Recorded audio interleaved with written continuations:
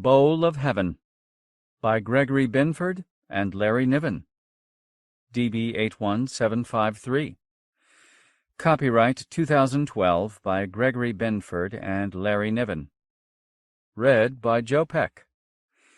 This book contains 412 pages. Approximate reading time, 12 hours, 40 minutes. This book contains markers allowing direct access to, at Level 1, the cast of characters, folk terms, prologue, parts, and acknowledgments, and at Level 2, the chapters. Library of Congress annotation. An expedition to another star system is jeopardized by an encounter with a bowl-shaped structure half englobing a star. It contains a habitable area equivalent to millions of Earths. The explorers are separated after landing, and one group is captured by the bowl's inhabitants. Some violence and some strong language. 2012. From the book jacket. Benford and Niven redraw the horizons of wonder once again. A human starship crew overtakes an immense bowl-shaped structure hurtling through interstellar space. Cupping a star to itself, the bowl moves by using the star's jet to propel itself toward the same target star as the humans. A landing party reaches the vast lands of this spinning world, only to be captured. But some escape the gigantic inhabitants to seek answers as to what this place means. Who built it? Where? When? Why? Their discoveries transform human understanding of our universe and imperil our destiny. About the authors. Gregory Benford is the winner of the Nebula Award and the John W. Campbell Memorial Award for his classic novel Timescape. He is a professor of physics at the University of California, Irvine, and lives in Irvine, California. Larry Niven is the multiple Hugo and Nebula Award-winning author of the Ringworld series, along with many other science fiction masterpieces. He lives in Chatsworth, California. Other books by Gregory Benford: Jupiter Project, The Stars in Shroud, Shiva Descending, Artifact, In Alien Flesh, Far Futures, Beyond Human. Other books by Larry Niven: In Space, Destiny's Road, Rainbow Mars, Scatterbrain, Ringworld's Children, The Draco Tavern, Stars and Gods, Playgrounds of the Mind. Cast of Characters. Cliff Kamish, biologist. Myra Vikram Singh, pilot, with Beth team. Abdus Vikram Singh, engineer, with Beth team. Glory, the planet of destination. Captain Redwing. Sunseeker, the ram ship. Beth Marble, biologist. Eros, the first drop ship. Fred Ojama, geologist, with Beth team. Ivy, engineer, with Cliff team. Howard Blair, engineer, with Cliff team. Terrence Gould, with Cliff team. Irma Michelson, plant biologist, with Cliff team. Tananarive Bailey, with Beth team. Lau Peen, engineer, with Beth team. Captain Redwing has 4 crew aboard Sunseeker. Jam Pudvipa, shortened to Jam, an Indian bridge officer. Ayan Ali, Arab woman navigator pilot. Claire Conway, co-pilot. Carl Lebanon, general technology officer. Astronomer folk. Memor, attendant astute astronomer. Asenath, wisdom chief. Ikahaja, ecosystem savant. Omana, ecosystem pack mistress. Ramanuji, biology savant. Kanamata, biology pack mistress. Taji, judge savant. The adopted, those aliens already encountered and integrated into the bowl, will have further names used in Volume 2.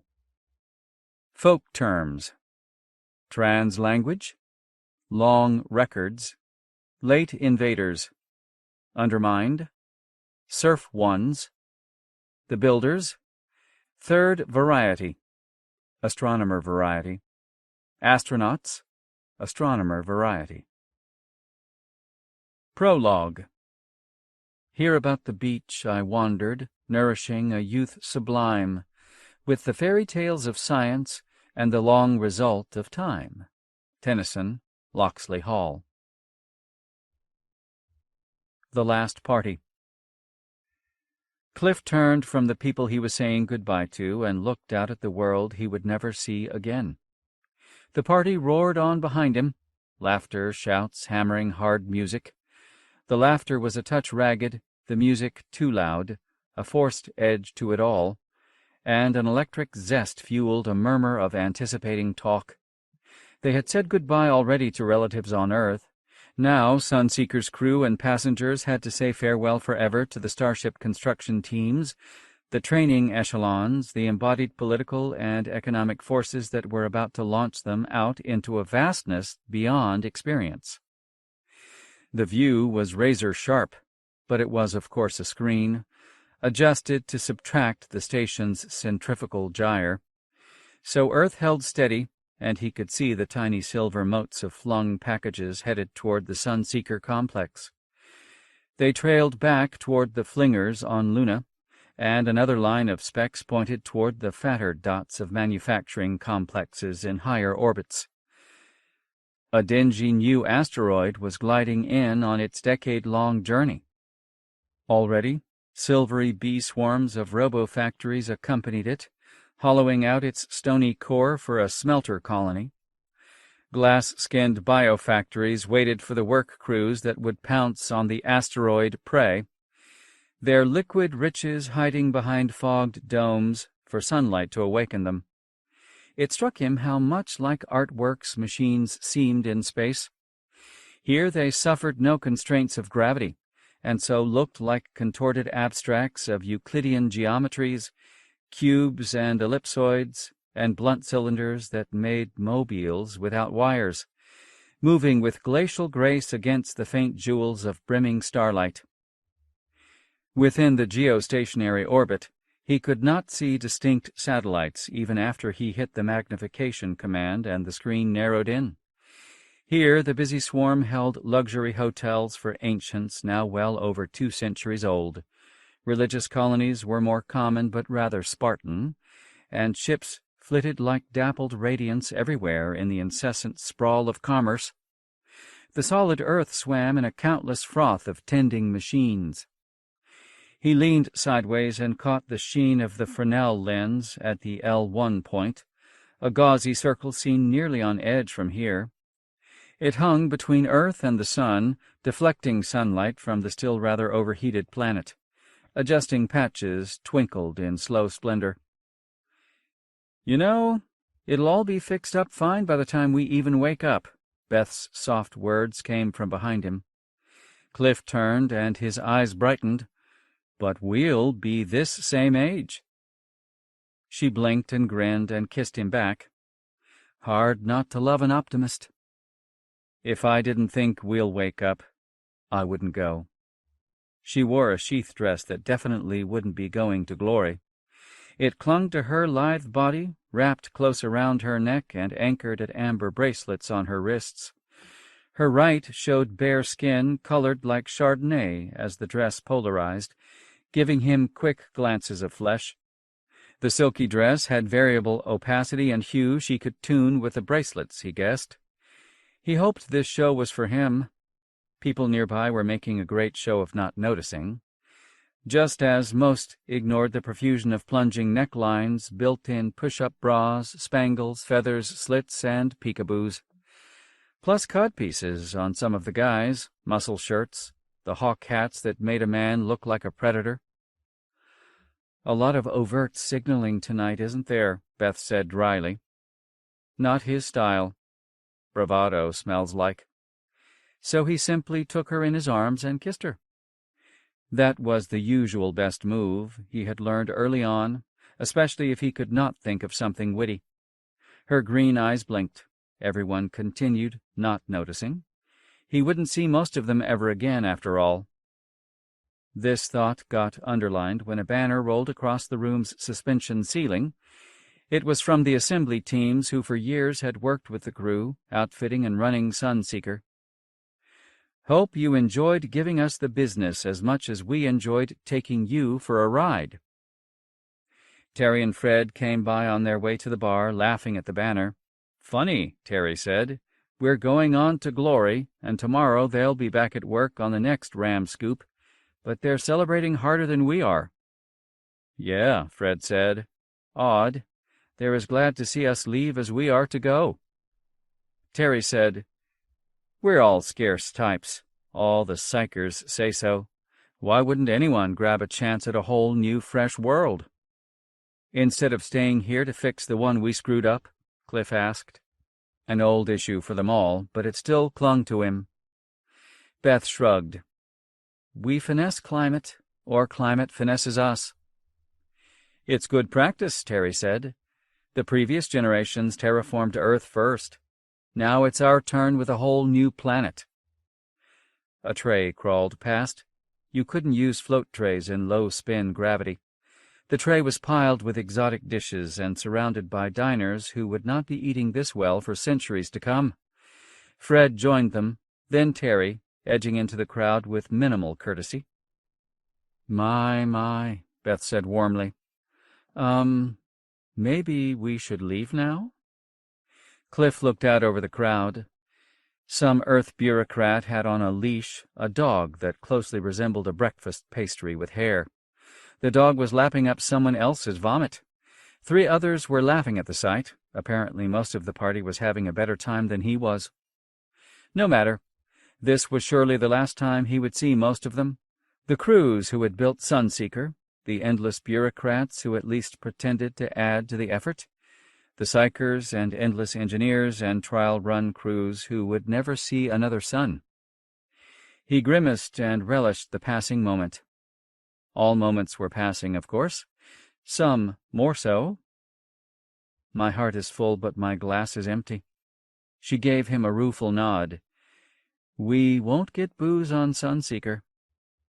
In flight, Captain Redwing would frown. He seems more the throw-'em-into-leg-irons type. Her laughing-eyed remark told them both that they needed celebration.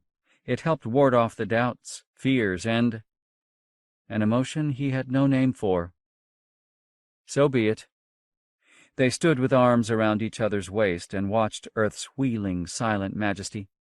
Into the rim of their view swam Sunseeker, looking much like a lean and hungry shark. Yes, a shark waiting to swim in the ocean of night. The large mouth was the magnetic funnel waiting to be turned on, furl outward, and begin the slow acceleration out of the solar system. That scoop would yawn and first dive close to the sun, swallowing great gouts of the solar wind as startup fuel. Behind the head complex curved the hoop of the control deck, its ruby glow alive with workers. Cliff watched tiny figures in their worker pods putting finishing touches on the long rotating cylinder of the habitat and cryo-storage sandwiched between the supplies storage vaults. Then came the wrinkled cotton-ball white cyber-smart radiators that sheathed the drive system. Its cylindrically spaced vents gave in to the fat fusion chambers, big ribbed barrels that fed the final thruster nozzles. Wrapped around these in a saddle truss were the big yellow fuel pods that would feed the beast as it accelerated into the deep dark, then fall away. From there on, it would glide through the centuries inside a magnetic sheath, safe from the proton sleet ahead. Sunseeker was a shark for eating away at light years. They had all ridden her out into the Oort cloud, tried the engines, found the flaws that the previous 14 ships had tested, ran the AI systems, found the errors in rivets and reason, made better. In the first few generations of interstellar craft, every new ship was an experiment. Each learned from the last. The engineers and scientists did their work, and a better ship emerged. Directed evolution on the fast track. Now they were ready for the true deeps. Deep space meant deep time, all fleeting and, soon enough, all gone. "Beautiful, isn't it?" a man's voice said from behind them. It was Carl, the lanky head flight engineer. He had an arm around Mei Ling and seemed a bit bleary and red-faced.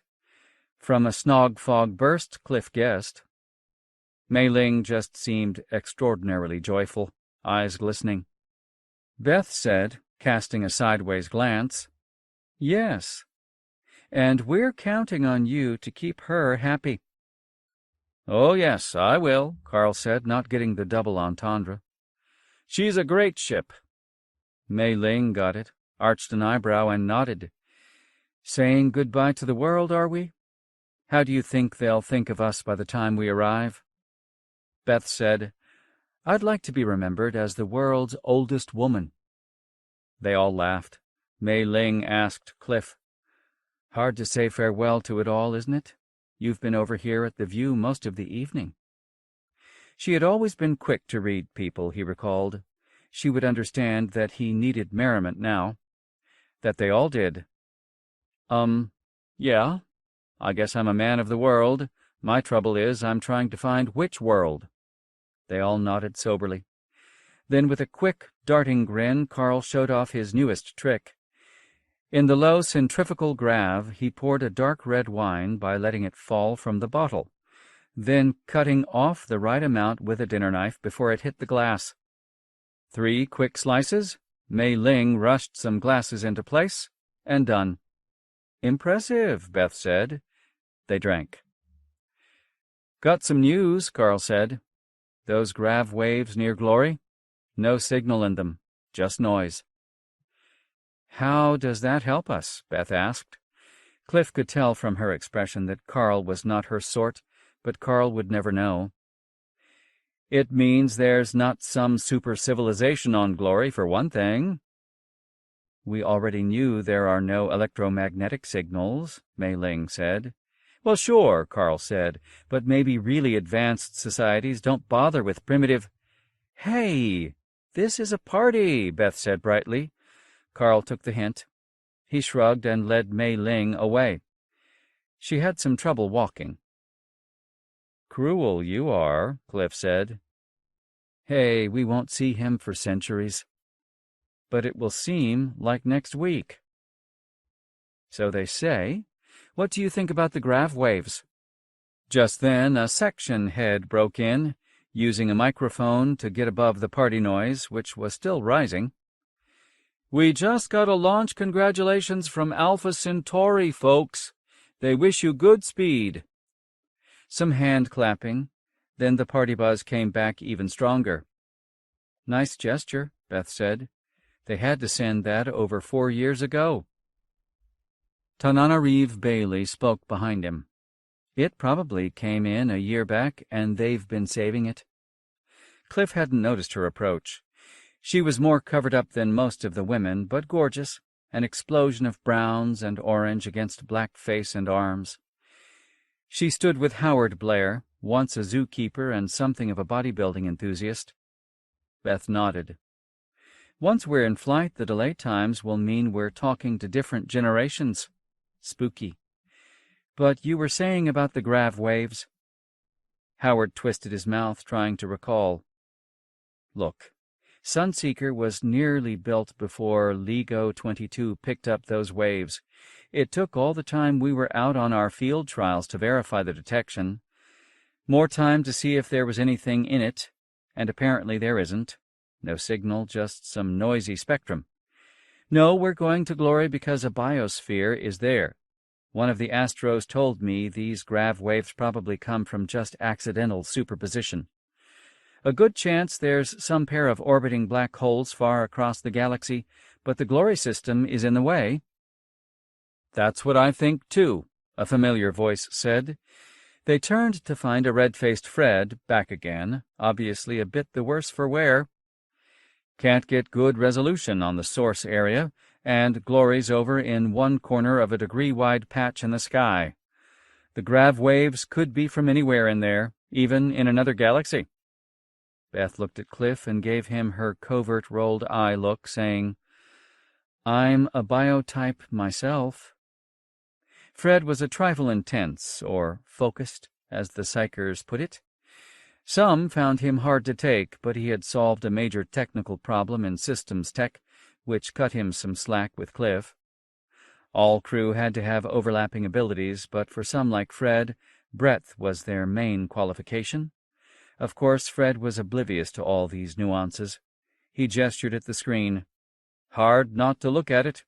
Beauty and importance combined. The Mona Lisa of planets. Beth murmured approval, and he went on, talking faster. Even now, I mean, hundreds of bio-worlds with atmospheric signatures, but no better's been seen anywhere. Irma Michelson passed by without her husband in tow, her head turning quickly at Fred's remark. "You mean the new forward probe data?" No. "Forward number 5 just checked in," Irma said. "Still pretty far out, can't get surface maps or anything. Plenty of clouds, got a smidge view of an ocean. Shows the atmospheric thermo pretty well, I hear. We got the tight beam relay just in time. We might need to do some atmosphere work to make it comfy." Beth asked, "What kind?" "They say we may need more CO2. Glory's a tad light on greenhouse gases," Fred said so fast he could barely get the words out. "Surface temperatures are more like Canada. The tropics there are like our mid-temperate zones."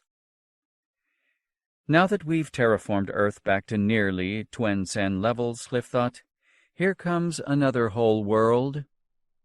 He shook this off and listened to Fred, who was hurtling on, bright-eyed with, "Once we learn how to suck carbon out of air really well, we can make a climate that will be better than what we were born into, maybe better than humans ever had it." By this time he was lecturing to a smaller audience.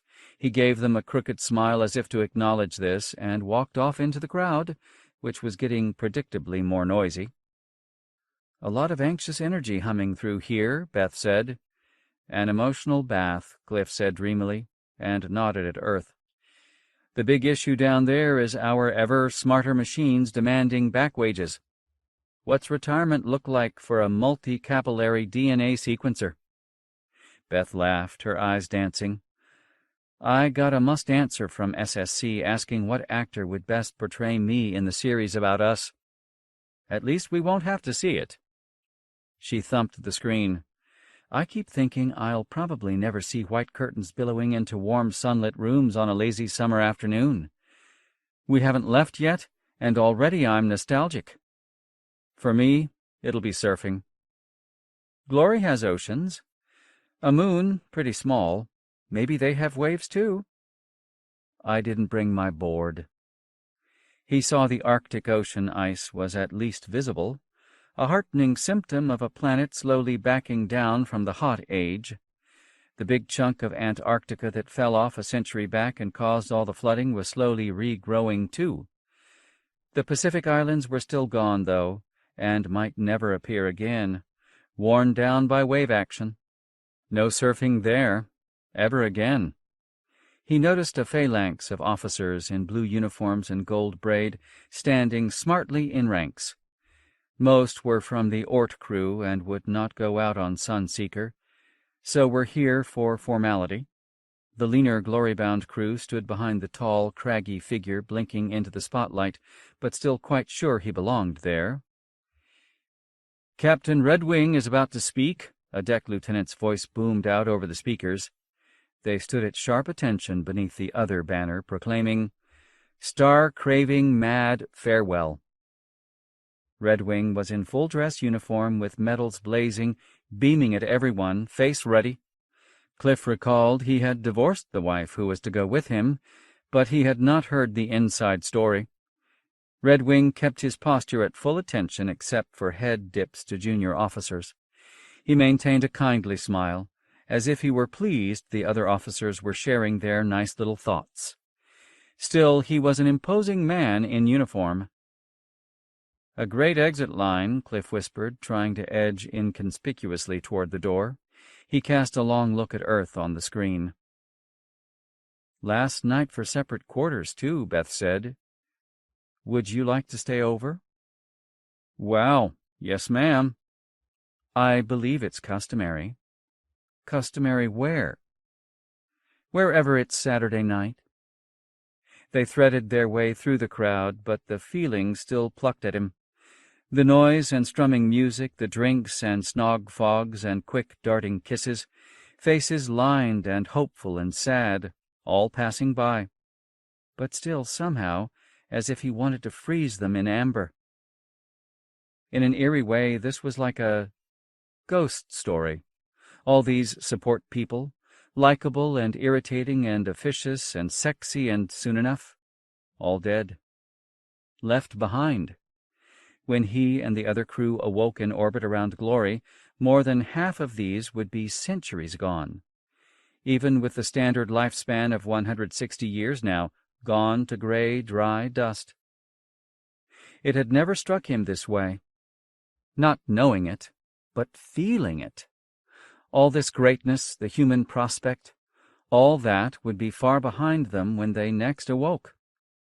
Cliff smiled a thin, pale smile and thought, this is the last time I'll see Earth. He looked at the swimming majesty of it, sighed with a sense of foreboding, and followed Beth.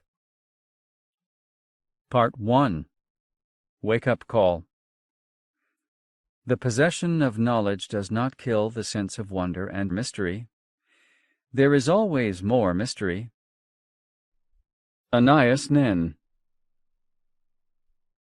1. Life persists.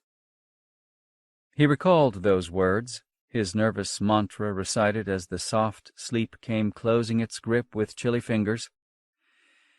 And so he knew he was alive, awake again, up from the chill sleep of many decades. He was cold. His memory was blurred, but it told him he was on an odyssey no biologist had ever ventured on before, a grand epic. He was going to the stars, yes, and they had given him the stinky sulfur gas, yes, the first creeping chill, and that was it. But beyond that flash of memory, all he could think of was the incredible, muscle-shaking chill that spread like a sharp ache through him. He was too numb to shiver. Somewhere a loud rumble rolled up through his body, not heard but felt. The cold. He thought hard and with effort opened his sticky eyes. Trouble. His gummy eyelids slammed closed against a crisp, actinic glare. He must be in the revival clinic. Slowly he pried them open. Still numb with cold, he focused with effort, looking for the joyous faces of his fellow colonists. Not there. Nor was Beth. Instead, the worried frowns of Myra and Abdus Vikram Singh made him groggily anxious as they worked over him. Their faces swam away, came back, drifting above like clouds as the cold began to recede. He was tired. His bones ached with it. After decades of sleep. Hands massaged his rubbery legs. Lungs wheezed. His heart labored, thumping in his ears. His throat rasped with a sour wind. He was finally starting to shiver. Sluggish sleep fell away like a mummy's moldy shroud. Think. The Vikram Singhs were paired by ability, he recalled in a gray fog, self-sufficient and solely responsible for the 3 years of their watch. Myra piloted, and Abdus was the engineer. They were fairly far down the queue, maybe 27 watches. How far along were they? It hurt to figure. They turned him on his side to work on his stiff muscles. The massaging sent lancing pain, and he let out a muffled scream. They ignored that. At least he could see better. Against the hard ceramic glare, he could see that no others of Sunseeker's 436 passengers in cold sleep were being revived. A capsule was running its program, though, so someone was coming out behind him. The bay was empty. Carbo-ceramic tiles were clean, looking like new. As a scientist, he was not slated to come out until the infrastructure staff was up and running at Scorpii 3, the balmy world that everybody called Glory, that no eye had ever seen. So they were maybe 80 years into the voyage, not enough to be near Glory. Something was wrong. Myra's lips moved, glistening in the hard light, but he heard nothing. They worked on his neural connections and... pop! He could hear. The dull rumble hammered at him.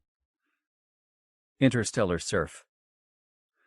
"Okay, okay," Myra said anxiously, mouth tight, her eyes intent. "What's your name?" He coughed, hacked. Once his throat was clear of milky fluid, his first words were, "Cliff." "Cumish. But why me? I'm Bio.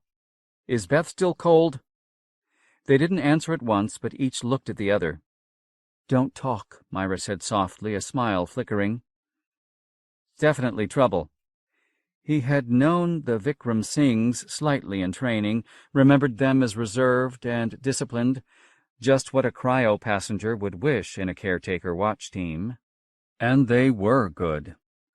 They got his creaky body up off the slab, kind hands helping, his muscles screaming, then into a gown, detaching the IVs, up, creaking onto his feet. He swayed, the room reeled, he sat down. Try again. Better. A step. First in 80 years, feet like bricks. They helped him shuffle to a table. He sat. Minutes crawled by as he felt air swoosh in and out of his lungs. He studied this phenomenon carefully, as though it were a miracle, as perhaps it was. Food appeared. Coffee. Caffeine, yes, lovely caffeine. Nobody spoke. Next course, soup. It tasted like nectar, the essence of life. Then they told him as he eagerly slurped down a big bowl of fragrant veggie mix grown aboard. Halfway through his third bowl, he became vaguely aware that they were talking about an astrophysical observation that required his interpretation. "What?" "Myra, Astro is you," he shot back. "Every pilot has to be." "We need a different viewpoint," Myra said, her dark eyes wary. "We do not want to bias your views by explaining more now." "We are reviving the captain, too," Abdus said. He blinked, startled. "Red Wing?" "It's that important." Abdus was unreadable. "He will awaken in another day, his capsule says." Cliff felt a chill that was not thermal. Stores of food, water, oxygen couldn't be recycled forever. That was the point in riding semi-frozen. They would reach Glory with enough stores to survive until they could replace what was lost. 4 of us. Waking too many people would run us short, he said. "What's up?" Again the Vikram Singhs looked at each other and did not answer. As soon as he could walk steadily, they showed him the viewing screens, and for a long moment he could not speak. The spectacle was striking, both for what was familiar and what was not. Sunseeker was 40 light-years from Earth, and yet he could identify many of the constellations he had known as a child in Brazil. Their familiar faces swam among a bright swarm of lesser lights twisted here and there. On the scale of the galaxy, light-years did not count for much. He immediately looked for their destination. A star not much different from Sol. Glory's primary should be a white point dead ahead. It was there, reassuringly bright, though still 5 light-years away. Perhaps its brilliance was enhanced by Sunseeker's velocity? No, that was a small effect. More probably brightened by his own longing to see, to breathe, to touch an Earth-like world, named Glory out of pure hope before any human eye had seen it. Pixels and spectra didn't do the job. Other stars brimmed in the rosy night lit by Sunseeker's bow shock. The ram scoops plowing through the interstellar gas and ionized hydrogen was an unending rainbow light show, filmy incandescent streamers curving around them as they plunged into the infinite night. Beyond that prow wash lay the spectrally shifted universe. Some of the glimmering stars were intriguing, constellations rearranged, but nothing compared to the nearby red sun. "That's the problem?" Cliff asked. Abdus nodded. "It is a problem, but there is another, larger. We have been wrestling with this more difficult issue, but that can wait for the captain." Can't these people ever say anything straight? He made himself say deliberately, "Okay, tell me what's the big deal about this star?" "We are overtaking it. When we came on watch, the star was not visible. There was a mild recombination source nearby, rather odd." Switching to another channel, Abdus pointed out a diffuse ivory plume behind the dark patch. Cliff frowned. "How long is it?" Abdus said, "About 3 astronomical units. This is a signature of hydrogen recombining after it has been ionized. This linear feature seems to be a jet cooling off and then turning back into atoms. That's the emission I made this map from, you see?" Cliff wrinkled his nose, trying to think like an astro type. "A jet from a star. It didn't jump out at you?" Abdus tightened his mouth, but otherwise did not move. "At first, we did not even see the star." Uh-oh, Cliff thought. Best to shut up, yes. "We had much to measure. The jet did not attract much attention as it seemed unimportant. Yet now we can see it to be related to the star, which suddenly appeared." Cliff nodded, smiled, tried to diffuse the man's irritation. "Perfectly understandable. Our problems are inside the ship, not outside. So the star popped into view because it came around the rim of this thing." Myra murmured. We became alarmed. "Nobody noticed the star before? Earlier watches?" Abdus blinked slowly. "We could not see it." Cliff shrugged. In moderate close-up, the dwarf showed as a disk. It must be close. It was perched at the lip of a much larger arc of light. An ordinary star, little and reddish. He raised an eyebrow at Myra. "The spectral class is F9, Myra added helpfully. "Most likely the plasma plume means that this star must have been recently active. Early stars often display this." Under magnification, the expelled matter looked to Cliff like a thin nebula, dim and old.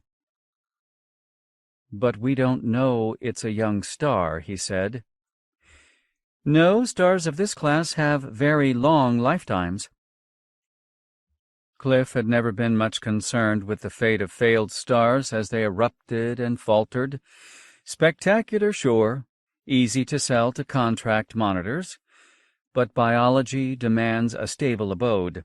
Still, he immediately guessed that this fail was a remnant of an earlier era in the star's life, when it was blowing off shells of hot gas. A good guess, anyway, but of course not his field.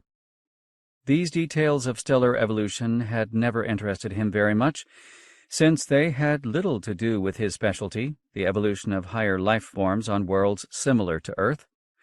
A largely abstract pursuit until the Alpha Centauri discoveries of a simple but strange ecology there.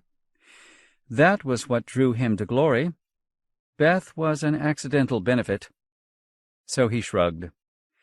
"Gas from a small star. Why wake me up?" "You are the highest-ranked scientific," Abdus said. Myra added, "And your specialty may be quite relevant." That remark just perplexed him. He felt hungry and tired and disappointed. And miffed, yes, with a raspy sore throat. He sucked in a deep breath. "I'm supposed to assess Glory's biology, not be awakened to answer questions from the watch crew." They blinked, startled. He wondered if he was betraying more than the typical awakened sleeper irritation they all had been warned about. Chill sleep was reasonably safe, but coming out of it was not. Every crew member under its enforced hibernation cycle ran a 2% risk of subtle neurological damage from a revival, an irreducible price of seeking the stars. By waking him, they had forced him to double that risk. He'd be going back into the chill when he'd done what they wanted. He had rather blithely accepted the risk of several revivals when he became a senior science officer, he recalled, when it was entirely theoretical. As well, no sleeper could be immediately returned to the vaults after revival. The medical risks were too great. So he was stuck for at least a month in the narrow, rumbling quarters of the starship, eating the pallid food generated from Ponix tanks. There was no way to avoid the perpetual growl of the fusion ram scoop. Filters could not erase the ever-shifting tones of turbulence as the ship surged through clumps of denser gas, riding waves of ionization, a moving electrical discharge, lighting up its neighborhood. He had not been slated for revival on the passage at all, so his sensitivity to noise had not been an issue. And indeed, the shifting, grating clangor already irked him a bit. There was no way to damp it, so he would have to use noise-suppressing headphones. Certainly he would not have made the cut for active, awake crew. The Vikram Singhs glanced at each other yet again, as if to say, "Humor him, he's a senior officer." Both inhaled deeply. Abdus said, "Please tolerate our unveiling this anomaly so that you may experience it as we did." Yes. He still felt irked, but ordered himself to behave as an officer should. Myra said, "Notice that the luminous gas, as you put it, is very straight." Cliff zoomed the image and blinked. He had expected a ragged cloud of expelled debris, the star's outer layers blown off. The plume seemed to point at the star ahead. Pretty, at least. "Why so sharp?" Abdus said carefully. "We wondered, too. None of the astronomical analysis systems had an explanation, but it did alert us to the infrared spectrum." "Of this plume? Why?" Myra switched to the middle infrared bands, and his mouth fell open. An orange circle stretched across the sky. The plume was an arrow stuck in the exact center of some target. "The plasma apparently comes from the center of that massive infrared region. It is mostly of hydrogen, and its ions eventually find electrons and they unite," Abdus said, as if he were talking to a student. "That is the hydrogen line we see, the plume cooling off."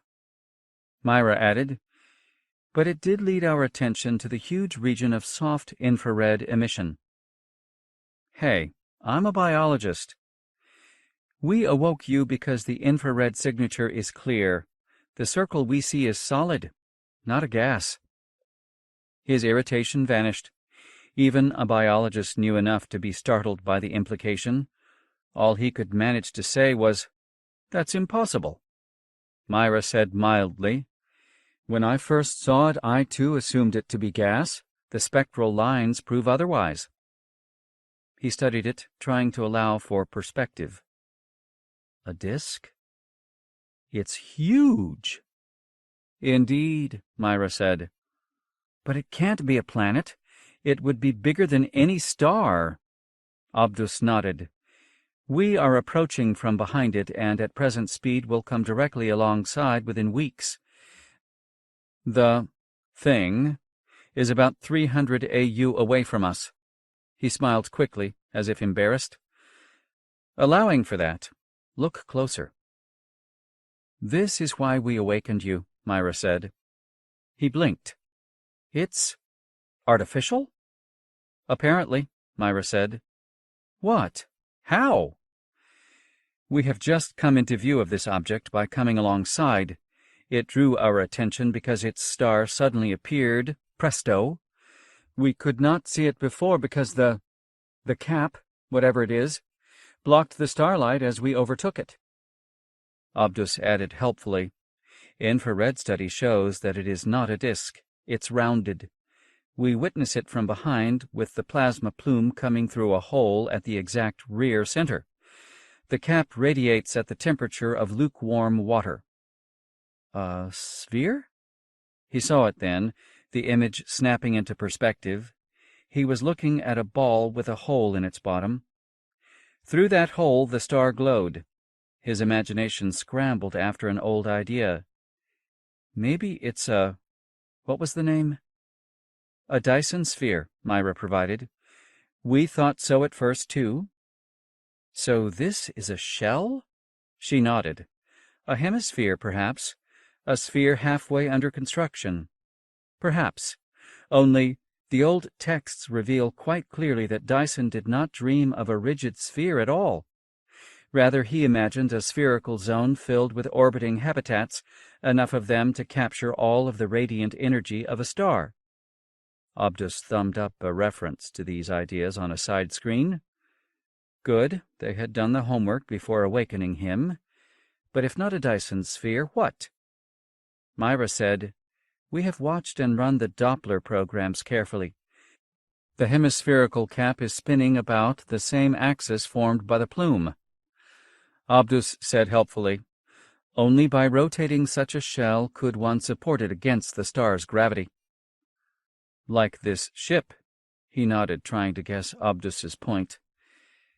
Centrifugal gravity, but a complete rigid sphere, spinning, that would be impossible, right? Gravity would pull it in at the poles. They both nodded. Abdus said, Still, the configuration is not stable. They both looked at him, so he went on, thinking aloud. The shell should fall into the star. It's not orbiting. There's some sort of force balance at play here. Odd construction indeed. Just spinning isn't enough either. The stresses would vary with curvature. You'd need internal supports. Myra said, Quite right, I believe. My first degree was in astrophysics, and I have some ideas about this object, but... She bowed her head and shrugged. As matters developed, there was a great deal behind Myra's modesty. In the next day, eating 5 meals to build himself up, he learned as much about the Vikram Singh's subtleties as he did of the strange object they had discovered. They were deferential toward him, unveiling their ideas slowly, allowing him to come to his own conclusions. This helped greatly as the magnitude of implication grew. He didn't even ask about Scorpii 3 until hours later, when Abdus and Myra were using the control room facilities to lecture him. The planet, their destined home, was a long way off still, and deserved the nickname Glory. Scorpii 3 was the second nearest habitable seeming world ever found, after the Alpha Centauri base. A fast-burn probe had verified the biosignatures found by deep space telescopes 2 generations before Sunseeker's launch. A wonder with strong ozone lines, a lot of water, and tantalizing hints of green chlorophyll in the spectrum. A dream world. No sign of any artificial electromagnetic emissions after big dishes had cupped their ears toward it for decades. Plus the mysterious grav waves that made no sense considering that there were no big masses in the system to send out such quadrupole emissions. He looked at it in the high amplification forward scope, but it was just a flickering blur through their bow shock. Scorpii 3 was barely visible because it hung near the edge of the structure ahead, though it was many light-years away. He looked at the screens, trying to get his head around what that vast bulk could mean. But emotion overwhelmed him. Pure wonder. Unimaginable, yes. Bigger than the orbit of Mercury, huge beyond comprehension, the hemisphere was an artifact, a built thing, the first evidence of another intelligence in the galaxy. Not a trickle of radio waves, but a giant riddle. He took a long breath, relaxed into the observer's chair and headpiece, and let the slow, long wavelength rumble of the starship run through his bones. And thought. The Vikram Singhs felt it was a matter of biology. Wake the biologist. Cliff wrinkled his nose. He had been irked, sure, but the Vikram Singhs were right. You see trouble, you call for help. But he wasn't prepared for this. But as well he saw that none of that now mattered. Science had speculated about intelligence for centuries as probes spread out through a desert of dead worlds. The big eye telescopes in the 21st century had found warm, rocky worlds resembling Earth, and some had the ozone spectral lines that promised oxygen atmospheres. There the promise had ended. Here and there flourished slime molds in deep caverns or simple ocean life maybe, cellular colonies still unable to shape themselves into complex forms as Earth's life had more than 1 billion years ago. Sure, there was life, the consensus said. Boring life. To find an artifact of such immensity, it made his mind reel. Then Abdus said, almost casually, "There is something more. Why we realized the protocols demanded that you be awakened. We have detected narrow-band microwave traffic from near the star." Cliff realized that he should have seen this coming. Coded? Yes. It may be broadcasting from near the hole in the center. The angle is right, and we're getting some scattered reflected signals. Are they hailing us? There's nothing obvious that we can figure out, no, Myra said. There are many transmissions, not a long string. It looks like a conversation, perhaps. So they don't know we're here, maybe. We could hear the traffic once we were within view of the hole, I believe. Perhaps it comes from within the hemisphere and leaks through.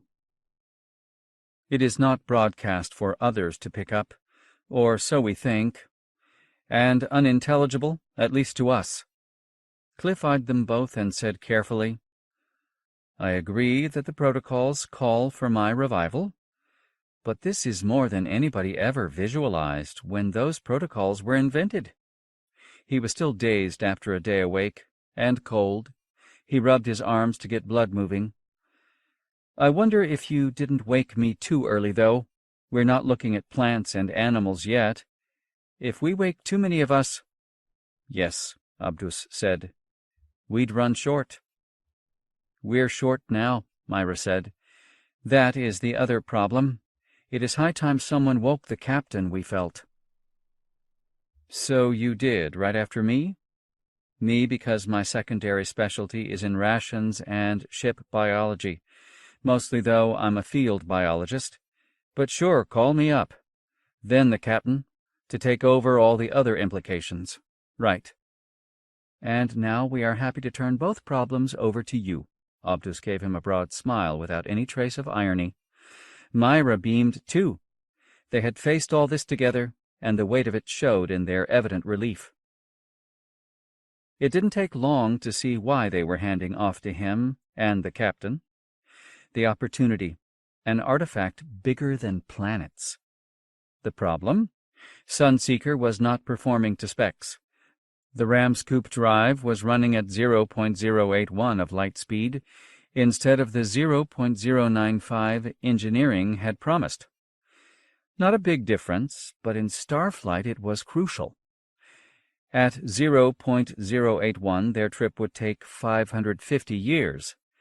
They had stocks for a bit over 500 years. Early space travel had been like this, with tiny margins of safety. Reaching the moon 6 out of 7 tries had been a miracle. They'd run aging X-planes for a quarter of a century, losing 2 shuttles before they built something better. Interplanetary travel still cut close to the bone, and interstellar was a crapshoot. And still there were always those who would take the gamble. Of course, Sunseeker recycled everything, and of course the accounting never quite came out even. The flight plan had them arriving at Glory with time to find what they needed. Glory had a world with oceans and free oxygen, all carefully checked in the ozone spectral line seen from Earth orbit. And in the infrared, they had seen a broad disk of asteroids, too, comfortably farther out and with traces of isteroids among them. The world, or the rocks, would give them the elements they needed: water, oxygen, dust to be turned to soil. But this slower speed was eating their safety window. He checked the log. 5 watch cycles had worked on the problem in their ram-scoop drive without really spotting a cause. None of them had wakened the captain. It was an engineering problem, not a command structure one, and they were on a centuries-long voyage. The big magnetic fields at Sunseeker's bow drove shock waves into the hydrogen ahead, ionizing it to prickly energies, then scooping it up and mixing it with fusion catalysis, burning as hot as suns. But somehow the nuclear brew didn't give quite the thrust it had during field trials out in the Oort cloud. Considering how new relativistic engineering was, maybe this was not truly surprising. Still, it had huge consequences. "We won't get to glory in time," Cliff said. The Vikram Singhs nodded together. Myra said, "So?" She did not want to draw the conclusion. "We have cut our rations to a minimum. All 5 watches, yes." Abdus rushed in, eyes large. "It was a major decision we made, you see, to revive you and the captain." Cliff slurped down more coffee. It tasted incredibly good. Another symptom of revival. "You've done the calculation. Can we make it?" "Marginal at best," Myra said precisely. "The last 5 watches have run at the minimum crew number, 2, plus we are pushing the hydroponics to the maximum. We fear it is not enough." "Damn," Cliff grimaced. "Starved to death between the stars." That's also why nobody woke the captain. One more gut, one more pair of lungs, until they saw the strange thing up ahead. He knew the deeper reason, too. What could the captain do, after all? If the engineers could not find a solution, mere managerial ability would not help. So the engineers had followed the protocols that had been drilled into them. Follow mandates and hope for the best, especially since an error could kill them all with relativistic speed. They gazed at him, calm and orderly and patient.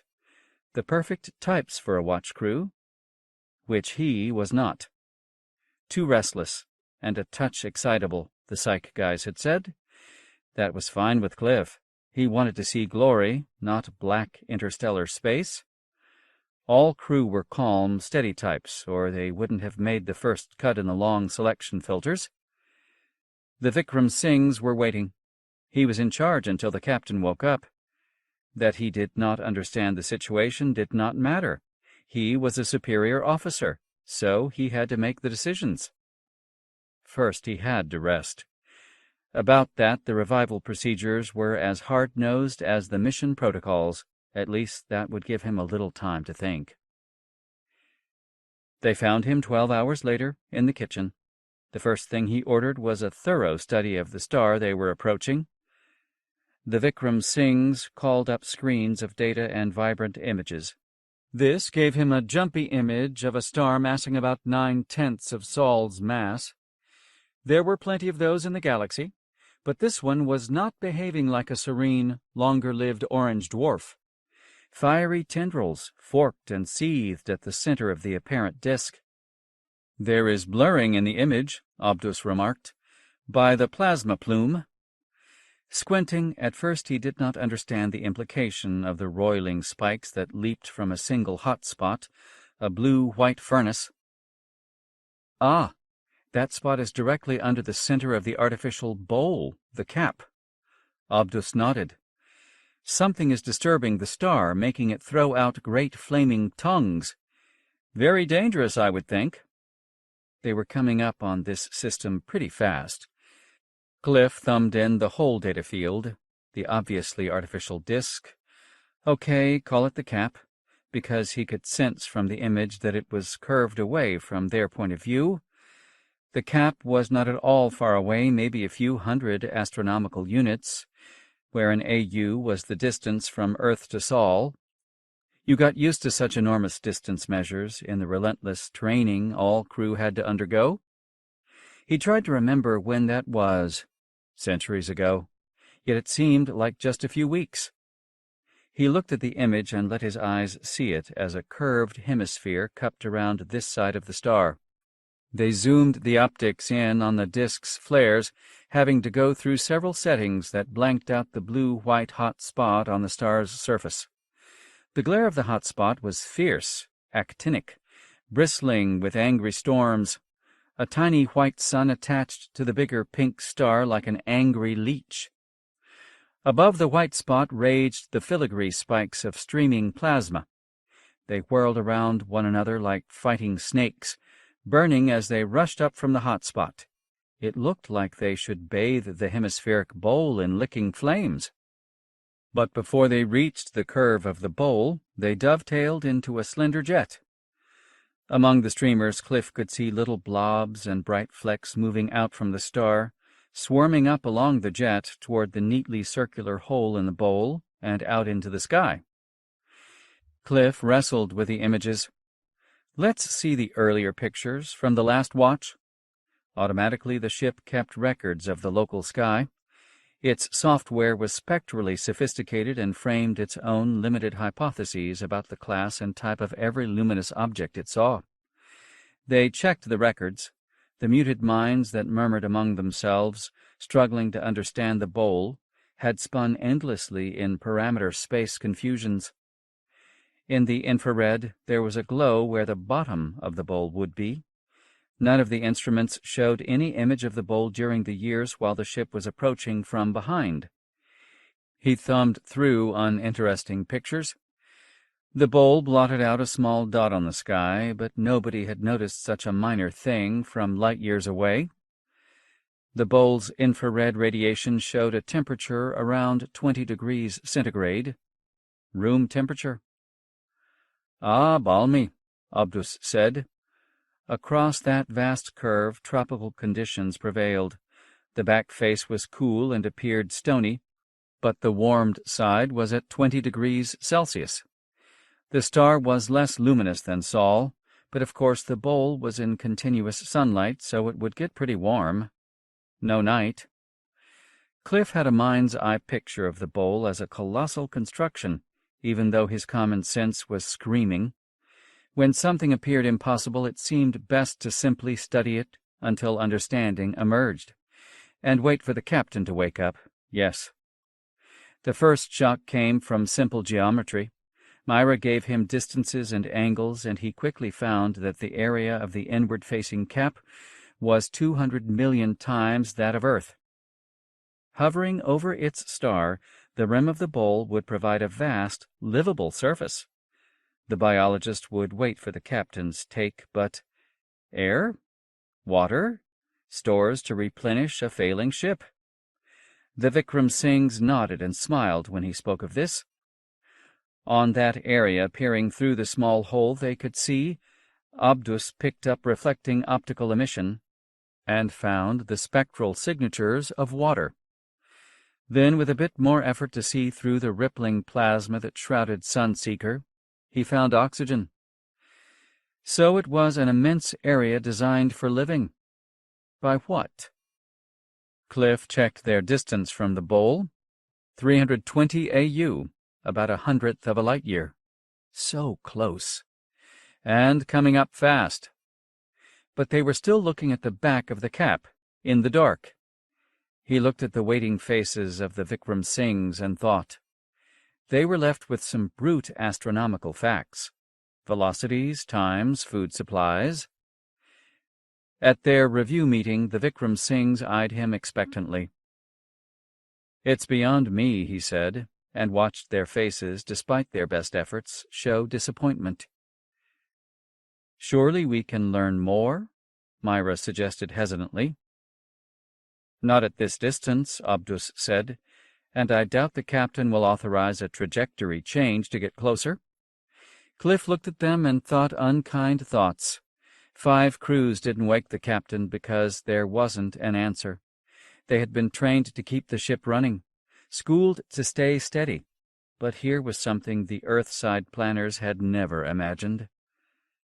"I think we have 2 problems," Cliff said, with what he hoped was a diplomatic tone. "Supplies, yes, and this strange object. Too much here for us to deal with. Abdus said carefully. We had thought somewhat the same. Look, Myra said directly, it's nearly time to take the captain up to his conscious stage. I want Beth Marble brought up too. Both of them blinked.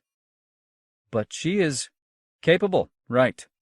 He could see a lot of trouble coming, and he didn't want to be alone. Who did?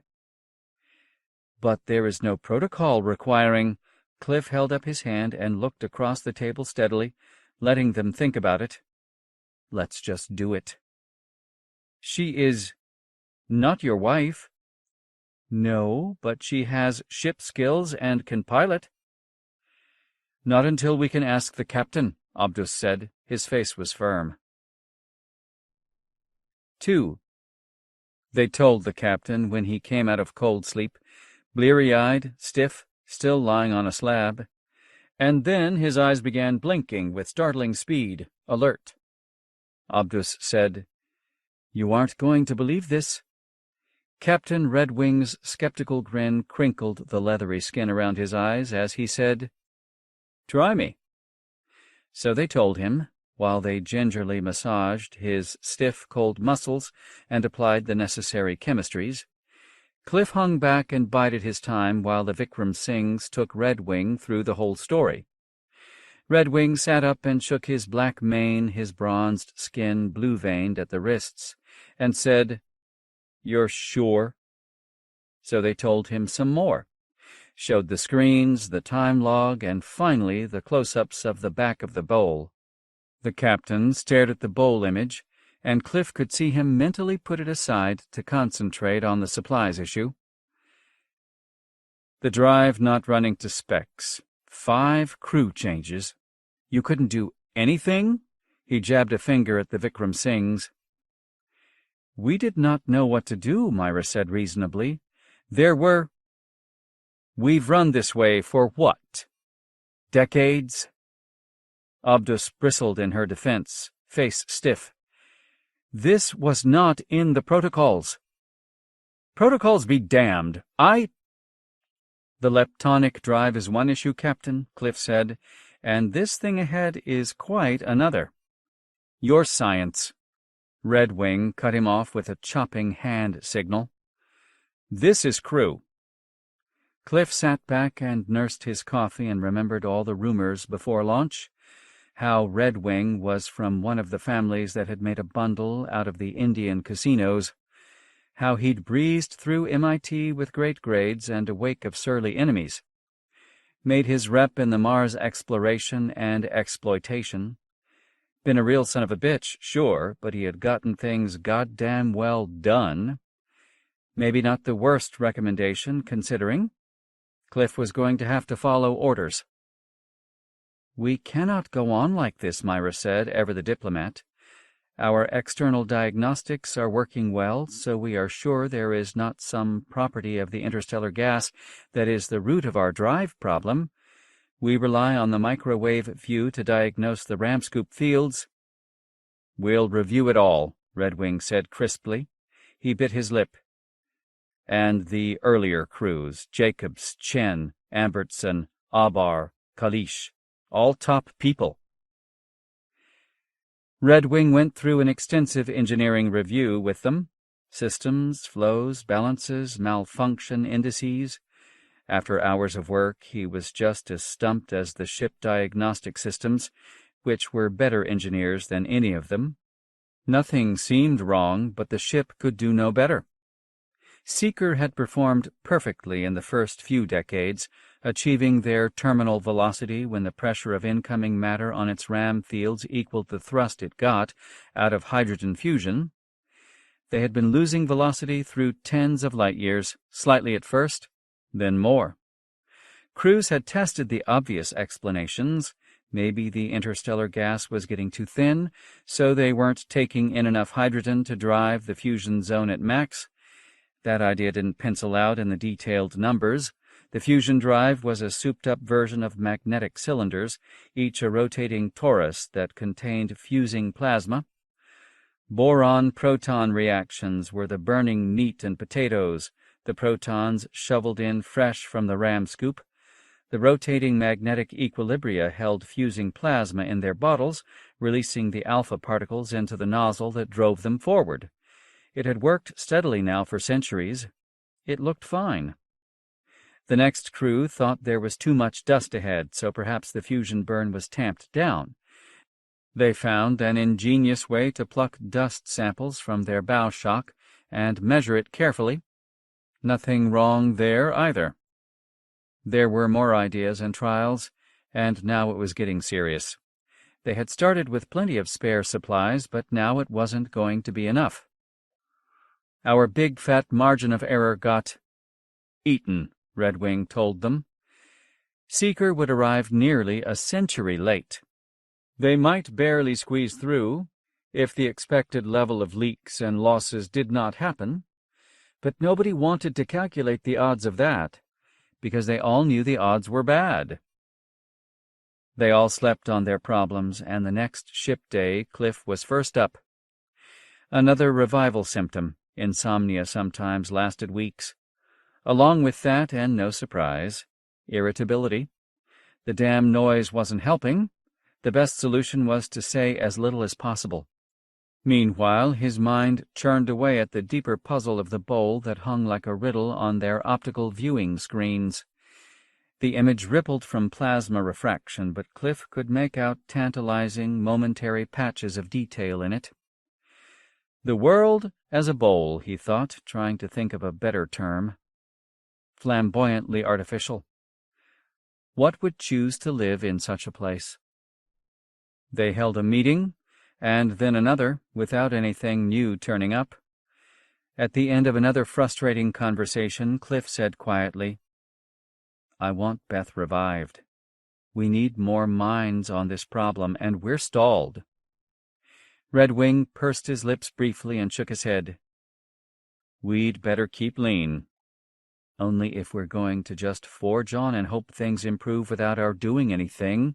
Cliff said it in a rush, finally getting out what he and Obdus had agreed upon.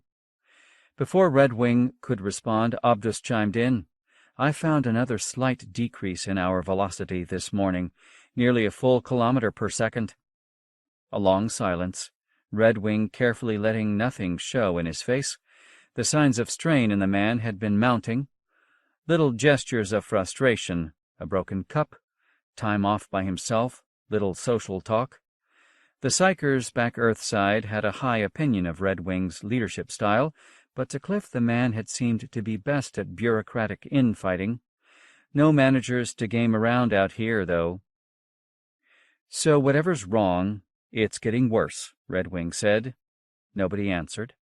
Cliff said carefully, "Beth has piloting and engineering skills, pretty broad." Only when the words were out did he recognize the pun. Myra smiled but said nothing. A pretty broad. And of course Cliff's longtime associate, as the polite social term had it. Redwing let a wry smile play on his face for a few seconds. "Okay, let's warm her up." They started Beth's revival. The protocols were straightforward, but every case had variations. While the slow processes worked in her, they spent another 2 days looking at the slowdown problem, getting nowhere. The ship was flying hard, hitting molecular cloudlets and, increasingly, vagrant wisps of plasma. "That's the plume from the jet we see," Obdus said. "We're starting to hit the wake." Then the ram scoop would need to navigate, and there would be no data to let it know how to work. The artificial intelligences that tirelessly regulated the scoop fields were smarter than mere humans, adjusting the magnetic scoops and reaction rates, but they were also obsessively narrow. The AIs worked as well as they could, making estimates based on many decades of in-flight experience, guessing at causes, but they could not think outside their conceptual box. Savants of the engine, Myra called them. Cliff wondered if she was being ironic. "Look, we need to make a decision," Obdus insisted. "Yes?" "I do, you mean," Redwing said. He made a cage of his fingers and peered into it. He was pale and drawn, and not all of that came from his recovery from the long sleep. Nobody had slept much. Cliff said, "Maybe this is a godsend." Redwing shot him a questioning glance. "You always had an odd sense of humor." They had not gotten along particularly well in staff and crew meetings. Redwing had held out for making all scientific personnel de facto crew members, rigidly set in the chain of command. Cliff and others had blocked him. Scientific personnel had their own looser command structure that dealt with Redwing only near the top of the pyramid. Cliff was the highest-ranking scientific personnel officer awake. Of course, all that procedural detail was decades ago. No centuries, he reminded himself, but in personal memory it still loomed as recent. He tried a warm, reasonable tone. "If we hadn't been slowed down, we'd be blazing right by this weird thing. No way we could even swing around that star. Say, let's call it Vikram Singh's star, eh? With joint discovery rights for all." Thin smiles all around. They needed a little levity. Nobody aboard would ever make a buck from interstellar enterprises. "But now, going slower, maybe we can make a small correction with a pretty fair delta V, get a closer look at the thing." Redwing looked blank. So did the Vikram Singhs. Cliff said carefully, "It's artificial. Maybe we can—" "Get help?" Redwing's mouth twisted skeptically. "I admit that's a bizarre object, but it's not our goal to explore passing phenomena along the way. We're headed for glory, and that's it." Cliff had thought about this moment for 2 days. He spread his hands as if making a deal, splitting the difference. "Maybe we can do both." Redwing's face had already settled into the firm but confident expression that served him so well back Earthside. Then he paused, puzzled, and almost against his will asked, "How's that?" "Say we use the plasma plume from the star. We're running up into the fringes already. It's rich in hydrogen, right?" A nod to Abdus and Myra.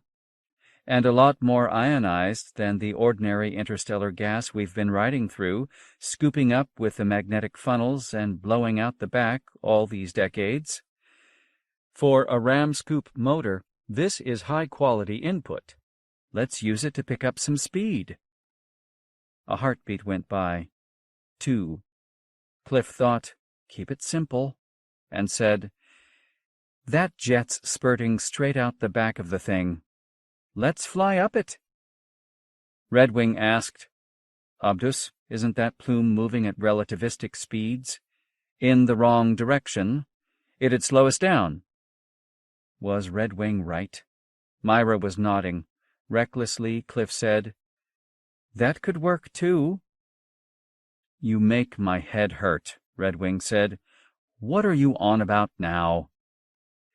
"With what we've got for consumables, we're going to arrive dead at glory.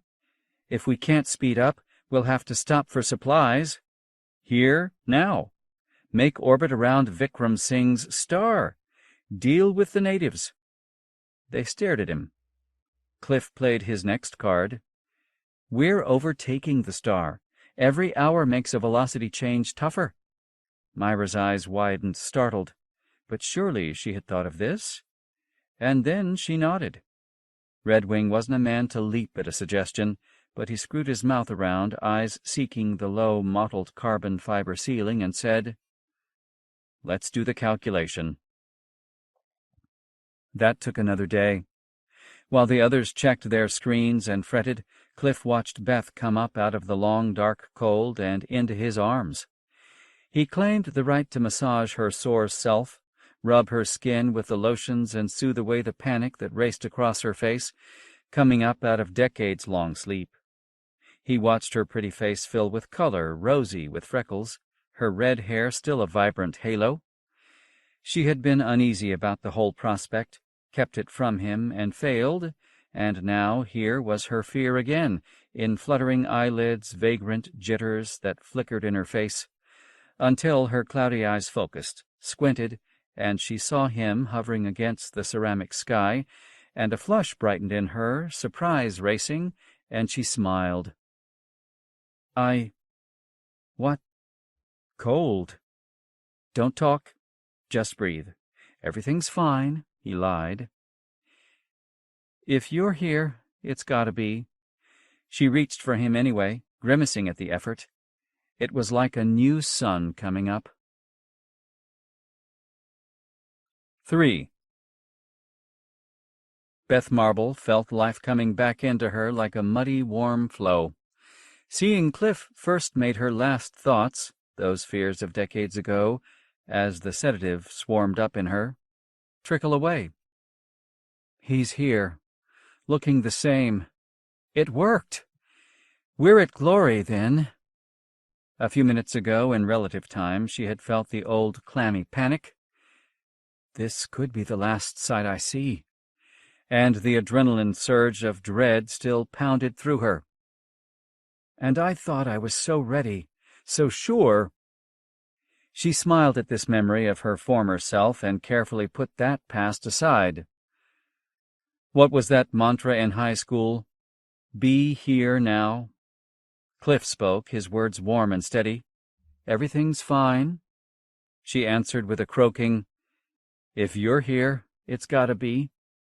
His hands on her felt wonderful, and she followed his whispered orders.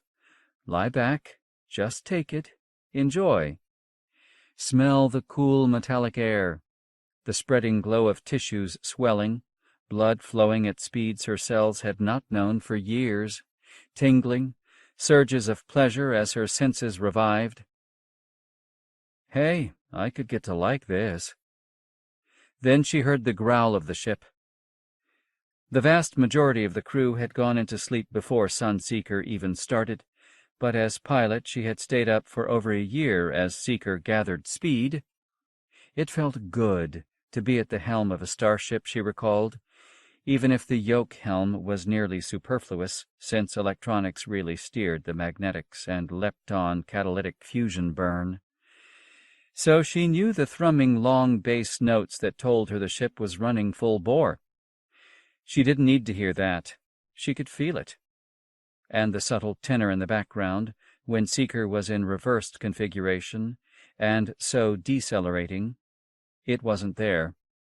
She listened hard as Cliff's hands welcomed her back into the world, and no, they weren't at glory. Something was wrong.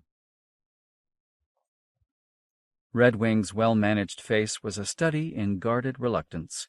He did not like any of the alternatives on the table. Nobody did.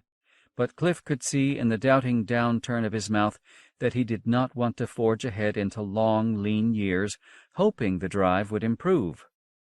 Abdus scribbled on a work slate. By this time Cliff could read his expression pretty well. The man was steady and reliable, risk-averse, with an automatic distrust of radical new ideas, just right for crewing the long years out here. Yet despite himself, Abdus was trying out the idea and liking it. Now he had a share in a great discovery, and it was dawning that he wanted more. So did Cliff, for that matter. But mostly Cliff wanted to live. With Beth. They could marry after the longest courtship in history. Cliff knew enough to let the silence in their wardroom lengthen. Beth sensed the score now, and her careful look took in the tension. Red Wing's folded hands, Abdus and Myra keeping their eyes on their slates. The background rumble of the Ramscoop fusion engines was like a persistent reminder. Newton's laws don't wait. Red Wing stared into space. In the end, Abdus looked up. We could make such a maneuver, yes, but very vigilantly. What do you make of it, Beth? Red Wing asked softly. I'm pretty sure the ship can be helmed in that accurately, she said. It's within specs, the Delta V and aiming.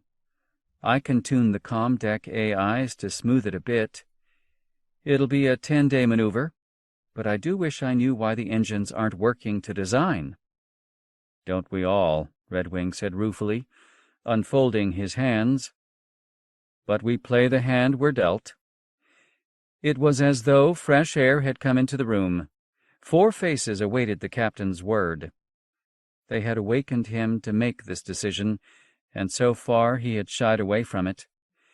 Now Cliff had a slender moment to wonder at his own ideas, if he'd followed them far enough. Life's a gamble. He had a gathering, foreboding sense, and a heart-pounding curiosity that would not give him rest. Life persists. Redwing's mouth firmed up. Let's do it. Beth had the flight plan Alvane numbers tuned just about right. She found it gratifying to see the ship respond to her helm, even though it was a bit spongy. It took 11 days to make the swerve. There were dark days when it was not clear whether Seeker was responding correctly to the maneuver. The magnetic scoops rippled with stresses but performed to code. With Obdus checking her every move, she brought them through, though not without some polite arguments. Cliff and Beth spent a lot of time in their room together. The warm comforts of bed helped. She preferred taking ginger snaps from her recovery allotment of indulgences. These she had selected for just this, a crisp bite floating on sugar, to the richness of chocolate chip, which she also had because Cliff liked them. Though with either she always had a cup of cocoa, the warm brown mama she needed. Cliff had carried none but stern Kona coffee in his wake-up stash. No cookies at all. "What do you remember about going into the chill sleep?" she asked while they licked crumbs off each other. He smiled dreamily. "They said I would feel a small prick in my left hand, and I thought that was funny but couldn't laugh. Could barely crack a smile. Then, waking up." Beth grinned and finished her cocoa. "I thought of the same dumb joke. Not that, in your case, I know what a small one feels like." The remark got more laughter than it deserved, but that was just fine, too. Beth said with a thin voice, "You know, looking at that round thing from this angle, first thing I thought was, it seems like a giant wok with a hole at its base." "You're thinking about food again. Time to eat." Her old fear subsided while she worked, and to keep it at bay she indulged herself with Cliff. He was the sun of her solar system, had been since the first week they met during the crew selections trials. Her parents had both died the year before in a car crash, and that cast a shadow over her application in the eyes of the review board. They wanted crew with a long history of steady performance, no emotional, unsettled issues that might boil over years later. Losing the 2 central figures of her life had eclipsed her joy, made her withdraw. She had not thought of the affair with Cliff as an antidote to her grief, but its magic had played out that way. He brought out the sun again, eclipse over, and it showed up in everything she did, especially in her psych exams and, more tellingly, in the return of her social skills. Later, in training, she had learned that about the time she met Cliff, she was slated to be cut in the next winnowing. As she put it later, "Then Cliffy happened to me." The visible changes in her had saved her slot. Then her performance at electromagnetic piloting, a still evolving new discipline, had excelled. She was here because of him. She let him know that in long, passionate bouts of love-making. Sex was the flip side of death, she had always thought, the urge to leave something behind, ordained by evolution way back in the unconscious. Their sweaty hours in the sack, not a phrase she liked, but it sure fit here because Cliff used a hammock, certainly seemed to confirm the idea, as never before in her admittedly rather scant love life. At meals, she was afraid that it showed in her face, which now reddened at the slightest recollection of how different she was now, wanton and happy, and well out of the eclipse shadow. One evening, after she had set them in a long, curving arc toward the bowl, the captain allowed spirits to be broken out. They held a sort of impromptu group brainstorming session, with Myra presiding as de facto referee. Ideas flew back and forth. What would they find up ahead? What the hell could the bowl be? Squeeze bulbs were lifted and lifted again. Beth got them all laughing. There was singing, predictably awful, which made more laughter. The captain drank more than the rest of them put together, and she began to understand the pressures the man was under. The maneuver they were planning was astonishing. The jet was far denser than any plasma seeker had been designed to fly into. But Seeker's specs were broad enough to include collisions with molecular clouds. You never knew what you would run into in interstellar space, Beth thought. Never the bowl, not that, but Sunseeker had been made robust. Stars buried in a cloud could ionize spherical shells around them. Sunseeker might have to brave a cloud, and so the plasma spheres. Its prow sprouted lasers that could identify solid obstacles up to the size of houses and vaporize them with a single gigawatt pulse. The lasers were tough, hanging out in the plasma hurricane near Sunseeker's bow shock. They were going to need that. Vikram Singh's star was moving counter to the galaxy's rotation. That was somewhat unusual, though not rare. They were headed the same way because Glory's system lay behind Sol, in the sense of the rotation most stars share in the immense beehive pinwheel that is a spiral galaxy. That was why they had not noticed the star's oddity before, the bowl cupped around the star so they could not see it from Sunseeker or from Earth.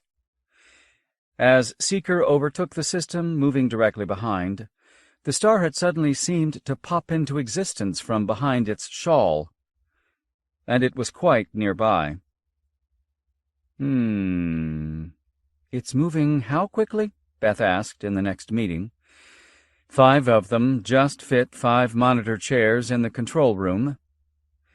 More than 10,000 kilometers per second, Myra said. Look, that's damn fast. Myra beamed. Yes, I was keeping this precise fact for the right moment. And that's nearly our ship velocity. Sure seems high for a star. Abdus nodded. A bit less than ours, so we overtook it. But yes, unusual for a star. They glanced at each other, and Beth wondered why the Vikram Singhs liked unveiling mysteries one step at a time. A cultural thing? Maybe they just hadn't wanted to shock her too much so soon after revival? She had to admit her head was still feeling a bit woozy, and not from the cold or the drugs. Conceptual overload. If she hadn't seen the thing on the screens with her own eyes... Try to think straight. Beth asked, Could the flares we see at the center of the star be responsible? Myra shook her head. How? Surely they are caught by the cap. Beth drew herself a sketch with an unsteady hand. The flares point toward the cap, and the star is accelerating away from the cap, and there's a hole in it. Abdus said, I wondered about that. The cap keeps away even though the star's gravity attracts it. She thought of such colossal masses in flight, the balance of forces necessary to keep them from colliding. How? What's moving all this? The jet escapes driving the entire configuration forward, Abdus said. The Vikram Singhs shook their heads, apparently still amazed at the immense contraption. She could see why they had awakened Cliff first rather than Redwing. Cliff's specialty lay in dealing with the oddities of life that Glory might hold, at being flexible. A biologist, true, not an astrophysics type. Yet he had devised the idea of flying up the jet, and they hadn't. A long, still silence, and an idea came, lifted an eyebrow at her. She recalled suddenly that old phrase for understanding, to see the light.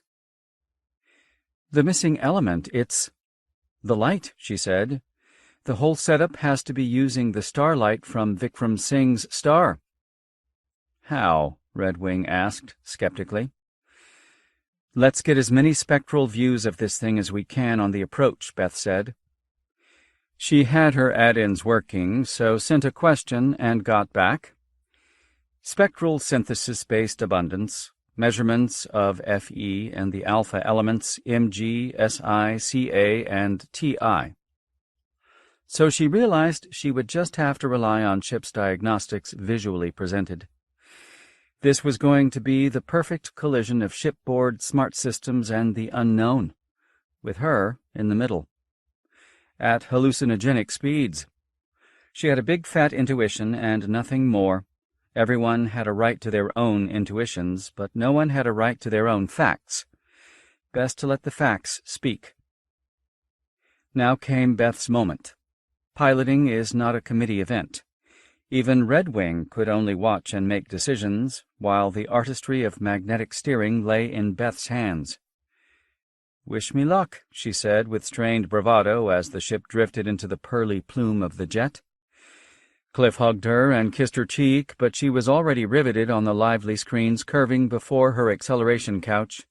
He whispered, "Good luck, yes," and retreated to his own couch within watching distance. Vikram Singh's star was a smoldering beacon seen through the knothole that let the jet escape. "What'll we call it?" Beth asked from the board. "Knothole, then," Red Wing said tensely. Near the star's hot spot, at the foot of the blossoming jet, coronal magnetic arches twisted in endless fury. Storms jostled one another all over the star, brimming with X-ray violence. It almost seemed as if the red dwarf had a skin disease.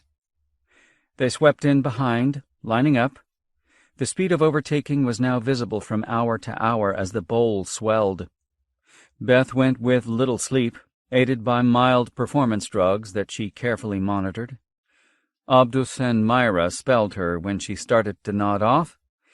She stayed with the board, trying to remain steady through her jittery anxiety. But aren't pilots supposed to be rock-steady, girl? And couldn't help but speculate. The bowls outside, seen in infrared, was crusted and simmering in the eternal starnight. Colossal structural beams coiled around it in a dark longitude-latitude grid. It hung there spinning, dutifully following behind its parent star. Its cool night side scarcely reflected any of the bright stars. "The spectra looked to be some metal-carbon composite," Myra observed. "Not like our alloys at all." Cliff had no important role in all this. He made the meals and washed up while the crew worked their bridge stations with unrelenting devotion. Every plot change they checked and rechecked. Beth could tell that Cliff was impressed by their close teamwork once the goal was clear. They could focus on technical details at last, and were obviously happier to do so. Cliff made himself fade into the background. He had little role here, but he didn't sleep much either. Beth could read his unspoken thought. If he was going to die, at least he wanted to be awake. In the unending din of the scoop engines, it was a struggle not to let feelings overly influence her thinking. Irritation mounted as she tried to do precise calculations and maneuvers. She projected all kinds of fantasies upon the growing moat as they screeched around, the ram scoop fields readjusting to a turning maneuver they had never been designed for. Artfully, Abdus and Beth used the star's gravity to swing Seeker into the exact vector that the dwarf sun was patiently following. Beth got edgy with their eyes on her, or was that the fatigue talking? Red Wing sensed this, so he and Cliff spent their time writing the report for Earthside, with full data and visuals. They were on the bridge, sending it out through the laser link at their stern when it struck her. What were the odds that Sunseeker would come upon Vikram Singh's star when their velocities were aligned? Red Wing looked startled when she pointed this out.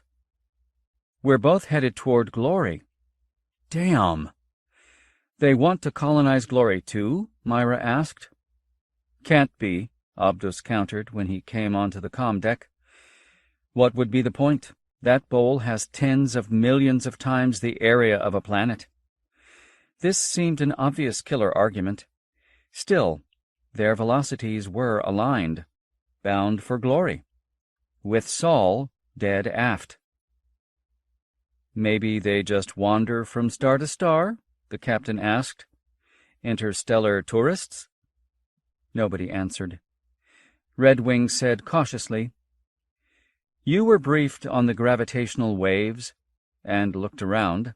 They all nodded. "Can't keep secrets from the tech types, boss," Beth said without moving her eyes from the shifting displays.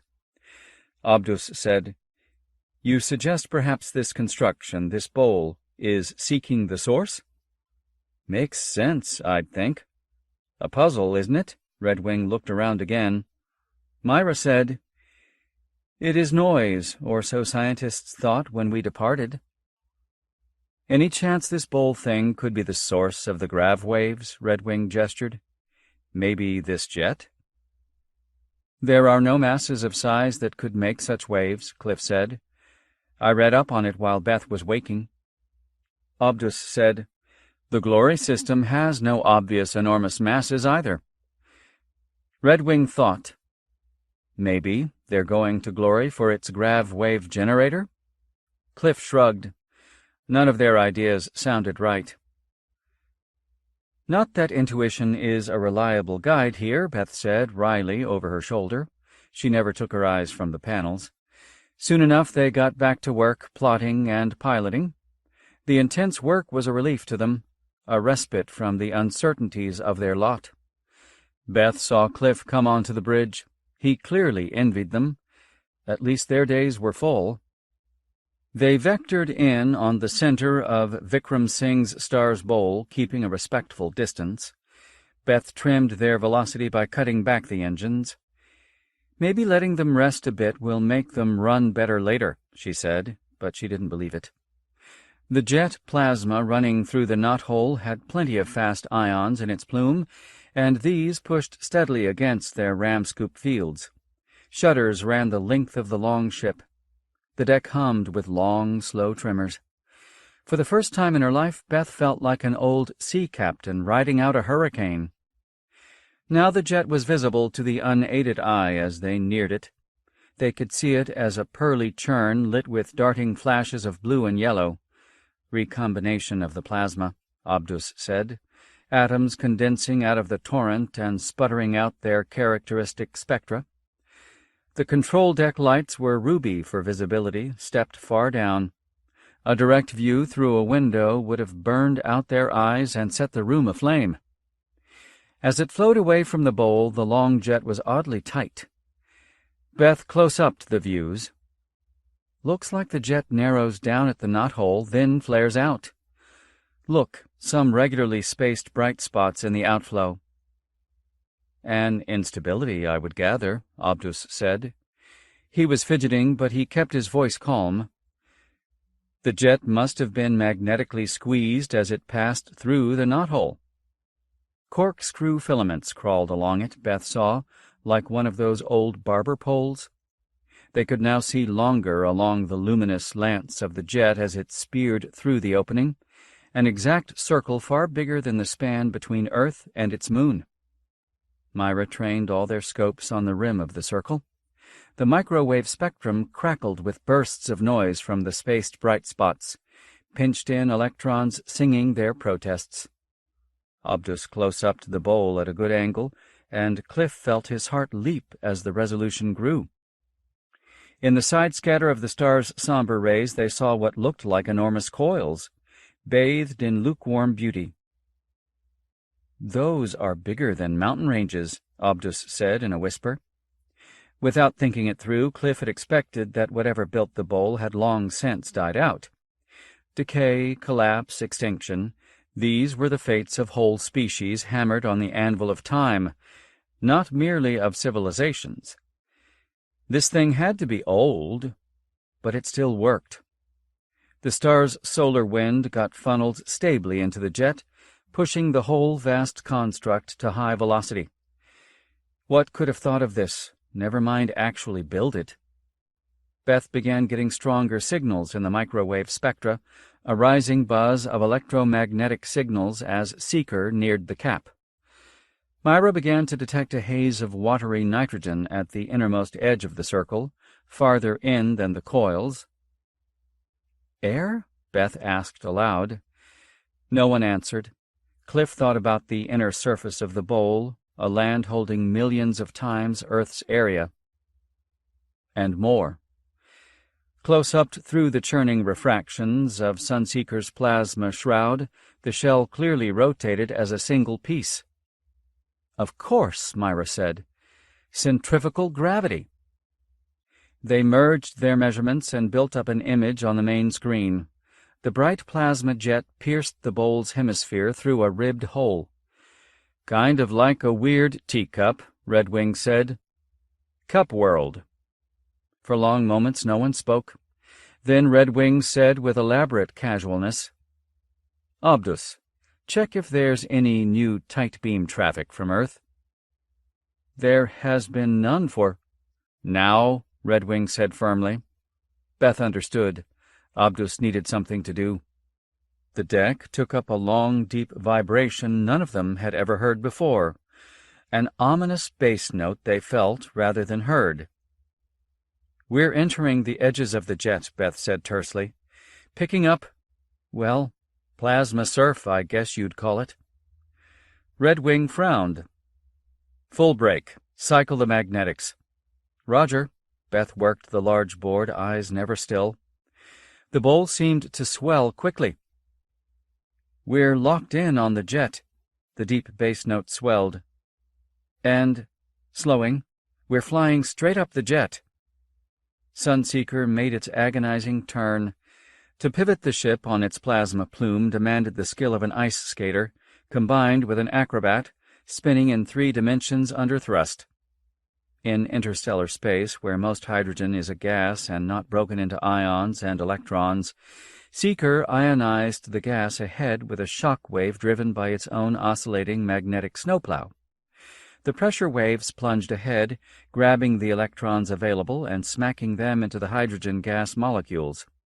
Properly adjusted, which took Beth only moments to tune, there was enough time for the hydrogen to break up into protons and electrons. The gas fried into a torch of fizzing ions.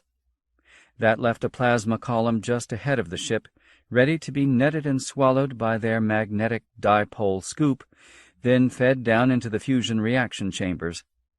The trick was to torque the ship while riding atop this angry, spitting column. Seeker curved sideways by a mere few degrees, letting the target star gain a little on them. Then they curled behind it. Lacy filaments played before them as the jet grew near. They swerved fully into the jet with a hard, wrenching turn that slammed them all against the left arms of their couches for forever. Starships do not easily change directions. Sweat popped out on Beth's brow.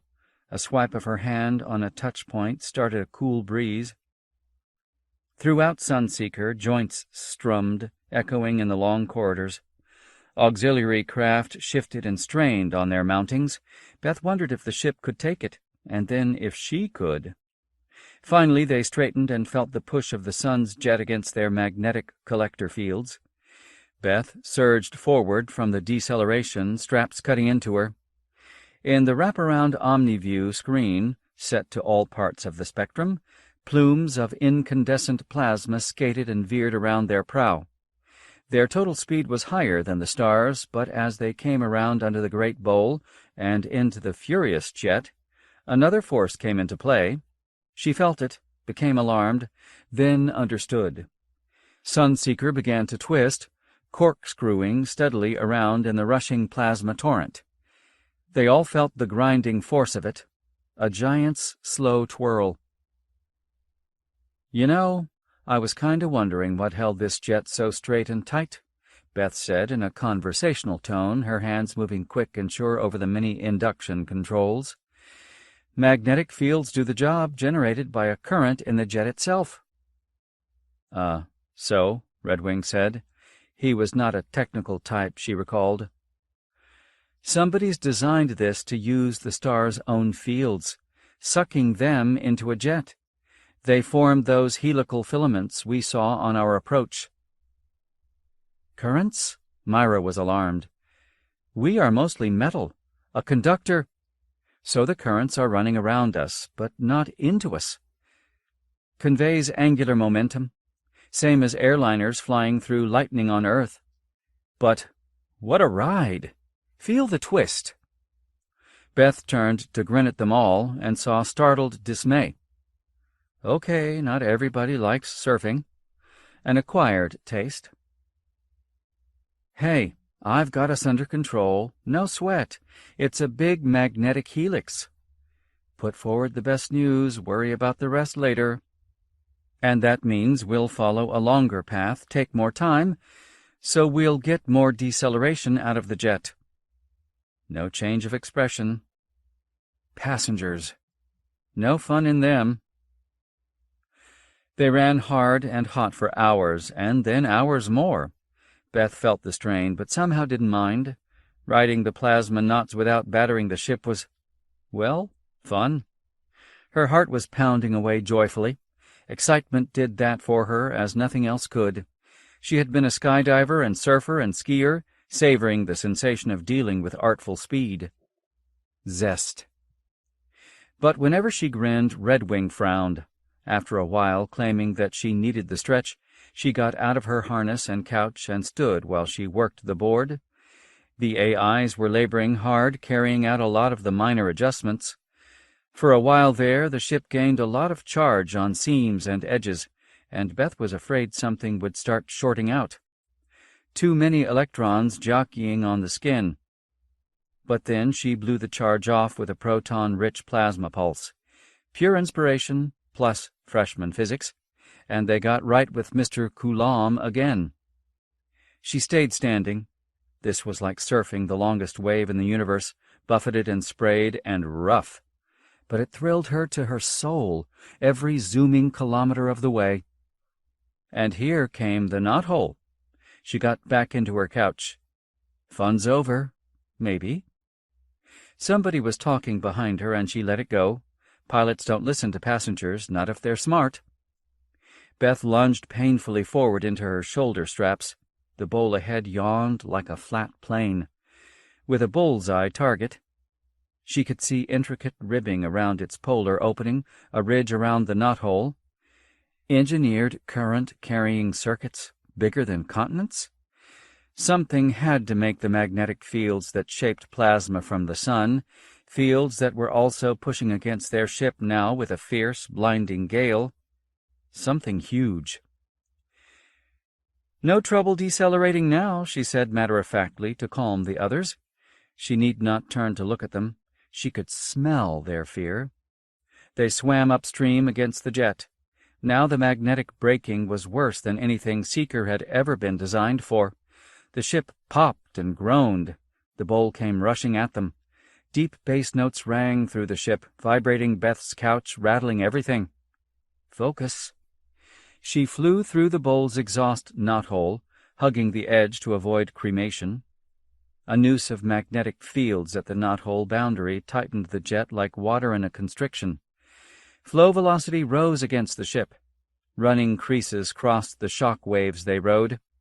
She saw the bowl was thicker at the knothole than elsewhere, to carry bigger stresses, and eerie lightning played along the knothole rim.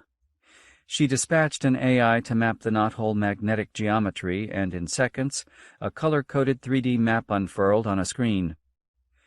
The noose we're going through is bounded by dipolar fields, she said abstractly, and the dipoles are kept in line with another field perpendicular to the dipoles, so the magnetic stresses can't reconnect and die.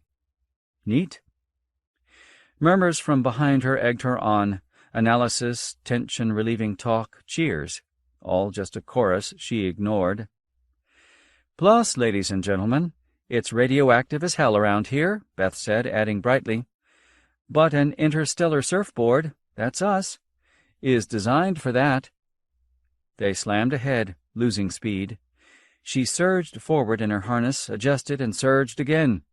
Surfing the big one. Ride of a lifetime. If you survive. The prow tried to fight sideways, but she jockeyed it back.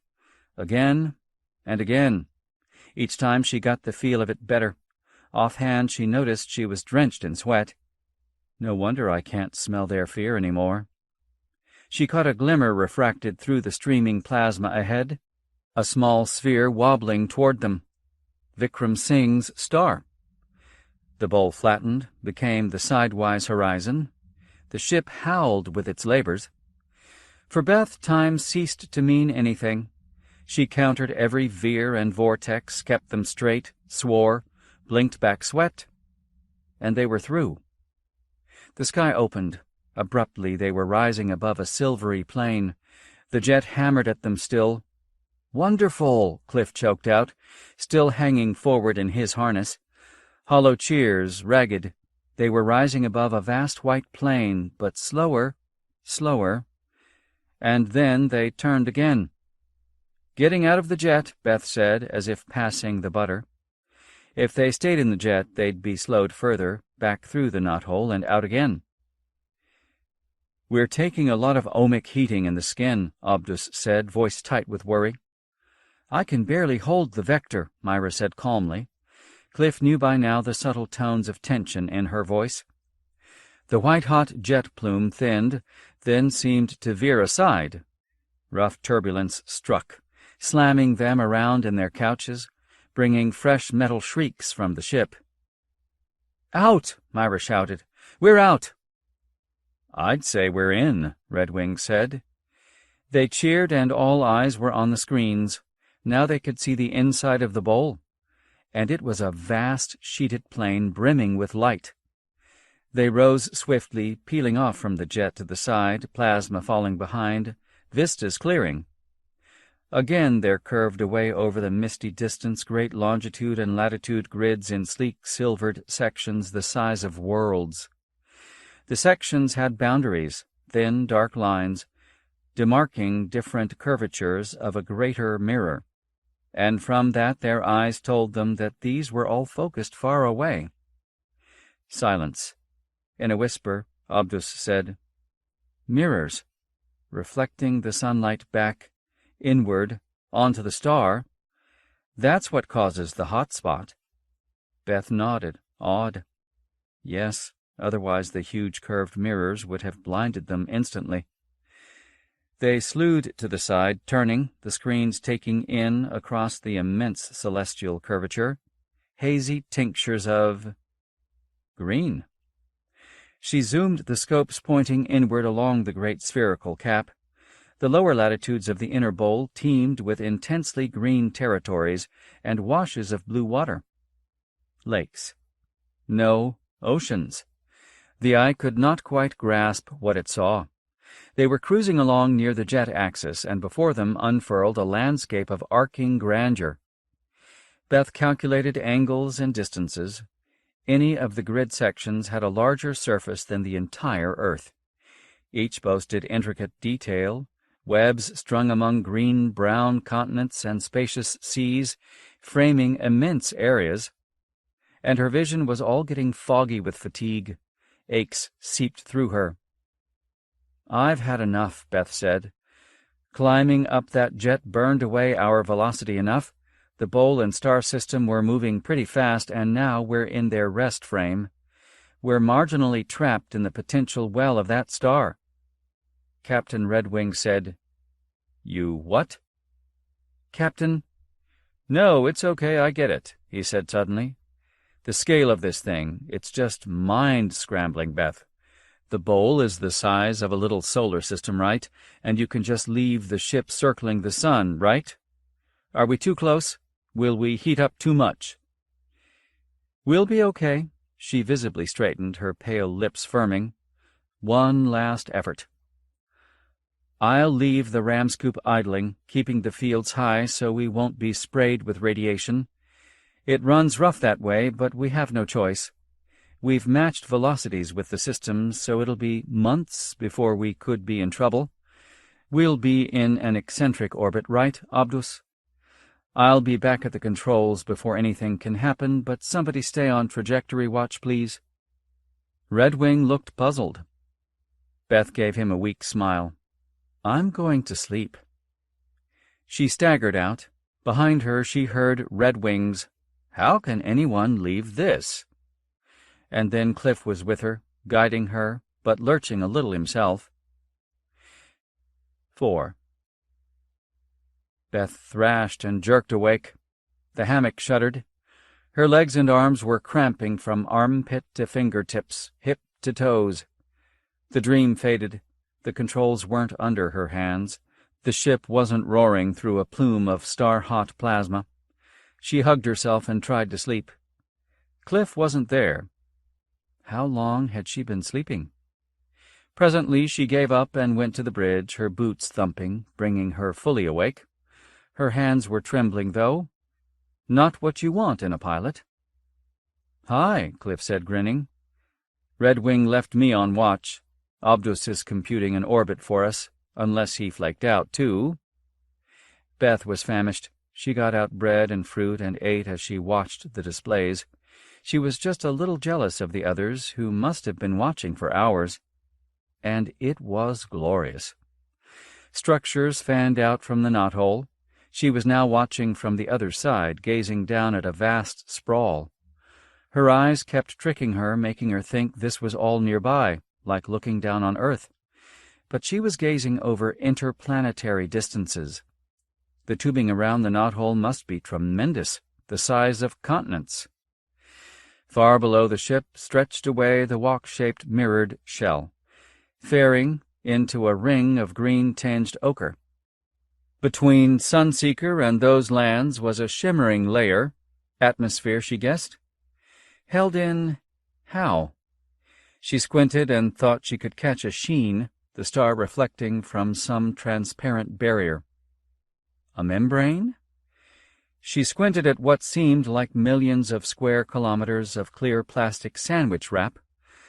The diffuse layer stretched away toward the distance, where she saw the lands of the belt, the great cylindrical section that formed the thick rim of Cup World? She didn't like Red Wing's term, but couldn't think of a better one. No mirrors there. Continents, yes, cloud-shrouded and green. Deserts as well, sandy and bright under the unending glare of a star that never set. Indeed, never set on all this colossal construction. And what lives here? Her hands were trembling even more. This immensity was impossible, too much. Beth looked away. "They've made a world, a habitat out of the bowl," Myra said wonderingly. "A vast green thing." Beth took a long breath. For safety, pilots must be focused. She took her hands off the command boards. Cliff thumbed up a display board. "We worked up a sketch to get the essentials of this thing in one view. Have a look." She studied the line drawing, feeling woozy. "Yes, right. You've labeled the regions out from the axis with the equivalent gravs." "Yep. And the clumps in the edge plane are supposed to be topological features. Only my splotches are bigger than whole planets. A lot bigger." He waved his hands helplessly, grinning, but he frowned, too, worried at her fatigue. "Right. Hard to grasp the scale. This is inconceivable, but a sketch helps. You caught how the jet bulges out near the star." More hand-waving. "Looks to me like the magnetic fields in it are getting control, slimming it down into a slowly expanding straw." A walk with a neon jet shooting out the back, and living room on the inside, more territory than you could get on the planets of 1,000 solar systems, pinned to it with centrifugal grav. They don't live on the whole bowl, just the rim. Most of it is just mirrors. Even so, it's more than a habitat, said Cliff. It's accelerating. That jet. This whole thing is going somewhere. A ship that is a star. A ship star. We humans only built a starship. There wasn't much redundancy among Sunseeker's auxiliary boats. Designs were modular. Tanks or skeletal cargo carriers could substitute for passenger shells. There were 2 flyers, Hawking and Dyson, twin lifting body designs. We can't use re-entry vehicles, Red Wing decided. We'd tear holes in whatever's holding the air in. Obdus said, Captain, these are the tankers. Ceres and Eros are tankers too for mining asteroids. We just add the tank, Redwing said. Myra said, There aren't any asteroids or comets. The locals must have cleaned out everything that might have threatened their habitats, or even used it all to build the bowl. Really? We haven't found anything at all, Myra said. What, in 4 days? 4 days to do 1,000 years' worth of astronomy in a brand-new solar system? The Vikram Singhs were silent before Redwing's sarcasm. Indeed, the auto-inventory had found no asteroids. It's been vacuumed clean. Redwing said. So nothing hits the bowl. Cliff listened with half his attention. This wasn't his business yet. The automatic search cameras were smart, quick. Probably Myra was right. The whole solar system had been scoured long ago. But he didn't want to cross Redwing over a minor point. Best to husband his credit with the irascible captain. The man had gone without much sleep, too. Cliff had found him pacing the corridors, checking and rechecking ship status when he was supposed to be asleep. He wished he had someone else to talk to about this, but the Vikram Singhs kept their own counsel, and Beth was sleeping. She'd done a lot of that, still recovering from cold sleep and the grueling flight through the knothole. Redwing chopped air with his hand. Okay, for the moment we'll take that as given. No asteroids, no comets. We'll put a tank on Eros. It can carry water, mine it out of a comet even. And it can land. Landing legs and a high-thrust fusion motor. We thought there'd be moons. Myra asked blandly, Where are you planning to land, Captain? Down there, Redwing waved toward Cupworld's green-tinged rim. Yes, I thought so. If you land near the knothole, you'll be millions of clicks from any water source, and right on top of the systems that shape the electromagnetic fields. We could be perceived as a threat. Redwing blinked. You think so? Myra kept her face blank, apparently her way of being diplomatic. We have no idea how the builders of this thing feel about visitors. Cliff couldn't resist saying, At least they didn't shoot at us. Redwing grimaced. He had not been chosen for fighting skills. They haven't tried to talk to us. I don't like that.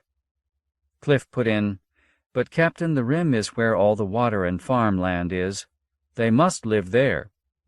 Myra added, It's spinning around at 34 clicks per second, too. Redwing nodded. Higher than our orbital speed, right? Do we have onboard fuel to catch up with that spin? Abdus said, It will take a significant fraction of our onboard reserves, principally water, for the nuclear rocket. Redwing snorted. All our onboard ships are fusion-powered. We can fly wherever we like if we can get water from Cupworld. We'll need the same trick to use any of them. Okay, say we see a lake. We'll put Sunseeker in a nearer orbit and drop the lander from there. Beth will know how to do that, Cliff. Cliff jumped. Where shall we land? They were asking him as the biologist. It all looks like farmland and meadows and forests, he said. Different habitats, probably. See those ice fields? I don't know how they create those, but our telescopes can't make out individual trees. All I've got is a light spectrum, but clearly from spectral reflections the plants are using chlorophyll, Captain. Land anywhere near water on the rim, I'd say, and refuel the tanks first thing. Myra asked, Do we land on the inside of the bowl or the outside? Redwing frowned. Inside, of course. That's where they live. Myra pursed her lips and said evenly, They surely launch their own spacecraft from the outer surface. They could simply put their ships in elevators, lower them through an outer airlock, and let them go. Immediately the ships would have a 34-kilometer-per-second velocity, all with no need to fly through an atmosphere or out through the film that covers their atmosphere. Cliff grinned. Myra had been thinking as he did, asking how the hell this enormous contraption worked. "You think we could go in through their outer airlocks, from underneath? Maybe to re-enter, they have magnetic clamps or something to catch incoming craft. Maybe we could use those." Myra shrugged. "Suppose we do. How do we knock on the door?" Redwing mused. "They must have safeguards." "Even if we get in the door, they control the locks," Cliff added. "We'd be caught." Redwing liked that. He sat back and gave them all a glassy grin. "Makes it easy to choose, doesn't it? We must retain our freedom of maneuver until we know whom we're dealing with. We go down through the atmosphere, then." "We'll have to bust through that film they have," Cliff observed. Abdus added, "They might see that as aggressive. I would." Redwing nodded. "But it's the only way not to be cornered from the start." "Makes you wonder, doesn't it?" Cliff said casually. "They must have seen us. How come they haven't come out to pay a call?" Abdus said, "Good, yes. I have received no electromagnetic transmissions either." "Funny," Redwing said. "You'd expect at least broadcast radio." "Perhaps they use point-to-point comm, laser links," Myra said, "just as we do." Redwing sat up straight, switching to his command voice. "Abdus, would we have time to hover? Pick a landing spot?" "Not much." "We'll take Eros," Captain Redwing decided. "Get it ready as quick as we can. Now, do we need to thaw anyone else?" Maybe this was Redwing's way of building consensus, as the leadership classes taught. Cliff said the obvious. "We'll need 20 minimum to do anything on the ground." "Let's get started, then." 5. They kept wary eyes and instruments on Cupworld while they tended to the auxiliary ships. Beth brought Sunseeker into a useful orbit for making the Eros drop. They maneuvered carefully, but though they could see landscapes far below, the distances were vast. Even orbital rendezvous took weeks. This was not a planet. That gave them time to revive a selection they would need: engineers, maintenance people, ground pounder types who expected to wake up on a planetary surface. Redwing kept the numbers revived as low as plausible for the exploring party. They needed replacements for the current crew, who were all going down to the bowl, since the revived wouldn't be physically able in time. Unsurprisingly, those woken up were quite surprised. Just looking at the external feeds could cause these newbies to freak out. Redwing quickly learned that it was best to have the recently revived brief the next batch. Cliff got tired of explaining their incredible situation. He spent his days surveying the lakes, rivers, and oceans of Cupworld, or as some called it, the Bowl. Cliff had tried to think of something descriptive yet high-minded, and failed. The dotted blue expanses had been well planned, apparently. No huge deserts or wastelands, good circulation of air currents and moisture. They awoke Fred Ojama first, so Cliff could work with the geologist while making the survey. "This isn't geology," Fred pointed out immediately. "It's a building." "A building the size of the inner solar system, yep," Cliff answered. "But somebody thought it through. Look at how the lakes, rivers, and seas follow a fractal distribution." Fred thought that through. "Best way to distribute water. Avoids deserts, maybe. But that patch looks like desert. And that patch of forest might be... No, never mind." "Like symbols," Cliff agreed. "Looks like writing. A super landscaper leaving messages. Like in Hitchhiker's Guide, the guy who designed the fjords." Fred looked blank. Redwing had hesitated to wake Fred Ojama. Fred's bio listed him as borderline autistic. He'd barely made the height requirement. Nobody actually knew him very well. Not all the crew were social mavens for psycher reasons. Redwing remarked that a cocktail party with no listeners was a noise fest, and there was an analogy there about teamwork. The list claimed Fred was a near genius, too, with a history of original ideas, and Cliff had wanted that. Cliff pointed to the boundary where the cylindrical part curved smoothly into the vast mirror dome. I'm trying to figure out how it would be to live on the surface when it starts to slant. The whole thing is rotating together, so as soon as the slope changes, centrifugal grav will be at an angle to the ground. Fred zoomed on that area. The rivers go away there, just vanish into the sands. He snapped his fingers. I got it. The centrifugal grav works against the inward-sloping curve of the high bowl, so water can't flow up into the mirror area. That means the gravity alone can keep that big zone clear of life, I guess. Maybe even air. Fred was smart. There weren't dumb people on Seeker, just people with other tales or people you disagreed with. An important point to remember in arguments. Sounds right. The mirrors are important. The builders don't want them growing lichen or anything. So the whole structure has a clean division. The cylinders for living, the mirror for propulsion. Fred shook his head. What an idea. What kind of mind would even think of it? Something with a long time horizon. This whole construct accelerates very slowly. Fred looked at the jet in the distance, a brilliant ivory pillar of ever-shifting tendrils. That plasma's pushing a star. Odd minds. Gotta be. But engineering's a universal. Things work, or you change them.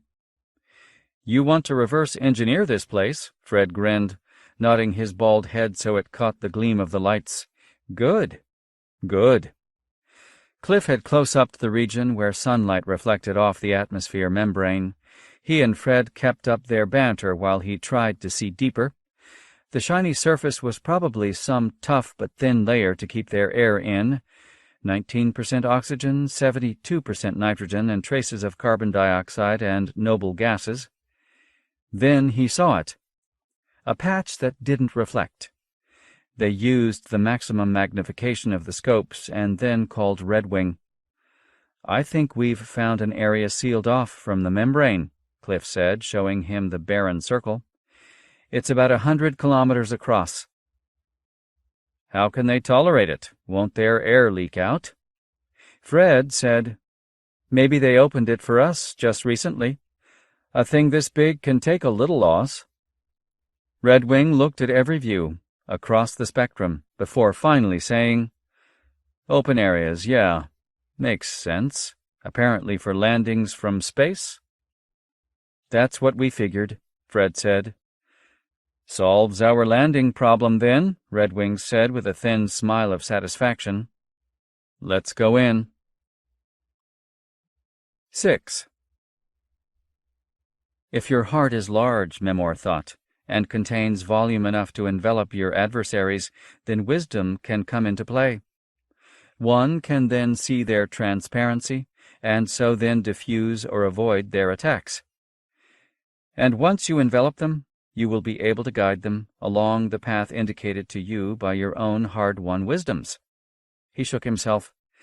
This insight came from some new part of him, the restless part of his mind that would soon be her mind, for Memor was now amid the fevered straits of the change.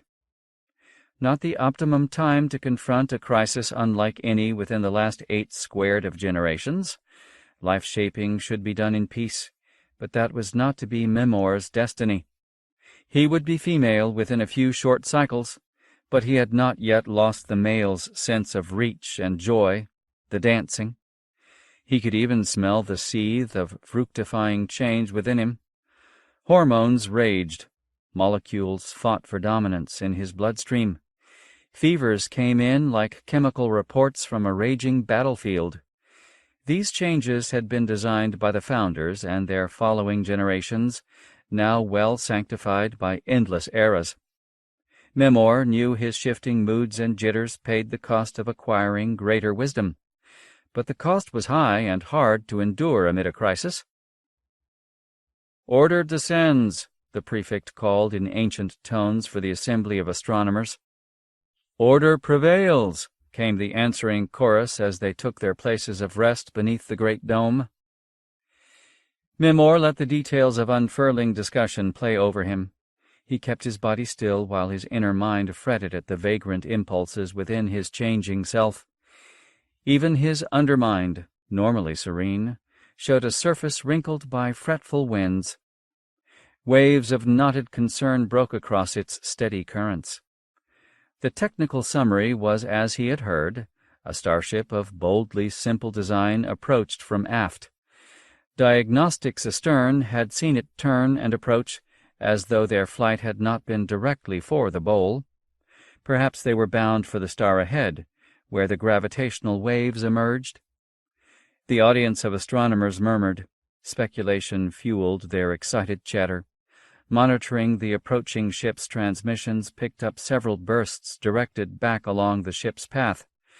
Trailing satellites had picked up these, yet intensive study by the linguist minds gave little more than a simple sense of their grammar and contextual constructions. Their habits of mind, as revealed in language, did not seem remarkable. Linear logics, few layers of meaning. Indeed, they seemed like their ship. Primitive, yes, but ambitious to undertake full starflight in such a flimsy craft. The consultant engineers, small creatures timid in the presence of full-sized astronomers, pointed out odd features in the magnetic configuration and announced that they would like to inspect the long, slim craft. Much sharp discussion followed. Memor felt distracted by the marinating changes within him. He sat out the usual time-honored dispute, watchers, pejoratively called sitters, versus dancers. The prefect called up ancient records and even voices from the far past. Past lore supported the dancers, Memor thought. Unsurprising. Stories of change are always more interesting than stories of stasis. Change is the essence of story, built into the mind by evolution's strict dictates. Astronomers of ancient times had fired upon many ships, usually with the Gamma Lance. They had passed by many planets, explored, and then ignored. These cases did not have many stories. The watchers kept referring back to them.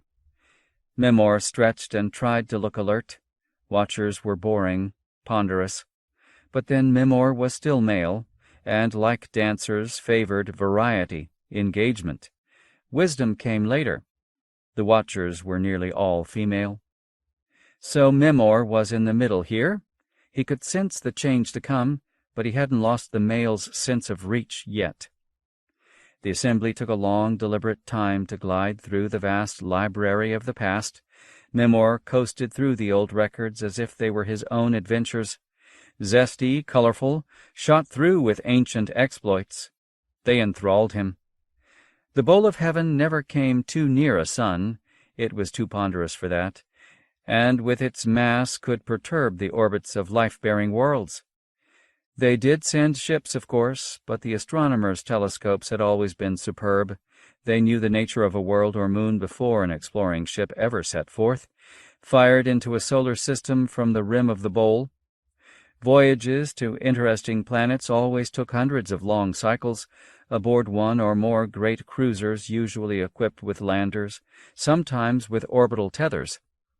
Memor sat up, snorted, and focused on what had been mere droning history. Here, in one thrilling tale, the bowl had come near a heavy world, too massive to support any adventurer. The mothership hovered in the quasi-stable point beneath the largest moon. Ships, angular and strange, rose like sparks from the heavy world's surface, rocket-propelled. There was no orbital tether. Simple technologies. This was how the finger snakes had reached them, an artful species indeed. There followed hundreds of long cycles of negotiation, of studying one another. The little finger snakes had gained from this dialogue some trivial enhancement in their technology. Nothing that could threaten the bowl. The bowl had learned little from them, of course. Then 256 finger snakes had returned to the bowl aboard the mothership. The small colony had needed little in the way of integration. They were more dexterous than most bird folk, good tool users, and crafty repair artisans. You rarely saw them now. They lived underground. Memor was impressed that such small beings had ever attained spacefaring skills, considering how they loved their buried warrens.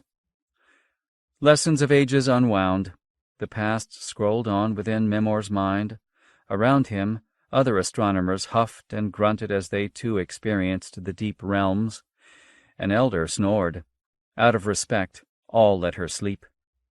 Here, a bandit species had attacked approaching astronomers exploring ships. The astronomers had retreated. The Bold's defenses proved adequate, and so they had continued on, out of their range. A few scores of invaders had landed, been captured, been bred for docility. Four-limbed bipeds they were, and they made good farmers.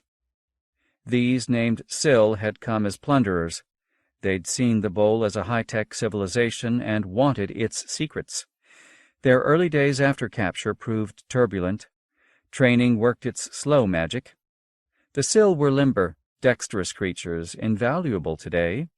Space suits allowed them to work on the Bowl's understructure.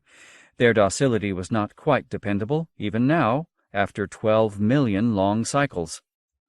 Memor moved on through the stories. Images filled the air around him. Long-dead voices spoke in somber tones of musty triumphs.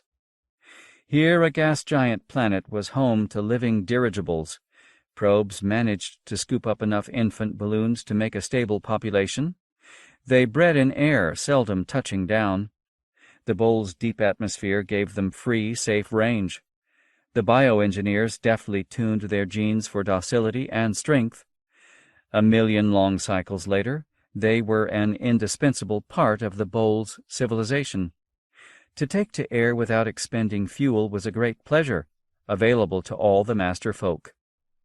Memor moved on through the annals of history, all the while fighting his trembles, fits, fevers. Is it worth all this to become female? Judgment is never wise while in restless agonies. He focused, lifting mind above body. His unmasked undermind dealt with the aches and fevers beneath his burrowing consciousness. Here, alien visitors had failed to accommodate to their new station in life. Genetic trickery had failed them too. But a life form derived from that world had become the Skreekers, a valuable and tasty prey animal that could be eaten raw for the relishing. Memor hungered for one now, stomach squeezing, just from viewing the savory Pursuit and Devour Sense concerts. Tales of successful change rolled by, all leading to today's ideal ecological and political balance. The Bowl was a living thing, not a static tool. This incoming visitor was the first in many a million long cycles. Flaming them with the flare would be easy, though not trivial. It demanded managing huge energies with a deft touch. They'd done it before. "The Gamma Lance is primed," a senior female said. She gestured at the Star Bowl. The starship plainly intended to fly into their jet. "Foolish," the senior female said. Memor rose on unsteady legs to dispute. But what would we all lose? An interstellar ramjet of unusual design and audacity at the very least. New modes of thought, strangeness, adventure.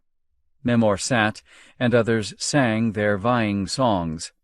Discussion rolled on. Memor tried to follow the discourse while giving no sign that he wrestled with his inner self. Strange emotions flitted through his mind, mingling with the ancient records in strange symphonies of thought. The best stories were never of maintaining stasis. Change meant action, meant zest. Watchers held the balance of the Bowl, but dancers had all the best songs. Of course, there had been times when a visiting alien was simply destroyed, but where was the entertainment in that? It might be that Memor and Memor's peers would give too much weight to tales of change and advancement. Time would tell, but for now, Memor was a dancer. He had to be. His inner struggles and outer sweats so preoccupied him that he very nearly failed to note that the dancers carried the argument. Only when a friend pounded him with hearty congratulation did Memor discover that he had been made master of the task, and would have to deal with the approaching aliens if they should dare land. "Why?" he asked a friend, Watcher. "Because you are inventive. Also, you have enemies." "My enemies would hope you fail, yes." Memor paused, but decided to go with the tide. He strutted a bit and bellowed hearty masculine thanks to all. "Let them come." Part 2. The Tough Get Going. Man is a small thing, and the night is large and full of wonder. Lord Dunsany. 7. They left a skeleton crew of 5 aboard Sunseeker, with Red Wing plainly sorry that proper ship command protocols demanded that he stay aboard. The crew left were enough to handle the hundreds in hibernation and maintain ship systems. The descent team took 10 down with them: Beth, Cliff, Fred, the Vikram Singhs, and 5 recently revived who were still taking it all in. Cliff was nominally first officer, mostly because Red Wing wanted to avoid the delay in reviving a ship crew officer. Cliff could barely keep the various ranks straight in his head and suspected they would quite soon matter very little. Terry Gould and Tananarive started as per regulations by checking everyone's gear and organizing it for rapid use if necessary. They had field packs, rations, water, lasers, and tech gear, all compact and rugged. The lower bowl grav made it possible to carry more, so they had packed to do so. Cliff, Beth, and Fred spent most of the long flight checking and rechecking their gear, then reviewing the many multi-spectrum maps they had made. On the flat regions there stood pillars, barely resolved. Not pylons, but raised land formations. Buttes, Beth said, sipping coffee. Black-topped. Kinda like the American West, but lots bigger. Looks like they rise all the way up to the sky roof. So the ceiling barrier, that light blue stuff, ends at the rim of the butte.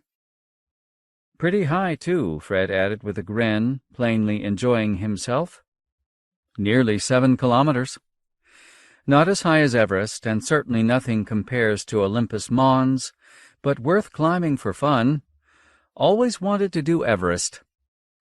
Cliff kept his voice even and warm, and even managed a smile of sorts. "We'll have to arrange it for you." At times Fred was touchy. As the ship rumbled, Cliff eyed Fred, who was lean and muscular and sported a permanent suntan. How had he gotten that in all their training time? Cliff had hardly been able to sleep. At least Fred didn't talk much now as he concentrated on work. The last long swoop of their descending orbit was tense. The cabins filled with a sour smell, and everyone was on edge. It felt odd to be coasting down toward a huge landscape that stretched away to all sides, filling the sky, and yet still be in space. The bowl wrapped around them. No tug of deceleration or singing of thin air. Cliff looked at the wall screens. One showed Sunseeker above them, a pale blue thread of flame trailing. Another showed the top of the butte, nearly edge-on and still a featureless black. Another, the overhead view toward the jet. Cliff watched the ivory and orange streamers fight and roil along it. An idea struck him. Abdus. The man was in the next acceleration couch, face pale, looking none too well. "You studied the jet, right?" Yes, Cliff." "What does it emit?" "X-rays, microwaves, plenty of IR." "And?" "Not much visible light. A lot of broadband radio and microwave noise," the wiry man said, obviously glad to have something else to think about than their landing. "Very loud. Very beautiful." "I'll bet that's why we don't pick up their transmissions. They avoid the visible region of the spectrum, probably use direct laser feeds instead. So no side lobes for us to pick up? Ah, yes, they are clever, Abdus said, and went back to looking fixedly at the land sliding below them. His mouth worked. Lightning forked around the oval, some kind of electrical process like the big sheets of luminosity that came cascading down from Earth's ionosphere. Cliff watched the quick orange streamers. They slid around the butte with glowing fingers probing at the lip. The atmosphere's membrane was a light blue shining sheet under them now. It was visible only at an angle. Sunlight glinted off long wave fronts that rippled in the sheet's surface, making it look like a transparent ocean. Cliff marveled at the illusion, seeing beneath it craggy mountains and long sloping green valleys as though they lay on an ocean floor. Somehow this made the whole construction both eerie and yet like a planet.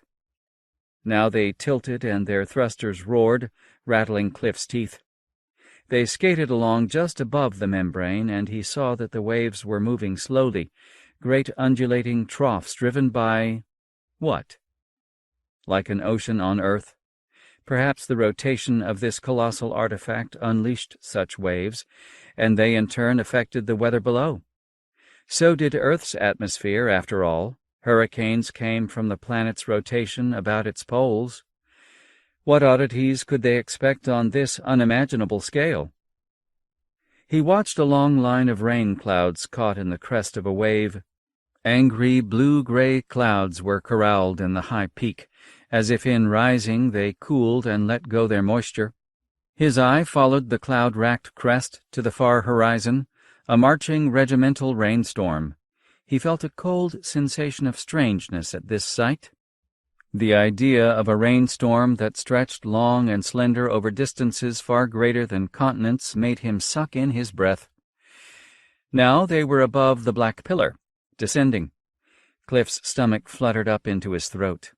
He clenched his teeth as Eros rolled and dived, wrenching around as Beth slammed them hard into their couches. "The butte!" she shouted.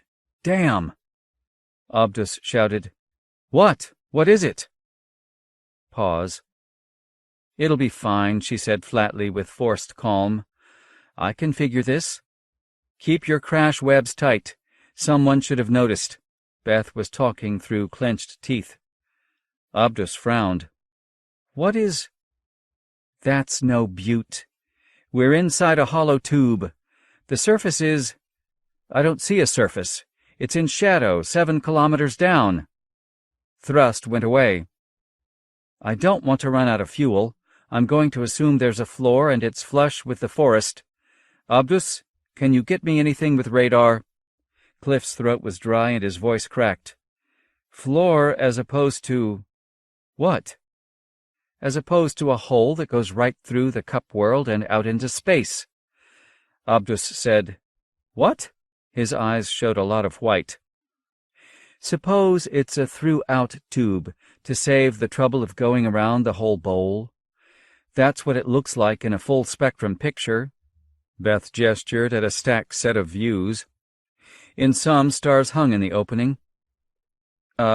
So? We could go right through. What's radar say? You can get an angle on the floor now, right?" Abdus nodded and worked his board. He was sweating. Cliff ventured, "We'd be picked up with Sunseeker, no problem." "Maybe," Beth said tensely, "unless somebody slams the door." "There's a bottom down there," Abdus said. "Watch yourself. Radar says it's not flat." The motor thrummed again, high thrust, pings and pops in the ship. Cliff didn't try to speak. Beth was talking her way through it, and that was nerve-wracking. "It's flat, Abdus. There's a hole in it, a pit with stars at the bottom. We want to land, right? Not go through to the outside. Hey, there's light at the bottom. And here we go." Eros surged, then danced sideways under Coriolis force. 8. She set them down less than 2 kilometers from the butte wall, on a cluttered ledge that was perhaps 4 kilometers across. There was a wall along the inner rim. Beyond that, the universe peeked through a hole 10 kilometers across. She made the ship linger on its jets, finding a bare spot. They thunked down and felt the tug of centrifugal gravity. She looked toward the butte face. Pale ivory light spilled out along the bottom of the wall from a row of windows running from tiny to huge. They all felt the significance of the moment, but there was no time for reflection. They didn't know what waited outside, but talking wasn't going to tell them anything. They emerged from the scout ship in full space gear. Cliff listened with half his attention to Fred reporting to Red Wing. The light speed time gap was 17 seconds and rising. They stood at the foot of Eros, looking into the light, into a row of glass boxes of increasing size with forest on the far side. "Airlocks," Fred said, and laughed happily. "With transparent walls." He stopped laughing when nobody joined him. "That one at the far end is 50 or 60 times as big as Eros. I guess they have to pass big machinery, given the scale of this, well—" He groped for a word, then laughed again. "Describing all this isn't easy. Captain Red Wing, are the helmet cameras working?" "We want one of the little locks," Cliff said. These gigantic structures weren't funny. They were daunting. The one ahead would easily pass Eros, and it wasn't the largest. Red Wing, light speed delayed, barked on calm. "Cameras are working. Definition isn't good. Keep talking, Fred. We're lonely up here." Beth added, "And nobody's coming out to greet us either." The smallest hatch that seemed to be an airlock wasn't a good choice. It was no bigger than a child. Cliff had picked one big enough to pass a couple of elephants, Beth judged. They brought the cart rovers down the ramp from Eros and lined up their cargo in front of the airlock. Their suits weighed lighter on them in the lesser grav. Beth felt odd indeed, looking through 2 walls of faintly blue cliff to see trees. Spindly black trunks, soft pink fronds, carrot-topped. But trees. They set to work opening the airlock. Only they couldn't. For 3 days they tried to find a way into the airlock. The task took all the gear they had in the lander. Beth got tired from lugging apparatus out to the working area, setting it up, trial testing, integrating, then listening to the arguments about the results. People under stress, she observed, need to argue. It lets off steam. The team looked for obvious controls in the window walls, but the surfaces were translucent, smooth, unmarked. They were synthetic diamond at a guess. Carbon, anyway. Mounted on a blue interior wall were odd protrusions that might be controls. "For something with big fingers or clumsy," Fred reported to Sunseeker, now half a light speed minute away. But on the outside there were no manual assists. Nothing like a computer interface they could recognize, not a lever or a valve. In a way it made sense, defensive architecture. They tested the cliff wall, a hard shell rising straight up with a vacuum on one side and on the other an atmosphere. They could see the weather was heavy with sleeting rain the second day and cloudy the next. Looking up, the height of the transparent inner wall was like taking a cross-section of the sky, with clouds sometimes stacked against it. Slowly, winds blew the clouds around the enormous boundary of the butte. While the others labored, Beth and Cliff took time to watch the trees and soil and small darting things that flitted among the swaying trees. Something fox-like almost escaped a pouncing bird. An alien world. It was like standing on one side of a museum diorama, only they were in skin suits and packs. And the other side was a living world just doing its business. Quick flitting birds like swallows, but much bigger. They were fast and sometimes flew in formations. Bright splashes of color amid snarled undergrowth looked like flowers with petals, but threw tendrils through the underbrush. Why? Trees of curious zigzag trunks and branches, scampering slick-skinned blue-gray things, like squirrels? Same niche? Leaping on the ground and into trees. odd angles in the tree limbs, gnarled things like nests or goiters, a broad-winged thing flapping through. Howard kept making analogies to Earth life. Sometimes they worked, but other features made no immediate sense. Strange and wondrous. Gradually, Howard stopped talking to Cliff and just made notes. Redwing got irritated that they could not find a way in. He started giving orders in a stern tone. Eros's crew stopped answering. People got prickly, Beth noticed without surprise. Beth figured there was some signal they were supposed to give, but the blank, smooth, slick face of the airlock wall gave no clue about what to try. Here was the abstract problem of communicating with aliens brought down to a concrete level. Beams of particles, laser pulses, microwave antennas brought to within a meter. None made any difference, or provoked so much as a change of color in the eggshell blue wall. The third day they were standing around the big microwave beamer they had hauled out, Beth with her gloved hands on her hips, gazing down in frustration at the rig, which had done nothing to the barrier. Fred said very calmly, "Something moving in there." They all turned and saw a big, colorful creature walking out of the trees. Swaths of blue, yellow, and magenta seemed splashed over it in elaborate designs. A big, narrow head, with a long nose between two large eyes, swiveled and watched with stately elegance.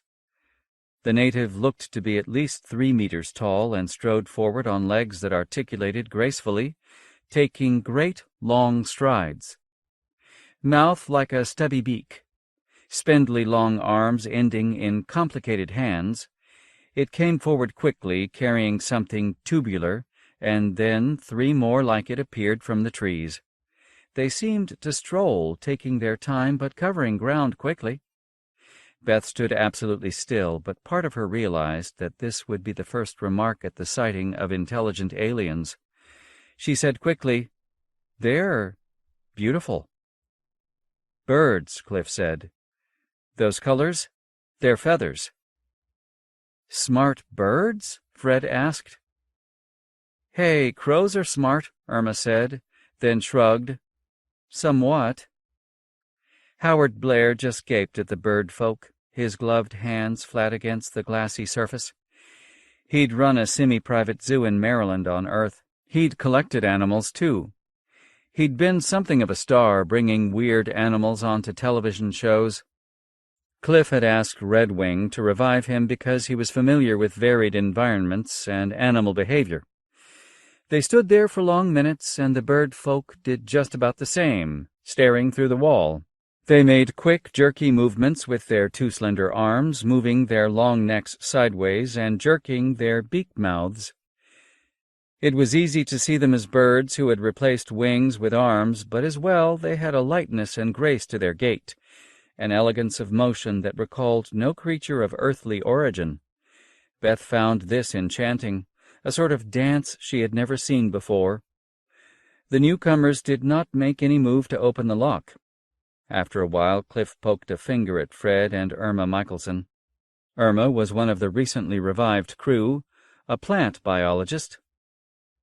"Go forward. Make hand gestures about opening the lock." The bird folk seemed excited when Fred and Irma approached, beaks flapping, but they did not answer the hand signals and gestures. They gawked. They talked to one another. They fingered the various burdens they carried on belts and vests. Beth watched them closely. The humans were all recording visual and audio, of course, and decided the bird folk didn't wear clothes at all beyond appliance wear like packs and belts. They had long swaths forming colorful patterns all over their bodies, particularly at the neck. Some wore what looked like headsets or else ornamental hats. The backs of their heads had multicolored coxcombs of astounding profusion. Every one was different, with intricate bursts of color interwoven in rubbery pink combs, some nearly a meter long. They were tall, the biggest maybe 2.5 meters high. Redwing's voice said on comm, "Company. About time. Fred, keep me posted." Fred didn't answer. More bird folk appeared, came forward, and seemed to talk to the others. Body language. Strutting, bowing, fluffing of feathers. Plenty of beak flutter, speaking. Cliff reported, "We've got 2 species, at least 2 species. Call them big and medium. Medium is still bigger than we are. Big defers to medium. Big carries sacks under the neck or on the ramp of its back." First contact was turning out to be entirely a spectator event. They stopped using their beamers on the wall for fear that the bird folk would take it as an attack, so everybody stood there and looked. Beth chuckled. They had come light years, met an obviously intelligent species, and neither could do much but gawk. The tension of it finally got to Cliff. "Let's all go back inside. Maybe that'll provoke them to do something." Beth thought this was a good idea. Their suits were running low on reserves of air and power anyway. Nothing happened the next day either. Some bird folk came and went, but came no closer to the lock. The humans made a more elaborate camp. Pressure tents, stores of water, microwave stoves. Maybe that would give the aliens some idea of how they lived, Beth thought. With guard duties assigned, someone was always watching the bird folk, capturing every move on video. They all invented theories about why the bird folk did nothing. Captain Redwing had 6, but without any way to check them, it seemed futile. So they had meetings and talked to Seeker and tried ideas. More bird folk appeared. They formed loose ranks and stretched beyond view. Over 1,000 of them, by Obdus's camera count. Irma wondered, maybe they don't have much technology anymore, or are they just the local animals? "They're carrying things," Obdus pointed out. "Not just the neck sacks. Those 3 bigs are towing, what? Something big, 5 meters long, made of metal, looks like." More waiting, more bird folk. Cliff, mostly just to break the impasse, suggested they cut through the wall. Even Diamond wouldn't stand up to what they had for tools. Go straight through the outer door of the airlock. Maybe they could find and work interior controls. There were objections, of course. This was a crucial moment. Don't make any moves that might be taken as aggressive. This view held sway for a full day, until Irma asked just how long they would wait, doing nothing. Until Sunseeker ran out of air? That would be centuries. Biggest of all, there was the problem of cutting their way in. Nothing had worked before. So a team tried high-intensity gas lasers, tuned to an ultraviolet frequency that the airlock wall totally absorbed. It worked in trial runs, cutting in quickly, blowing off a carbon vapor. They set up the laser outside the airlock. By now they had an extensive audience of bird folk. Beth felt uneasy working under their gaze. They just watched. Were they waiting for something? Certainly their steady stares implied a remarkable calm, or, she reminded herself, a remarkably alien consciousness. Redwing wondered on calm if this was some sort of test. Maybe the bird folk weren't interested in strangers who couldn't figure out how to get in? They started in the middle of the outer lock door. As they worked, their acoustic detectors on the lock picked up a hissing sound. The bird folk were filling it with air. Celebration. But the lock did not open. What did this mean? The bird folk just looked at them, eyes glittering, beak mouths working. Even some odd moves like dancing. Pressure in the lock with vacuum outside made the job more difficult. Nobody wanted the atmosphere jetting out suddenly. For safety, they built a chamber around where they wanted to cut to hold the pressure. Then the laser punched all the way through. Through their first cut, they slid a small pipe just to sample air. Breathable, barely.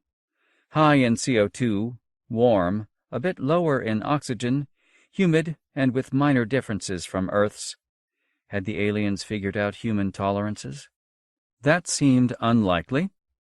but the molecular ratios fit the measurements Sunseeker had made in its first studies. Earth's oxygen level is as high as it can be without igniting spontaneous fires in summers, Howard said. Maybe biospheres generally run up to that limit, then stop, or else they burn themselves back to our levels. Never thought of it that way, Beth said, her voice hushed. This place stays warm all the time. Maybe that draws down the optimum oxy level a little. They were all in awe of this place, moving quietly, trying to take it all in. Howard said, "The more I see, the less I know. Some of these plants and animals are clearly evolved from Earth. Some clearly aren't. Cliff, I think this thing, bowl, went to Earth and picked up some life forms. The birds are a maybe. I'd need to see a skeleton. Cliff? Anyone? What do we do next?" This was clearly the captain's call, despite a light-speed gap of 4 minutes. Red-Wing dithered. This was far outside his leadership skill set. They all finally got him to realize that they needed an exploratory plan. Some wanted to explore the Cup world, at least enough to restore Seeker's depleted stores. But they needed crew with the lander, too. The bird folk wouldn't wait forever. Would they? Cliff won the draw to lead an exploring party through the door they would cut.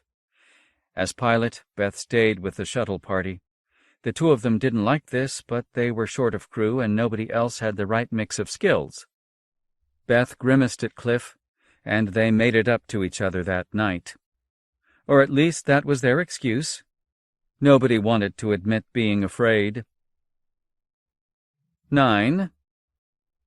They started the next morning. Not that there were any sunrises here.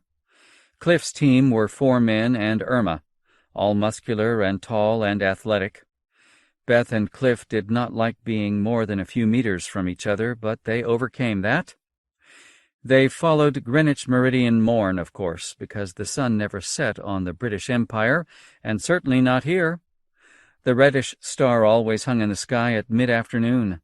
The star's jet was a furious neon line scratched across the sky, adding diffuse shadows. The eerie landscape confused their eyes and unsettled the mind. They could not be sure if the bird folk slept, though Irma had compared camera runs and found that each did take a few hours of closed eye time, still standing up. They never seemed to sit. Maybe their knees locked. Nor did they fly. Cliff had come to think of them as like ostriches, far prettier and more graceful, but there was a similarity. Could such birds have built the bowl? The gas laser took 3 hours to eat through the outer lock door. On broad beam, it then cut an arc big enough for humans to squeeze through. Cliff went first. He felt very vulnerable, hurried and impeded by his pressure suit, crawling through a hole not much bigger than his torso. By then, the laser was short on charge and overheating. The operators, 2 engineers, Lau Peen and Ibe, shut it down and worked over the gas chamber fittings, which were looking the worse for wear. Irma passed him some gear, then wriggled through. Cliff watched the bird folk for reactions. The big ones nearby fluttered a little, stamping their big feet, then went back to their steady stares. Much rippling of feathers, glorious runs of color. Irma was through, and Terry Gould was having some trouble. "Let's move." Cliff felt alien eyes on his back as he got his 5 through the hole. Ibe came through, and Howard Blair. Hustle, hustle, hustle. They had planned to put a plate over the round bore hole and let one of the party partake of the lock air. Getting set up for this, Cliff happened to look behind them. The hole had changed. It was lopsided. And smaller. He blinked some sweat from his eyes, smelled the sour flavor of the helmet. He had spent too much time inside. The hole still looked lopsided. As he watched, the rim of it wrinkled, changed color, crinkled at the edges, and grew. Inward. Not diamond after all. "Block it!" he cried, lunging at the hole. They wedged some fittings into the gap. Obdus had a hand laser on his tool belt, and he cut some more metal bars to jam the hole from the butte side. These stuck, then bent, and snapped in two and flew away with lethal force, bouncing like shrapnel around the airlock as the hole tightened further. Howard cried, "Ow!" "It's self-repairing," Beth called over the comm. "Get out, now!" "Can't. It's already too small." Cliff eyed the rate of closing. "It regrows just about as fast as we can cut it." They stood helplessly watching the wall ooze into place like a liquid. The laser team struggled to get it back in operation, but... Too late. Cliff stepped away from the narrowing hole. He scowled at the bird folk. "Why do I think they saw this coming? No wonder they didn't look bothered." "They knew something else, too," Beth said. He followed her pointing finger. He hadn't noticed the dust motes rising behind Eros. Cascades of white light came from everywhere. "That dust. It's been there, ticking at the corners of my eye," Beth said. "More every minute." Until suddenly they were all glowing as if bright sunlight were falling into the butte. Cliff heard shocked voices in his earphone and Beth shouting, "Into the ship! Tananarive, you at least! Get into Eros!" 4 of Beth's team were still in the pressure box they'd built around the airlock's wall. The 5th must be Tananarive, and she was running for Eros. She stopped when a hexagonal thing covered with lumpy protrusions rose through the star pit behind Eros. Jets of ice white lowered the hexagon toward the floor of the butte. Everybody was talking over comm, panic and anger, and shouted orders that made no sense. Cliff watched the thing descend in the vacuum outside, tremendous compared to Eros, all happening only hundreds of meters away. It might as well have been a light year. The hole in the airlock kept narrowing, and the ship that looked like an assembly of boxes and rhomboids and coiled tubes settled down nearby. Out of it came a lumbering machine on wheels. Soundless, the horror unfolded. The machine had a transparent cowling that looked like the atmospheric membrane, a shimmering pale blue balloon. Inside that sat 3 birdfolk, working controls, staring at consoles that flitted across the walls in splashes of vibrant color. They moved with jittery intensity. Cliff made himself study the 3 and saw that they had different feather markings and looked larger than the bigger variety on his side of the airlock. They moved with a lumbering, muscular purpose. 3 more of Beth's team were free of the pressure box. Coiled tubes unwound on the wheeled tank. These reached Tananarive, caught her. They plucked her up none too gently and dropped her into a cargo hold behind the cabin. Arms reached for the other crew, yanked them up one by one, added them to the hold. Then the tank rolled back toward its ship, up a ramp, and was gone. Just like that, Beth disappeared. Just like that. Horror paralyzed him while his own crew still fought the hole's steady closing. Nothing worked. Cliff watched but could think of nothing to do. Their shouts came through on comm, but he heard it all through a cottony buffer, the words hollow and refracting. Meaningless. He dimly realized that he was in a state of shock, numb, unable to process the events. Part of him had shut down. The hole sealed itself up. A neat engineering trick, Cliff admitted distantly. He did not see the flicker of motion outside. 3 tall bird folk were standing beside the airlock. They were of the 3rd variety.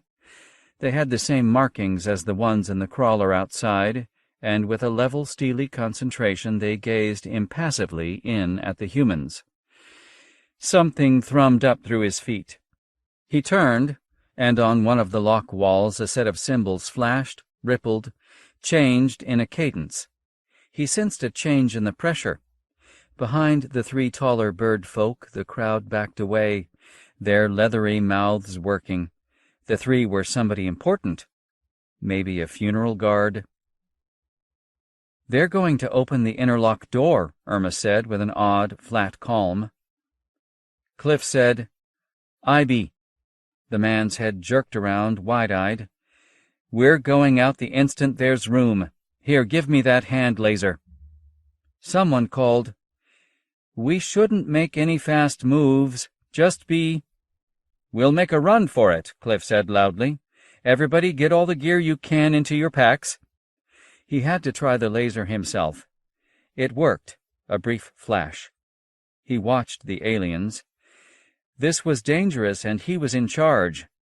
But he was damned if he'd let his crew get scooped up like Beth. What to do? He looked up into the bowers of the forest. Some looked dry. Last night's rain was long gone. "Burn the trees," Cliff called. "No shots toward the birds." The lock door somehow slid aside, though Cliff could see no housing it fed into. The door just shortened along one side. A puff of ivory fog swirled around it, humidity freezing out as it expanded. Cliff shouted, "Stay together!" and was first through the opening. The big bird folk, third variety, were 20 meters away. The mediums and bigs were edging back, giving them plenty of room. Cliff aimed the laser at the trees nearby and blew hot spots in them. They burst into licking, hungry flame. The bird folk backed away, all of them, arms up in defensive gestures, legs stuttering in fast, short paces. IB helped the fire along with dried brush he snatched up. The rest of the crew copied him, moving to their left, behind Cliff. Irma was pulling Howard along. The trees crackled and gave off plumes of oily smoke. Cliff heard high-pitched calls that he guessed came from the bird folk, but there was no time to think, only to run and shoot at the trees, keeping as many burning trunks between them and the bird folk as he could. Bowers in the trees exploded with muffled bangs, showering the air with sparks. The aliens did not move fast. A breeze whipped down from the muggy sky and slid down the butte wall. It gushed out at the base, pushing the flames toward the bird folk. Cliff and IB formed a team, Cliff watching to be sure they did not get flanked, IB shooting at more trees, the others staying close. Inside their suits, they did not have to fight the smoke. Cliff could see legions of the bird folk staggering away from them into the safety of the forest. They kept on the move long after the bird folk had vanished in the growing firestorm. The land began to rise, and they pushed on up it, getting enough height to see. The forest ran to the fuzzy distance. Nowhere were there any signs of a town or even a tall building. The fire had gathered momentum and now surged away from the butte wall. They had created a disaster. Cliff was elated. Panting, the others grinned, except Howard, who sat like a sack of potatoes as soon as the rest stopped moving. Cliff finally had a chance to look at him. A 3-inch sliver of metal protruded from Howard Blair's arm, through a slashed sleeve. Nasty and bloody. Shrapnel from the attempt to block the closing hole. Given his ripped suit, Howard was breathing local air already. Tananarive got his suit peeled down, extracted the metal shard. Howard refused even to wince, and stopped the bleeding. She had him patched within minutes with a walking anesthetic that would not impair his ability to move. Howard stayed silent through it all, looking at the many odd details of the flora and fauna, still doing his job. He even caught something like an insect with his free hand and held its buzzing body for inspection. Big wings, eyes I don't understand. It seems— Ouch! The creature shot away.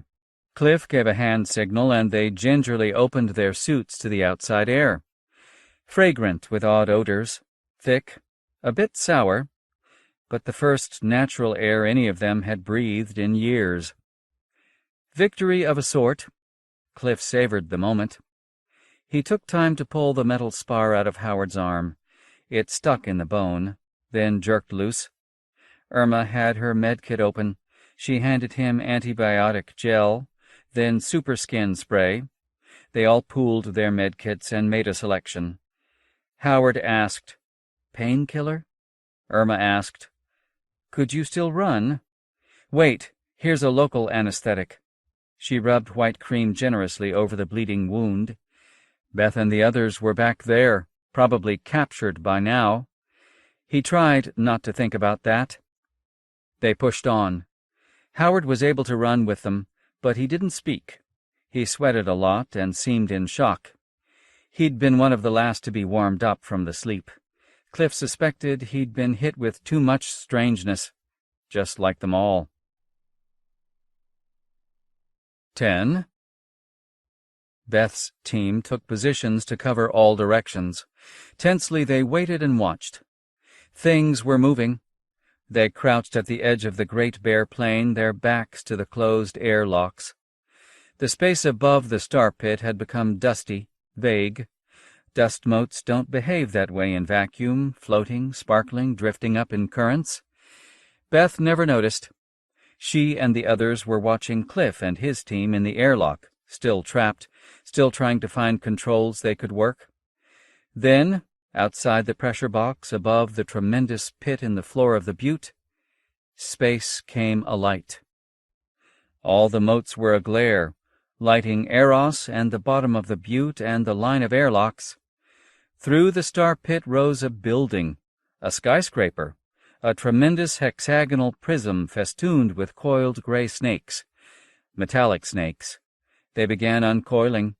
Some of them glared white at the head end, others ended in grabbers, mechanical hands, clusters of nostrils that might be little rockets or sensors. Beth and 3 others were inside the pressure box, up against the airlock wall.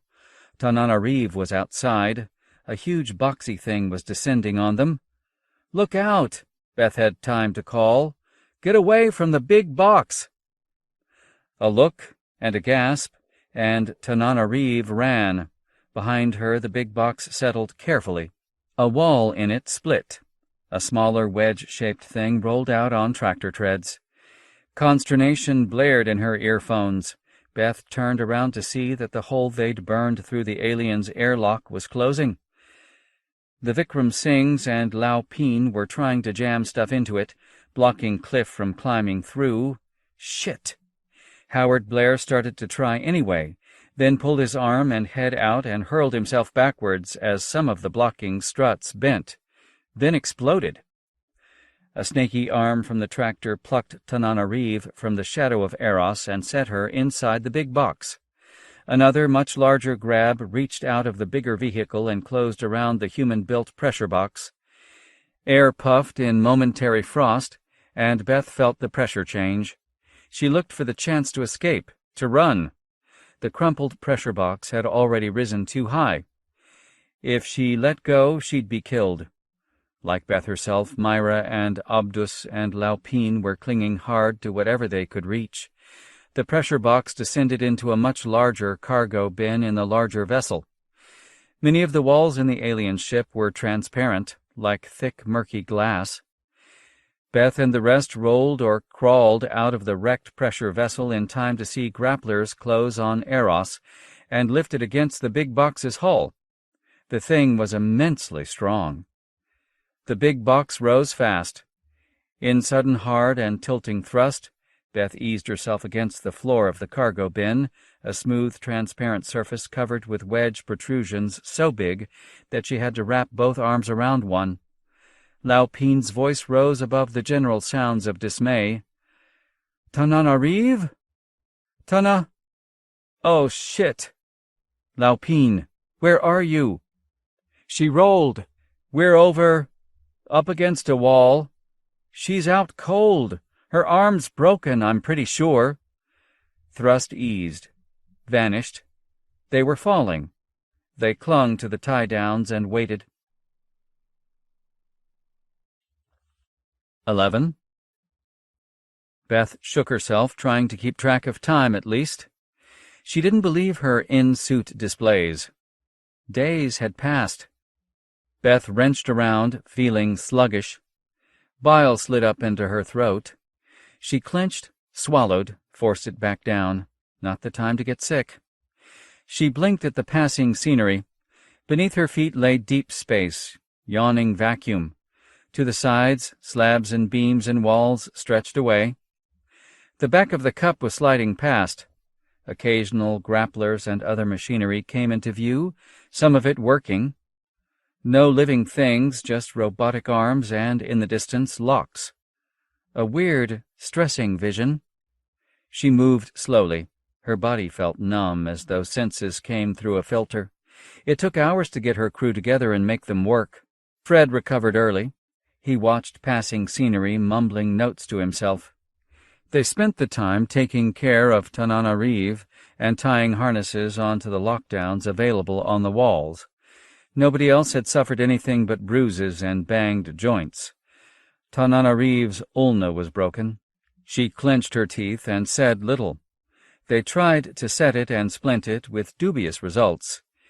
She had broken ribs too, but there was little to be done about that. Myra could inject painkillers through the suit.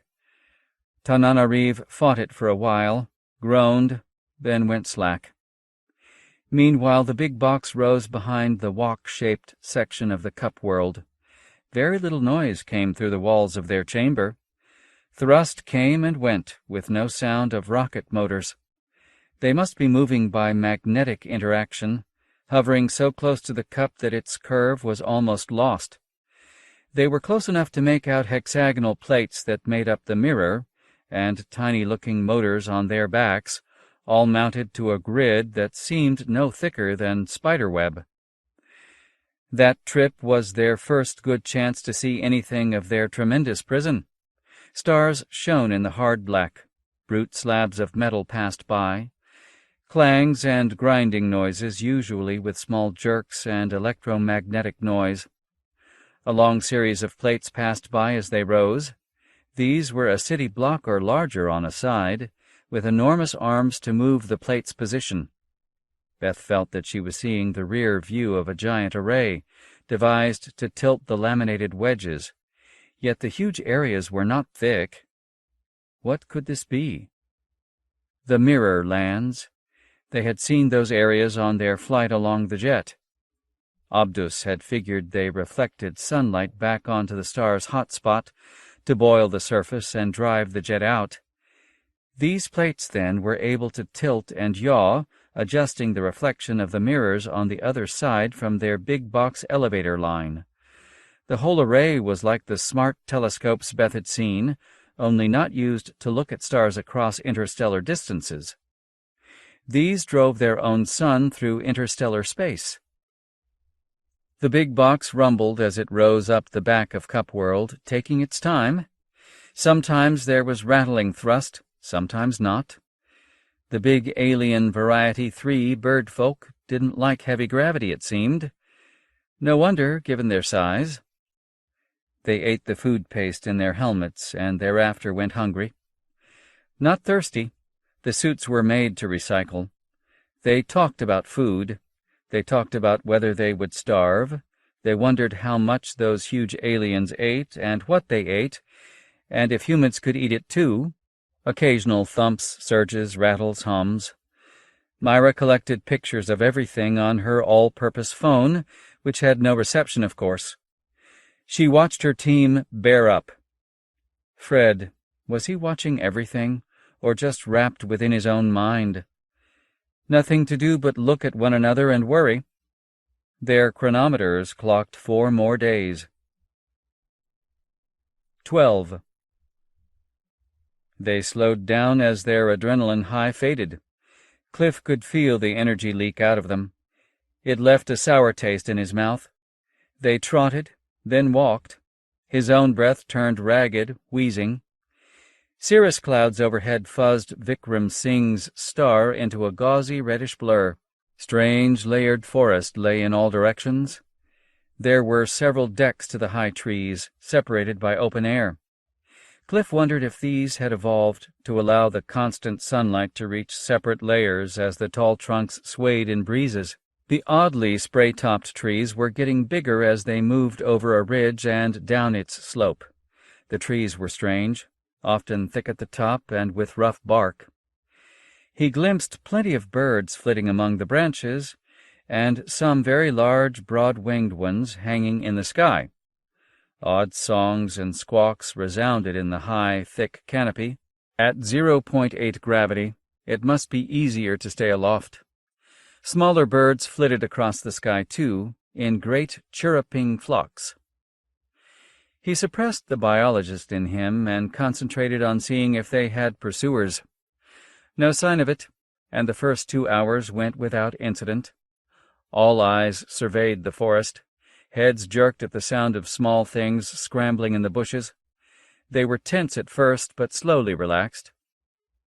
"We've got to live on the land," Terry said at a break. "Conserve our supplies. Cliff, you're the biologist. What can you see that we can eat?" "Can't tell at a glance, Terry. We need to do checks to see what here we can even digest. I've been looking for what's chasing us."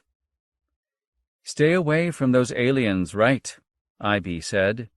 "We need to figure out what's going on." Cliff had doubts as to what was possible, but kept quiet.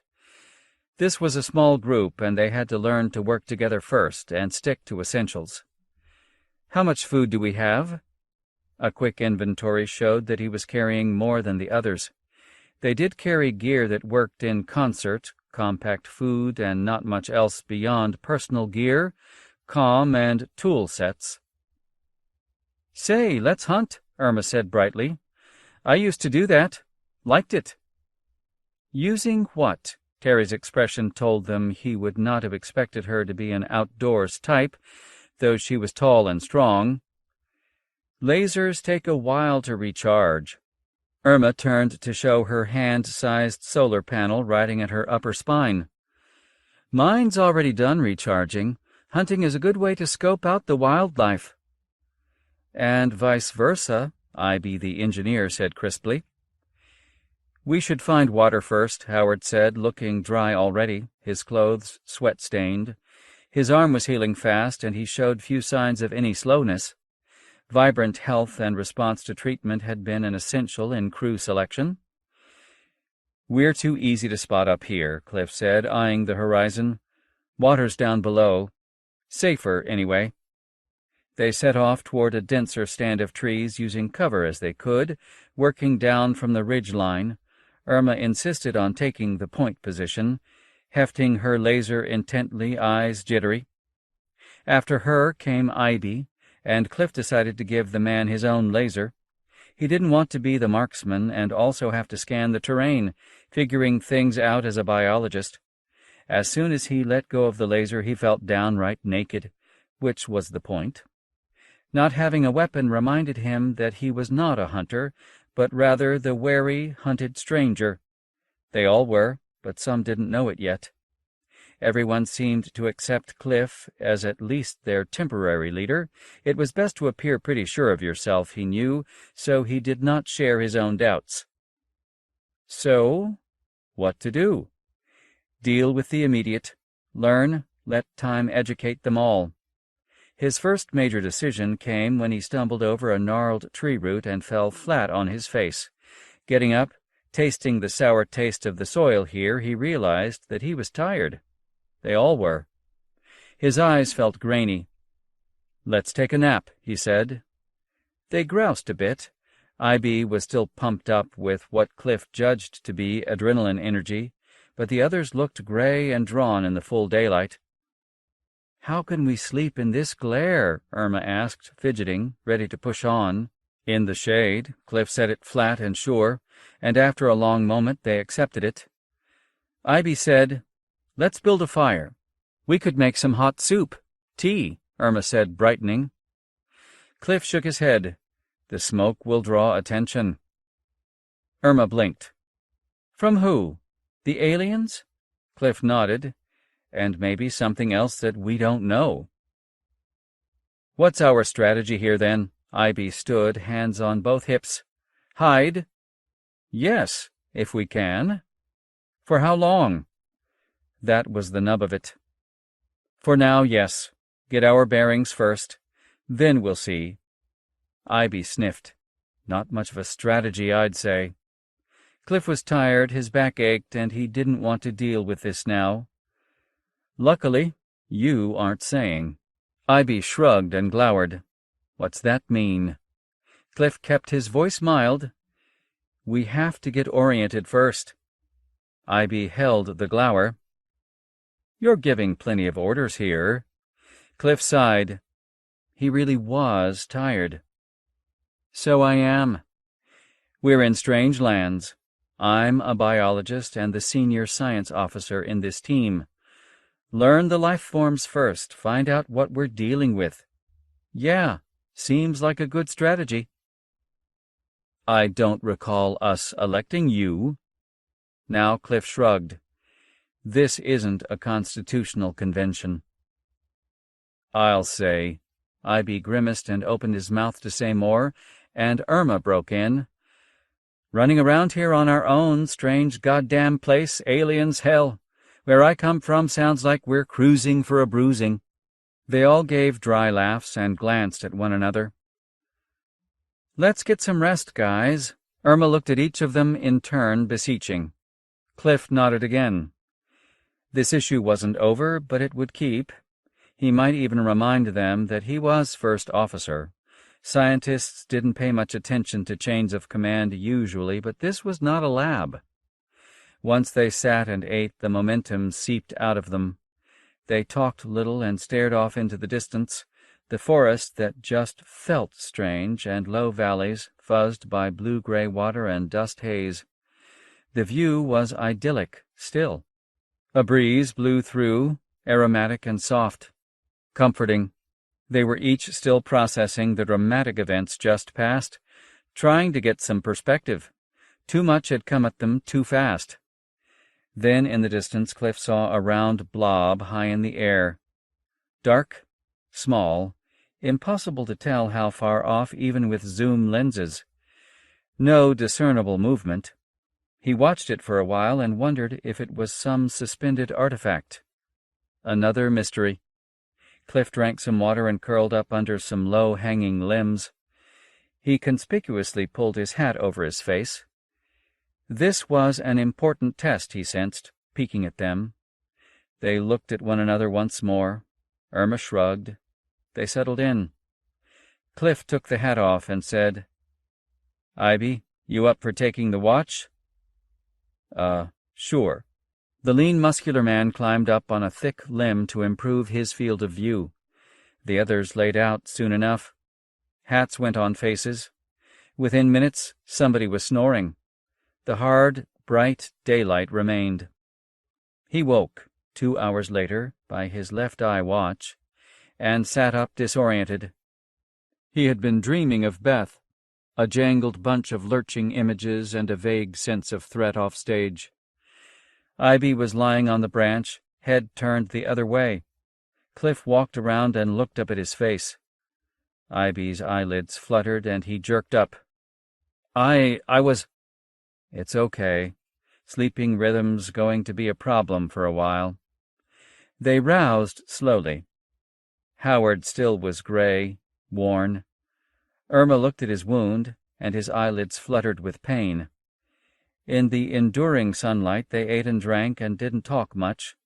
The air was dry and dusty, and a breeze had kicked up dust clouds in the distance. Cliff wondered how anybody could figure out the weather here.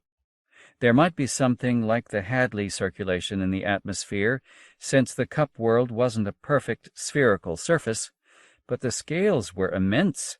Surface gravity varied over the entire hemisphere, but not solar heating. He found it hard to think through the atmospheric dynamics. It seemed unlikely that Cup World had seasons, no axial tilt. What carried moisture around, in what patterns? What happened to evolution without the seasonal cycle? He made them go downwind, slanting off the ridgeline. That way they could see whatever was interested in them coming up ahead.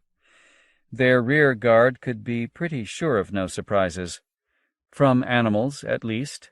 The sapient aliens were after them with smart technology, so they could come from anywhere.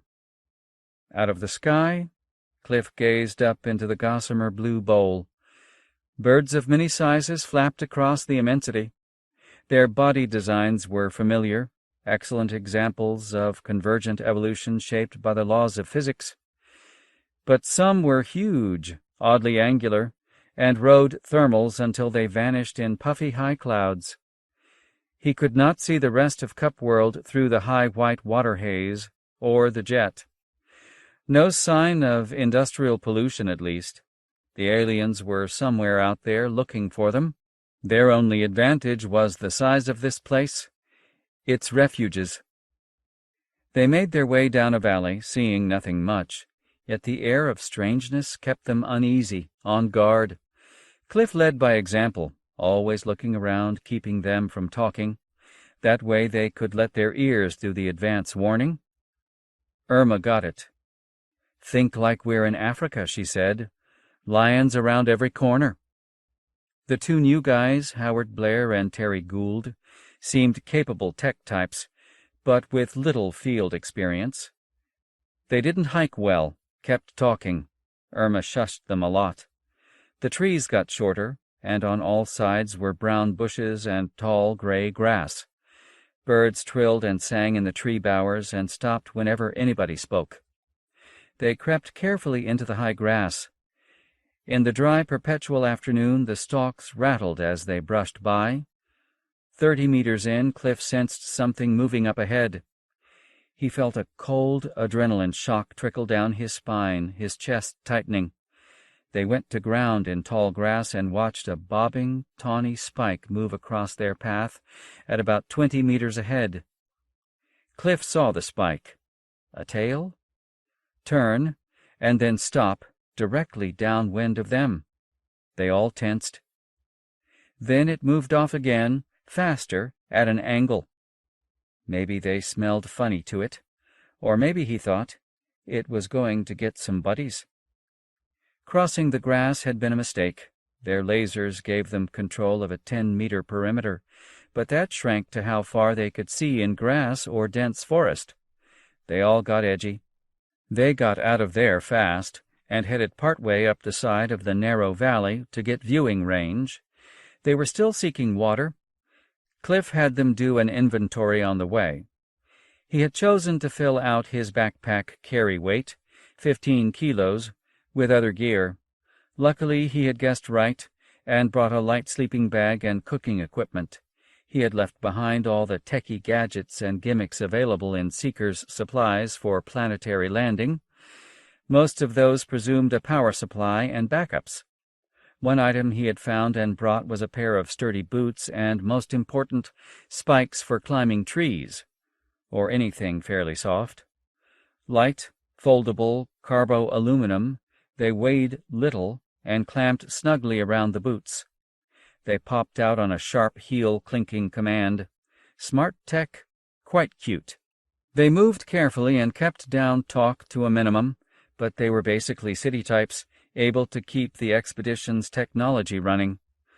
Not a bad group for this place, which was, after all, an enormous machine. Their attention wandered after the first hour. Without warning, something like a wiry, fanged, slick-skinned squirrel leaped down on Irma and tried to eat through her hat. Howard snatched off her hat by its brim and hurled it like discus. The squealing creature hung on until the hat landed in thorns, then dived into the briars and was gone. Irma snatched at her hat as if it would fight back. She was flushed and trembling. "Why'd it do that?" she asked. "It thought you looked like some tasty thing, I figure," Cliff said. He wondered what that thing might be, but kept the thought to himself. "Or maybe he liked your hat." There were worried faces all around. He waved the matter away and changed the subject. "Try to listen for water. Or better, smell it." "Smell it?" Ivy frowned. "Water doesn't smell." "Sure it does." Ivy and Terry really were a bunch of office engineers and computer types, he thought, living out their lives indoors. And they had been inside for a long time. Good thing they didn't have to learn to build a fire or make bows and arrows. Or at least not yet. Except Howard Blair, who was grinning at Ivy. Howard had run a private zoo and collected for it, too. A field guy, he'd know the smell of water. "It smells fresh, kind of," he said. They sniffed the air as they moved. Cliff wondered why they had seen no aircraft. It was the obvious way to search, and anyway, wasn't there routine air commerce? "Anywhere on Earth," they'd have seen commercial flights by now. He recalled a glorious week rafting through the Grand Canyon when the only sign of civilization was contrails scratched across the deep blue. But this place was alien, and they should learn from it. What had his mother used to say? Problems are just disguised opportunities. Sure, Mom. Maybe the natives were afraid of aircraft puncturing their atmospheric cap. He filed the puzzle for future study and went back to scanning the woodland they moved through. They were halfway across a clearing when something charged them. Irma got off a shot at something that looked like a giant red badger. The shot didn't slow it down much. Cliff and Irma both walked backwards fast. Without a word spoken, the other three ran for the trees. Irma shot at it again, and Howard, but it didn't seem to notice. It turned away from them. For Cliff. His fingers itched for a laser, but instead he ran for the nearest tree. He jumped, clicked his heels in midair, and had his spikes dug into the tree bark before he thought about it. Then he was up and over, just as the badger clawed up at him. He could hear teeth snap behind him. It was a pretty nasty beast, all big teeth and claws and temper. Smelled bad, too. Cliff scrambled out onto a thick limb and looked around. His team was intact, making for higher altitude. The badger hadn't gone after Irma, not after she hit its muzzle with a laser bolt. Ivy had been light on his feet and was now far up a big tree. They were spread out but safe. The badger jerked and snarled when Irma and Ivy gave it some encouragement to leave. Cliff could see the laser bolts spouting puffs of gray smoke from its fur. They could not get through the thick mat. Impasse. It prowled around their base trees for hours, spitting mad. Their laser bolts made it angry, but it didn't go away. Maybe it was used to awaiting game, Cliff mused, and didn't like to climb trees. The badger seemed mammal-like, but that was just appearances. Convergent evolution fitted life to niches, like marsupials compared to placental mammals. Similar forms, but completely different physiology. Finally, after much shouted talk, they started to quiet down. Fatigue again. At least it was shady here. He took a deep, moist breath from the twilight air beneath the trees and let himself relax. He could feel the tension ease from his back and legs. This was the first real rest he'd had since coming through the lock. A long time ago, yes. His stomach growled. He fetched out stiff blocks of protein-carb mix and munched them thoughtfully. Their taste burst with lemony richness in his mouth, and he carefully let himself have a gulp of water. Ah.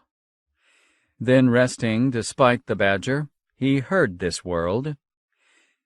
It buzzed, insects, and barked, predator pack signaling territory assertion, and twanged. What the hell? The symphony of life, singing strange in a colossal zoo.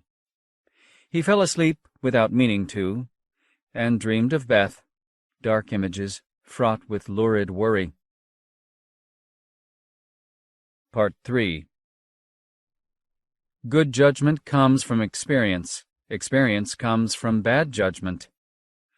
Mullah Nasruddin. 13. A surf one brought Mimor a delicious squeaker, fragrant with the scent of its own fear. She ate it with lip-smacking pleasure while she watched the invaders. The squeaker was an ample beast, about the size of the new invaders, but certainly far more tasty. This one was lightly spiced and big enough for a mid-wake meal, 6 or 7 bites. It had been preserved by radiation. Its taste was savory but slightly stale. It did not wriggle in a final gesture of its knowledge of the right order of things. Mimor paid no attention to the smaller bones that snapped as she ate. She would disgorge them later. She'd wondered if the invaders could do magical things, tricks beyond known science. This was most unlikely. They had not presented any real problems, though the folk had responded slowly. The aliens now seemed safely confined. One was injured or dying. Their gear was unfamiliar, but it seemed crude. They fumbled with their toys and jabbered endlessly. Primates always seemed to do that, as ancient bull records showed from similar adaptations of the four-limbed. In their simple forms, it made them easier to hunt, though they never seemed to learn that. The group that escaped had shown not cleverness, but panic. Mere luck had aided them. But luck was occasional. No matter what their strange origins might be, their frenetic movements showed intelligences not able to deal with new elements, or incapable of planning, and even worse, sin. Perhaps, indeed, the only true sin. They were dull creatures as well. They had no coloration feathers, indeed no feathers at all. Camouflage was therefore beyond them. How simple! From what odd world had they descended? They seemed incapable of conveying meaning with even their elementary skin signals, and so incapable of nuanced speech. Talk from their wiggly mouths and antic hand gestures had to somehow suffice. The females displayed mammal signatures, bumps and curves, and lesser mass. Curious. How did sexual selection occur? Through such constricted pathways? What sour, diminished channels they used. And so tiny. Memor wondered how to teach them to speak the tongue. Of 6 astronomers and twice that many surf ones, only Memor had been trained in trans language. She had long thought there would never be a chance to use her training. Vast time would pass before the world came near target, where they expected to find their first intelligent species in many million folds of time. Now Memor's translanguage and neurological sensing arts would advance her prospects. Her pulse quickened agreeably. The target folk were powerful. That much was obvious to any telescope array, but they had never shown interstellar ambitions, judging by the lack of visible fusion torch signatures near their star, or large constructions. Still less likely was this startling appearance of visitors. Such were discussed in the long records, but none had come for a countless time, until now suddenly from behind. A crafty approach. The astronomers were plainly disconcerted by their drawing near. A vast failing, really. Yet now that Memor was female, all seemed somehow clearer. This was an opportunity. But at first it was not Memor's, for it had not been Memor's watch for many, many turns. Plus, she had been he in those times, and thus had less judgment. Yet she, in the racked torture of the change, had seized the moment, banding with others of the dancers, and so now could show her newfound abilities in judgment. This would surely help her career. The prospect warmed her, beyond the pleasure of anticipation. She was on the cusp of a great era. Of that she was sure. Memor had been trained long and diligently in translanguage because one of every generation must be educated to pass on the skills. She'd never hoped to use those elaborate methods of transcending ordinary language, designed in antiquity for speaking with these target species, these candidate target folk. The bowls beamed transmissions at the approaching ship and at the target had never been answered. But that did not reflect a failing of translanguage. There could be many reasons why the target folk did not reply. Or were these aliens target folk at all? The thought struck her, apparently, from her undermind. She would have to trace its origin. No doubt they might be from the target's sun, still scores of light years ahead. Memor's great heart thumped agreeably at the very idea. But their big ramship had come from behind the world, unless, of course, they thought to conceal their origins. But Memor was sure routine astronomer observations would have picked up their fusion plume had they approached from the target direction. Call these chattering things something else for the moment, then. Call them late invaders. There were feeds from cameras in Sector 1126. Mimor watched in hope of learning more. A second group of late invaders was running loose there, but for 5 wakes they never came near a camera. Perhaps they were more clever than they seemed at first? There must be living invaders in the big ramship, too. Mimor watched it on her input screen as it now arced around the sun, shedding momentum, grasping its way forward with magnetic claws. She had wondered if it would come back, if it would attempt rescue of its small invaders. But in over 5 wakes it did nothing but maintain its almost orbit, thrusting a little against the pressure of stellar gas. Perhaps they were benign. For now. Mimor bristled her feathers, air humming richly through them in a darting pride song to match her thumping heart. Joy of life that brings such opportunities. She opened her undermind, a narrow window for now. This could refresh her thinking. It was like a sudden shaft of crimson light, startling to her overmind. She could feel thoughts and emotions wrestling endlessly there, combining and mating, a rich bed of vibrant murk. She thought of these roiling notions as a sort of food for her overmind, endlessly wriggling. So different, so oceanic, as female. Deftly she dipped in. Notions purred. Slick sounds keened at moist harmonies. Richness. She might need some new combination of previous ideas properly cast in a pale glow of fresh scrutiny to deal with this emerging situation. Perhaps she would even have to let the undermined churn until it produced something fresh. That had happened seldom, but the possibility was exciting. Mimor would come into her own then, her talents in demand. She could ride her undermined to become perhaps even overlord. Thus did astronomers rise in the pyramid of status. Moving the invaders was going to be tricky. She needed ideas there, yes. Mimor wondered how long they could go without food. They couldn't eat anything through those pressure shells, could they? Better to get them out of the vacuum. And now the surf ones were docking the maintenance craft. Carefully they worked, with much worried chatter, afraid of giving the slightest offense to their superiors, as was proper. The invaders offered no resistance. There would have been no point, and this behavior showed some modicum of intelligence, plus that rarer quality, judgment. Compared to those who escaped, these might be a superior type of primate, if there were such among such a ragged, hairy species, lacking any of the lushness that came from alluring feather discourse. 3 huge astronomers surrounded them and urged them forward with stamping feet. That signal transcended language. The invaders moved, half carrying, half towing the injured one of their kind. They huddled close together, puny things overawed by the size of the astronomers. Their anxious primate gestures gave them away. 7 much smaller surf ones went ahead of them through the airlock, carrying gear.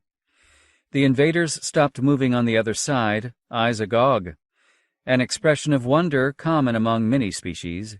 Perhaps they were startled by the contrast. Grass and huge trees and vast flocks of wide-winged birds, all in microgravity. Mimor saw that teams of surf ones had set up a force fence. Excellent. The invaders were properly imprisoned.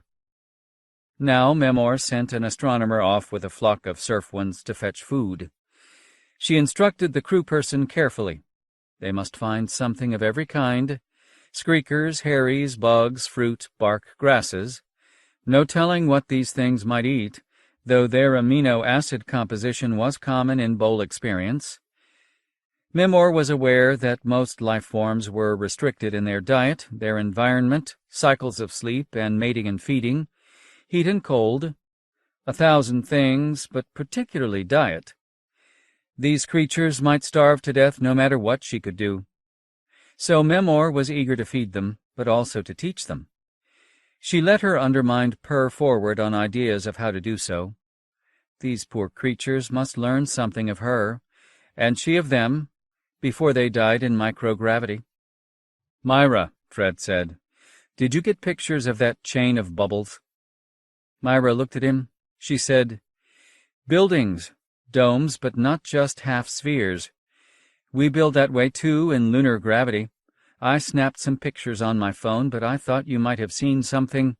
Fred said, "I was too sick and hungry. Didn't notice."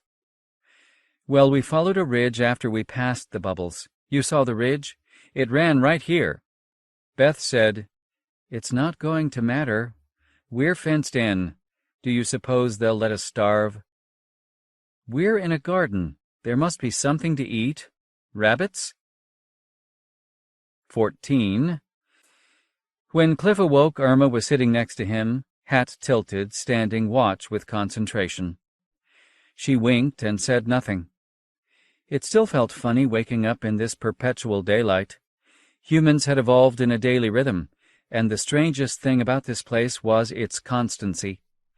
No sway of day and night, no dance of the hours. The sun stood still, a permanent glare in the sky. He could read nothing from the slant of sunshine since it never varied, and he missed the sunsets of the California coast. Living in perpetual day was the ultimate jet lag. It never went away. He knew from Earthside experiments done in preparation for starship building that people in constant illumination tended to develop longer sleep cycles. Above, the scratch across the sky that was the jet bristled with festering luminosities.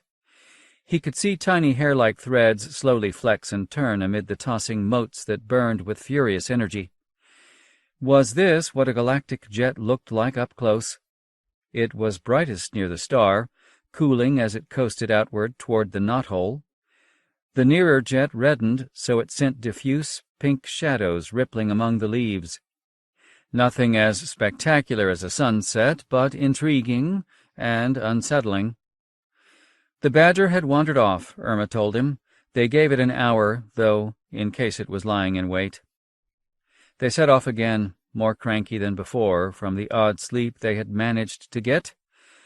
Like a clotted rain forest, the dense copse of slender trees enveloped them in moments, fronds and puffball clumps blotting out the sky.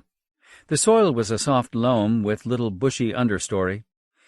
This reminded him of dry eucalyptus groves in California, still and aromatic and whispery. The smells were tangy, odd, not at all like the medicinal eucalypt aroma. Game paths laced through it, hard-packed dirt with some brown droppings. He sniffed some. Turds appeared to have a universal pungency, the same basic chemistry, he surmised. And more than game could use these bare throughways, or stalk parallel to them. He waved to the others, and they angled away from the easy game paths, not without some grousing. "Carnivores lie in wait along these," he explained in a whisper. "We might look like tempting game." "We're primates," Howard shot back. "And nothing ate monkeys in Africa?" he retorted. When he started his field work in grad school, he could barely tell raccoon tracks from bobcat. Now he knew earthly tracks and scat, and had been automatically cataloging what he saw underfoot here. Alien tracks fell into the same general categories, hooved and padded and bird-like, but some had spindly hexagonals which he could not fathom. Scat looked pretty much the same. They saw some game, too. These were flickers of tawny flanks among the trees, glimpses of hides with natural camouflage that faded away into the hushed silence. Howard whispered that maybe they should shoot one. "And carry it along," Cliff answered. "We can hunt when we set up camp." "Near water," Irma said. Cliff nodded. They passed under a chattering locust in the high branches and stopped to gaze upward through binocs. "Monkeys," Howard said, "swinging around with big tails." "Really?"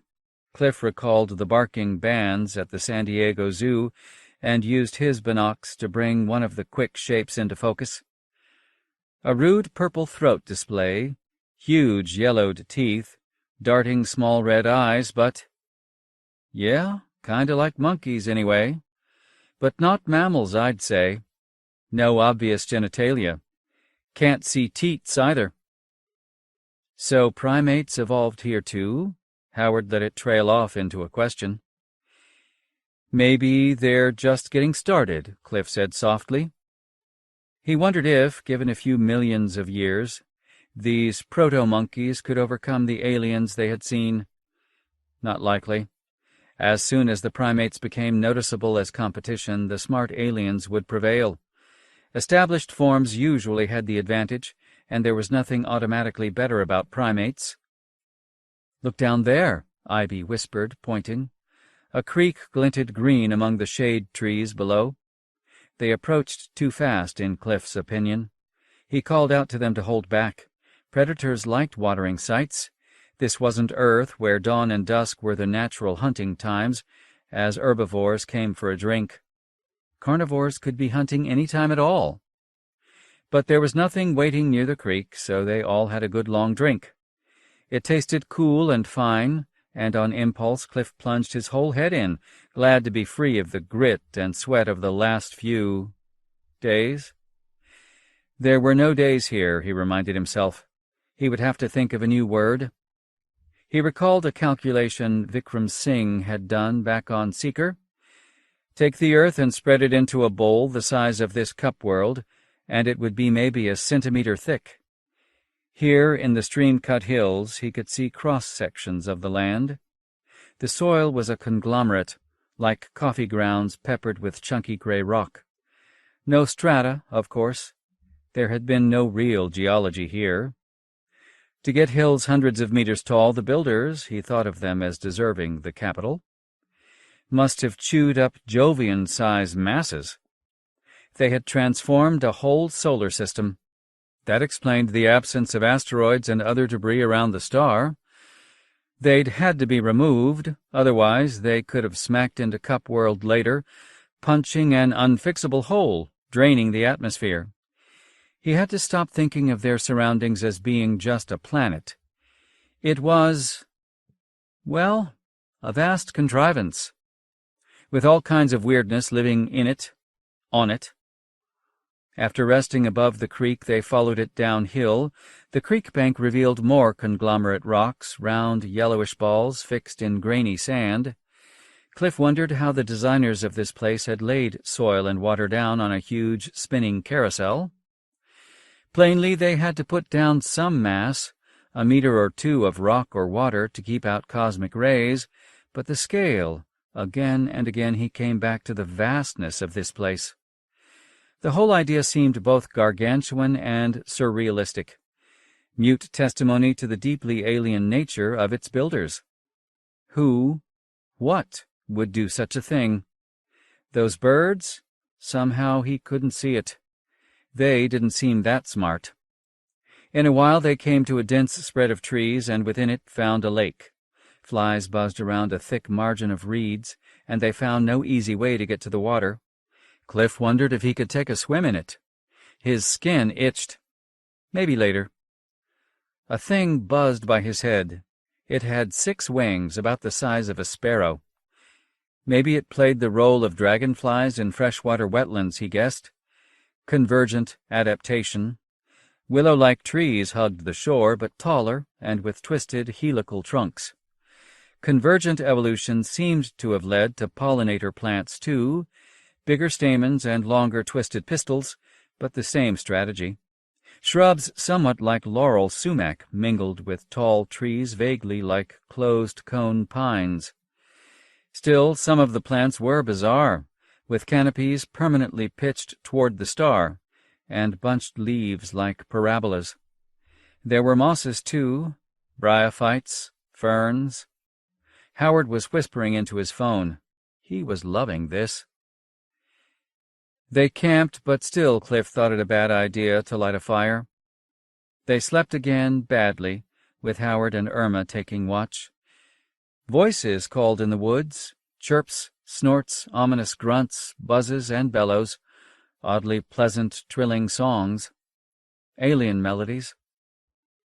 They circled around the lake, keeping to bristly brush and trees. They were getting better at keeping a clear field of fire. The badger had taught them well. 3 people covered while 2 moved, then the reverse. This meant eyes caught any reaction among the nearby foliage. They startled game, but did not fire. Sharp odors welled up from everywhere, and peculiar fowl flitted noisily. They honked and sang and sometimes sounded like fire alarms. Cliff noted that there seemed to be plenty of small birds darting in and out of the bush branches, slipping their pointed snouts into the many long-tubed, sweet-flowering plants. Never was there a species he could recognize, yet the patterns were recognizable. Sunbirds, hummingbirds, same strategy. When threatened, some fluffed up their feathers to make themselves look larger and barked odd calls, territorial defense, as in most nectar-eaters like orioles. Others had the sharp beaks of those who preyed on insects, like wrens, or the short triangular beaks of seed-eaters, like finches and sparrows. Evolution here had produced skills similar to those on Earth. He found this reassuring. In the lesser gravity, birds had apparently beaten out many land animals. They were bigger, too, fat and confident. Apparently, a 10% or so difference in local G made a big change in the balance of living types. He'd have to talk this through with Howard when they had the chance. He had seen flying frogs leap from stream levels to high branches, flapping short distances on webbed legs. The predators of the high sky hovered long before they dived, able to sustain their altitude with big, slow-flapping wings. The insects here were bigger, too, for some reason, though with the same many-legged gaits as on Earth. This was indeed a different place. And how different, how truly alien, they could not fully know yet. Plus the smart bird aliens. Was he being narrow-minded at first, thinking smart birds unlikely? But of course these were huge bird-like ones, and he had not seen any fly. Maybe they resembled ostriches who gave up flying and gained technology. Howard held up a hand, pointed, hunkered down. They were getting better at hand signals. Along a narrow stony beach lay some long reddish-brown things like bulging crocodiles, lounging in the perpetual noon. They grunted as they moved. Their bodies were long and scaly, with a short, blunt snout. A lazy yawn showed many serrated yellow teeth. "Those are for tearing chunks out of big prey," Cliff whispered. "Our crocs dine on small fish, chickens, small pigs. These eat bigger things." "Let's give them plenty room," Irma said. Ivy pointed. "But what's—" It rose out of the deeper dark water. A long neck uncurled upward, with strands of weeds dripping from its flat, rubbery mouth. The brown eyes gleamed with wet curiosity as it looked at them, mildly interested but taking its slow time. "An herbivore," Cliff said, awed. "Like a—" "Dinosaur," Howard supplied. "What the hell kind of place is this?"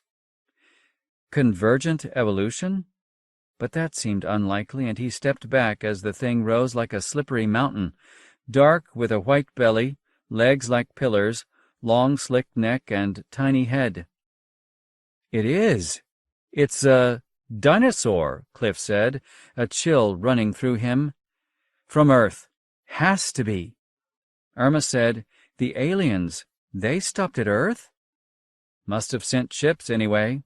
They must have picked up some of our Earth's ecology," Howard said, as if entranced, eyes rapt, prophesying.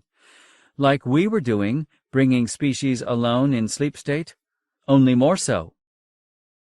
"It's interested in us," Ivy said, taking a step backwards. "How do we know it's not a meat-eater?" Irma said. "We don't." Terry turned to leave. "Their native ecology here must be overrun with alien species. So, Cliff, it's too good, this place, too like Earth. That's why. They imported Earth life." "Maybe. Maybe," Cliff said, grimacing. "Reassuring, isn't it, if that's the explanation?" Irma backed away, too. "Let's go." Cliff smiled. "Don't miss the lesson. We can eat some things here, and it can eat us." "You know," Irma said, They could have just hauled some dinosaur eggs and other life here on ships passing by our solar system a long time ago. Cliff nodded, eyeing the massive, slow shape with fascination. It grunted. So the Earth forms could have taken over parts of the cup world and lasted this long. The huge thing sluggishly waded toward them, pausing to rip reeds and lily pads from the water and gulp them down. A muddy reek came from it on the soft wind. It was slow but steady, and Cliff motioned them to back away. "It's a herbivore, I'd say, but interested in us." "Not for eating, though," Howard said. "So why?" "If it steps on you, what's the difference?" Ivy was moving faster, towing a grunting Howard by his belt. They got away from there. Irma led the way, in case some predator moved to block their exit. None did. They faded back into the forest. Cliff now felt apprehensive. He realized that they had been taking this place as a pseudo-Earth, and indeed in many ways it was. But that also meant it held forms that summoned up in them ancient fears. None of them had seen dinosaurs except in movies, but the sight of one tapped also into a deep reservoir of primate vigilance. Ivy said, "Now we know the trajectory of the cup world better. We extrapolated a naive straight-line trajectory and folded in star motion, too. It may have been near Earth over 60 million years ago." "What's near mean?" Irma asked. Ivy rolled his eyes as he calculated, adjusted his hat, shrugged. "Say 5 light years? How old was that dino back there, Cliff?" "Maybe 100 million years ago. I don't recall the classification or the dates real well. I'm a field biologist." Abruptly he laughed. "Didn't think at the time I'd have any use for those paleontology classes." In a clearing, Irma automatically moved to their right flank and said, "You know, Earth wasn't in the same place in the galaxy 100 million years ago, so Cup World might have been following some different trajectory, not just some straight line from Earth to here." Howard said, "Right. Stars move a lot in that time." Irma kept a wary eye out, whispering, "Face it, we don't have a clue what these aliens, the smart ones I mean, are doing. Touring the galaxy on a slow boat? What kind of mind does that?" "A slow mind," Terry said. Cliff had noted that the man didn't say much. When he did, it was well thought out. "Maybe an immortal one?" "As a biologist," Cliff said, "I kinda doubt that anything lives forever. Once you stop reproducing, the force of natural selection stops working. Traits that gave you short-term benefits come back to haunt you." Irma said, "But if you have biotech galore—" "All bets are off," Cliff admitted. "Maybe the builders, that's what I call them, the ones who made all this, lived pretty damn near forever. But Cup World has been on its way for at least millions of years, maybe even 60 million. That's when the dinosaurs died." This sobered them all as they made their way upslope, keeping their eyes on the surrounding forest. Cliff recalled a training hike into the Ecuadorian rainforests he had taken while he worked on his doctorate. The instructor had told them that the 3 weeks they spent upriver of the Amazon would be meet-yourself experiences, and that seemed to capture a deep truth. Exploring made you know yourself better, like it or not. Self-knowledge is usually bad news. Without warning, a leathery thing the size of a greyhound came at the point man, Ivy. It ran quick and sure, as if it had preyed on something that looked like them before. Ivy shot it at a 1-meter range, blowing a laser hole in its forehead. The big yellow eyes of the thing fluttered and it fell, kicking, rasping out a last breath. It looked like a reptilian dog, scaly and tough, with thick haunches and a powerful set of clamping jaws. They stared at it. "Good shot," Terry said. Irma said brightly, "Let's make a fire, roast up big chunks of meat." Cliff worried about detection but didn't stop them from gathering wood. Their amino acid scans had shown the basic same as Earth, and DNA had the same structure too. Maybe they were universal? An old folk song about moonshine cooking rang in his mind.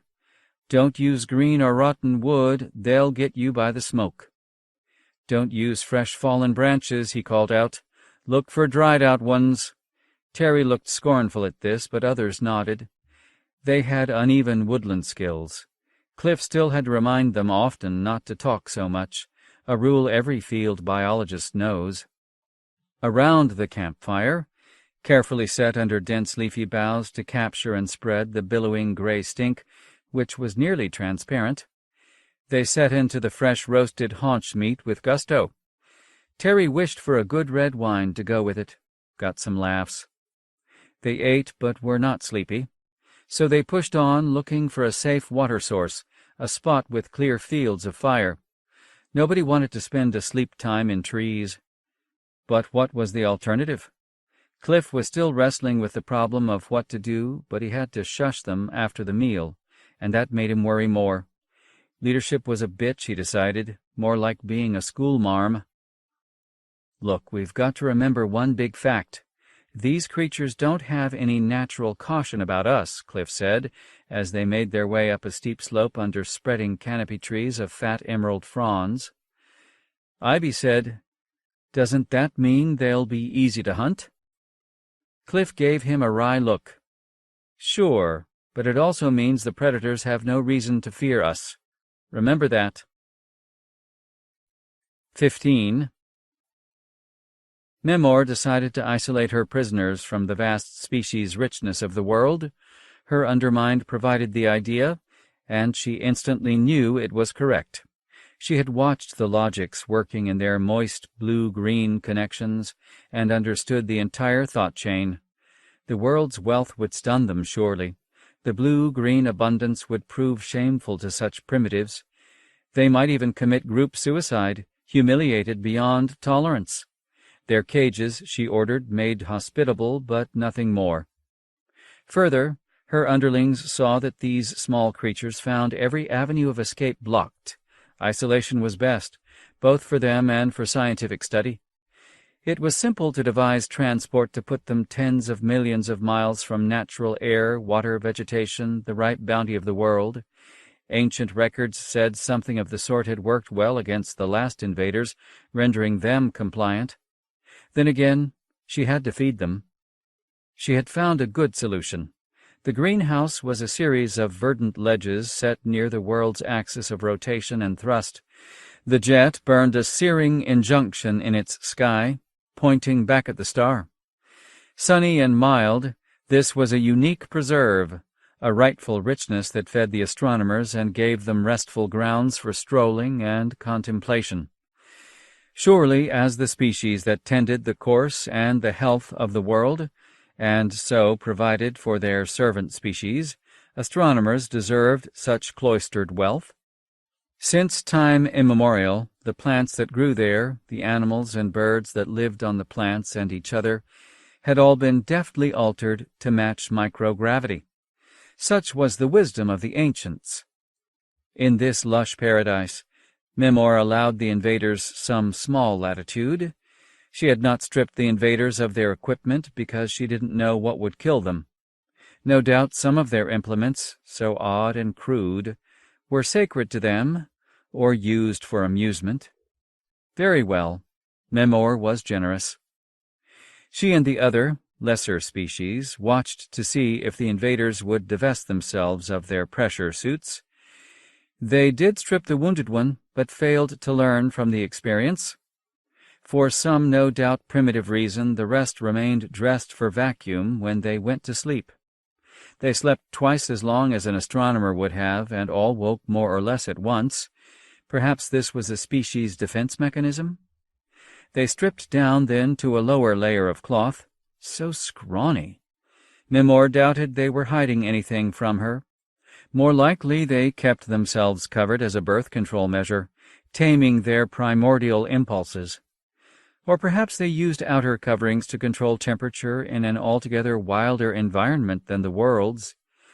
Lesser species of the world had similar mechanisms and could even use simple tools. Memor watched carefully as they designated a toilet area and used it in turn. No sharing. Perhaps a status ritual? They tried various bits of what Memor had set for them as food, an elaborate crescent array that would serve as a biology lecture, too. They did not eat grass or bark or water weeds, but they did eat an amazing variety of higher protein content foods. Omnivores. Memor had once wondered if they could feed themselves at all. In the world there were species that could not. They needed servants who could process and serve food. Biology had many strange flow streams. Some of what they had were tiny cameras. Memor watched them making records of what they saw. They spent much of their effort recording the arrays of possible food sources. When she knew they used meat and knives, she supplied whole carcasses. They photographed these and the dressed and cooked meat, too. Plants raw and peeled. Servitors and Memor herself. Her lessers had returned with reports on the cell cultures harvested from the late invaders. The late invaders had similar methods of genomic patterning methods. Was DNA a universal then? Memor knew that it was not, but they could come from one of the seed worlds the ancients reportedly tried to fertilize. Memor wondered if these late invaders could genetically engineer tools and machines not to degrade in a biosphere. The ancients had bequeathed enzymes to synthesize devices, so the world grew apparatus needed by the folk. Turning sunlight and water into machines was the higher way, and these late invaders did not seem to have mastered that pathway to greatness. They might be able to edit genes or transplant them to another crop. Such was simple. But their devices did not have the elegant cast of grown apparatuses. So they quite probably ate simple foods, too, and lived lives of primitive needs, yet built ram scoops. Memor pondered this and decided to try fish. She ordered, admitted to their ample cage, some varieties with appropriate chemistries. No need to not be generous after all. They should be made comfortable in their final days. 16. Coarse, smelly, wet soil stretched away, embedded in a gray metal mesh. You couldn't call it the ground, Beth thought, not in almost zero gravity, not with a straight face. More like a sheet of stucco with plants growing in it. The stuff ran away from them in muddy sheets for what looked like thousands of kilometers. She had climbed into one of the spindly triangular trees and surveyed the landscape. The soaring fence was far off, tens of kilometers. Beth judged that it ran up as far as the plastic sky. It's as if they've imprisoned us in a dull, wet, brown Australia, Myra said. Lots of room, lots of space to hide. Obdus grumbled. We're about to starve to death, too. Working on it, his wife said, grinning. Laupine said, Let's at least get out of these damn suits. We can do a better splint job on Tananarive. In the early, fractured talk, the big one in charge identified itself as astronomer. A rank, apparently. She, definitely a she, a slit wreathed by crimson feathers, used star charts and pictures to make the point, assisted by slowly pronounced words in their language of grunts, call, piping songs. The fourth variety of locals Beth called porters. Like other varieties, they were feathered like flightless birds, but built more like lizards. Their limbs and toes were long and limber. In the near free fall here, they were still flightless, but they could leap long distances. The astronomer, whose close name was Memor, had shown them this right away. Beth thought this might have been some kind of display to instill submission. Certainly the long, hooting calls Memor gave sounded joyous and dominant. Most of the other astronomers wore harnesses and used them for carrying. The big third variety who led them was a hunter. Was the alien a he? Or she? Where were the genitalia? Anus under the tail, just like Earth's birds. Call it he, then. He carried a long-tubed gun and gleaming curved knives. He looked like an efficient killer. They never went past the fence. The porters did the carrying. In short order, they came straggling back with small corpses and bigger slabs of meat, and roots and fruit and grain and twigs all gathered at the astronaut's direction. The astronomer had big, nimble, four-fingered hands, though she wasn't doing much with them. Porters did most of the work, and their long hands were dexterous too. They laid their loot in a pattern, a long arc, plants to the left, meat to the right. Swallowing saliva, stomach rumbling, Beth waited for them to finish. The porters backed away.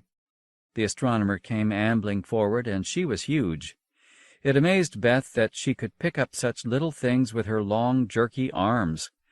Bunches of grain, a ravaged muskrat-like corpse, a small globe that looked like a striped melon. The moving mountain picked up something and grunted or trilled, raised it toward her huge, thick-lipped mouth, and made a warbling, keening sound, the same sound each time for that gesture. "Eat?" Beth wondered aloud. The astronomer made a deep bass sound, gestured with an arm.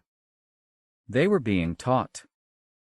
Until Lao Pin snarled a curse, stalked forward under the astronomer, and reached up. People froze. Beth waited for him to die. The astronomer dropped the little melon. Lao Pin caught the melon. He held it up and brandished a knife big enough for killing. "Melon! Knife!" He cut the melon. "Cut!"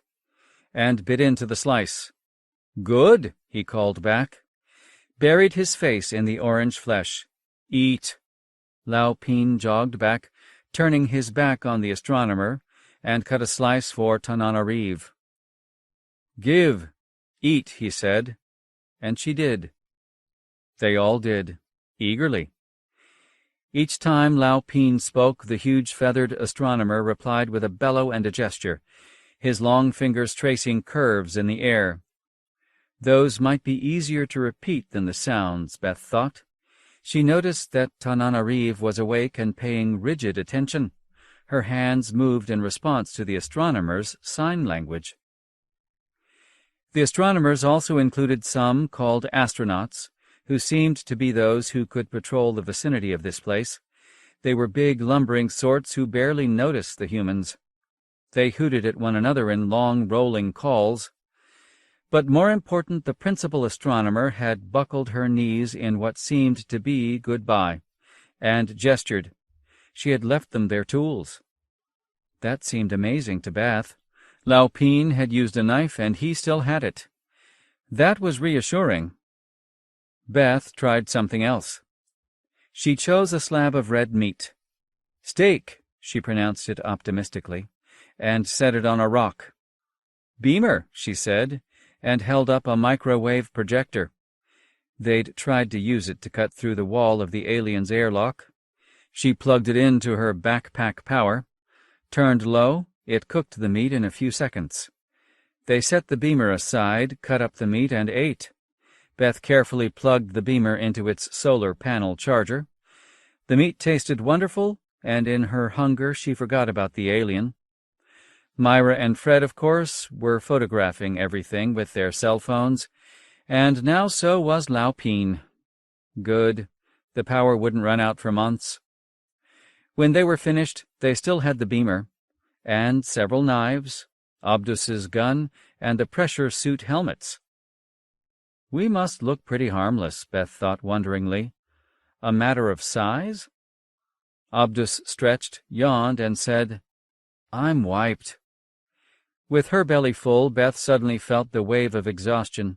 She thought, "Don't be silly, it's only—" Well, duh.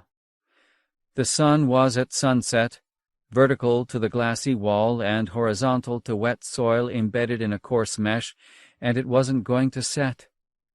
Ever. She called to the astronaut, "Sleep," and to her companions, "Sleep." Memor spoke a word. She watched, and when she saw her captives turn unresponsive, she turned toward the airlock. Beth tried to watch her, but her legs dragged. She felt so very tired. So did the others, she could see. It was logical. They were trapped, depressed, so took refuge in sleep. It made sense. Let their unconscious selves sort out all the new, strange, and alarming. No reason to fight it. 17. They had a long slog through the rumpled hills. That took days. Without more understanding, they had no plan, no destination. They needed to learn.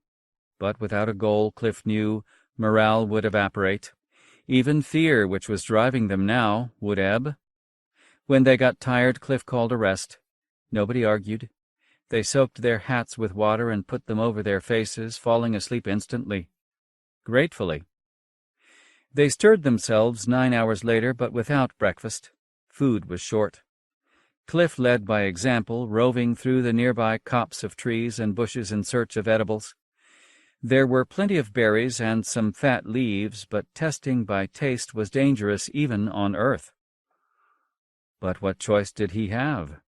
He smelled them for sourness, tried a tongue touch, and if all seemed unthreatening, would bite in. Sometimes this worked, with berries and the fat-leaved plants, and he got a sweet burst of juice. Other candidates stung like mad, and he quickly washed them away with water. He did this several times, returning with a hatful of berries or flavorful leaves. He made them memorize the plant features before eating. The others welcomed fresh food, and some caught on, following him in his prowling. Irma was best at this. The guys seemed to think that they were cut out for hunting. Howard and Terry said they had some experience. Cliff half listened to their bragging amid a discussion of guns. He had glimpsed something large in the bushes, a quick flash of brown hide, then a soft flurry that sounded like hooves, fading. If this had been Earth, he would have guessed it was a deer. Howard and Terry went out together, making a show of it. Surprisingly, within an hour, they brought back something that looked like a large rabbity grazer, furry and with ears that pitched upward from the flat, level skull. Cliff looked at the odd ears that cupped skyward and realized that they must be for hearing birds. Diving predators, probably. He had never seen such an adaptation on Earth. It was testimony to how important flying was here. Skinned, the critters had interesting skeletal structure and internal organs. Cliff sectioned them out and tried to understand how they worked. Odd fans of bones, lumpy organs with no apparent function. Some made sense, most not. He needed a real lab. They cooked the pseudo-rabbits over a small fire, taking care to keep it hot and show no smoke. Under some spreading canopy trees, the little smoke that did rise got trapped and spread, so they hoped nobody could see it at a distance. Cliff thought they needed their spirits lifted a bit, and warm food again did the job. The meat was tasty, dark, and gamey, and very welcome. "See anything that looked like a deer?" he asked them. Terry nodded. "How'd you know?" "4-footed at least, and meaty, but it had teeth." Howard added, "and antlers. Looked pretty weird. Kept sniffing the wind like a predator. Looked like more trouble than it was worth." Ivy said, "We should save our lasers for defense anyway. I thought we should have tracked and cooked that badger thing we shot before." "It looked hard to kill," Cliff said, "and we were in a hurry."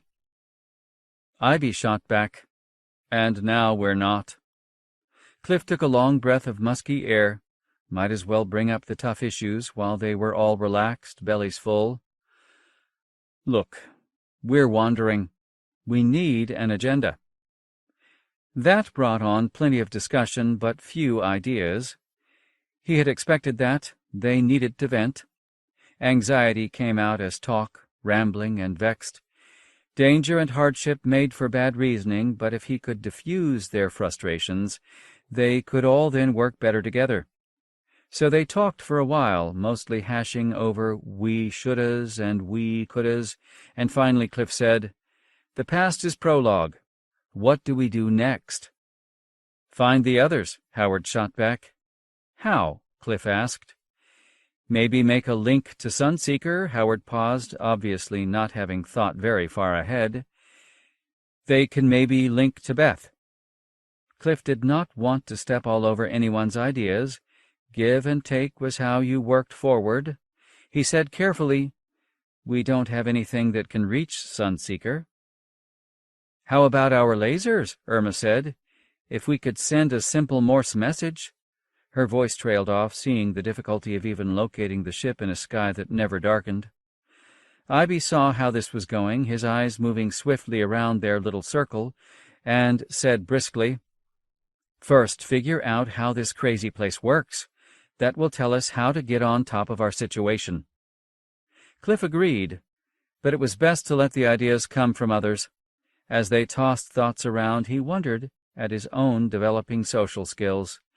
His career had focused on technical abilities, mostly useless here, not management ones. Here he would have to get this little band through unknowable threats, much harder than just keeping employees happy, a task that had always bored him. But this was lots more interesting, and nobody else seemed to want to lead.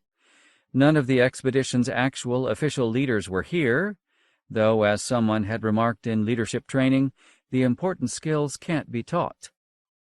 They kicked this around for a while and finally agreed to what Cliff thought was obvious, without his having to say a word. Good. But talk took time, and he doubted they had a lot of time to spare. The next 2 Earth days they spent moving warily across the strange yet oddly familiar landscape.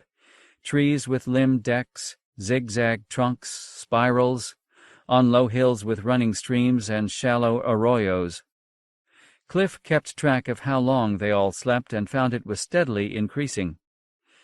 Irma commented on this. "You know, they did Earthside experiments while preparing for starship life. People under constant illumination had sleep-wake cycles that got longer and longer.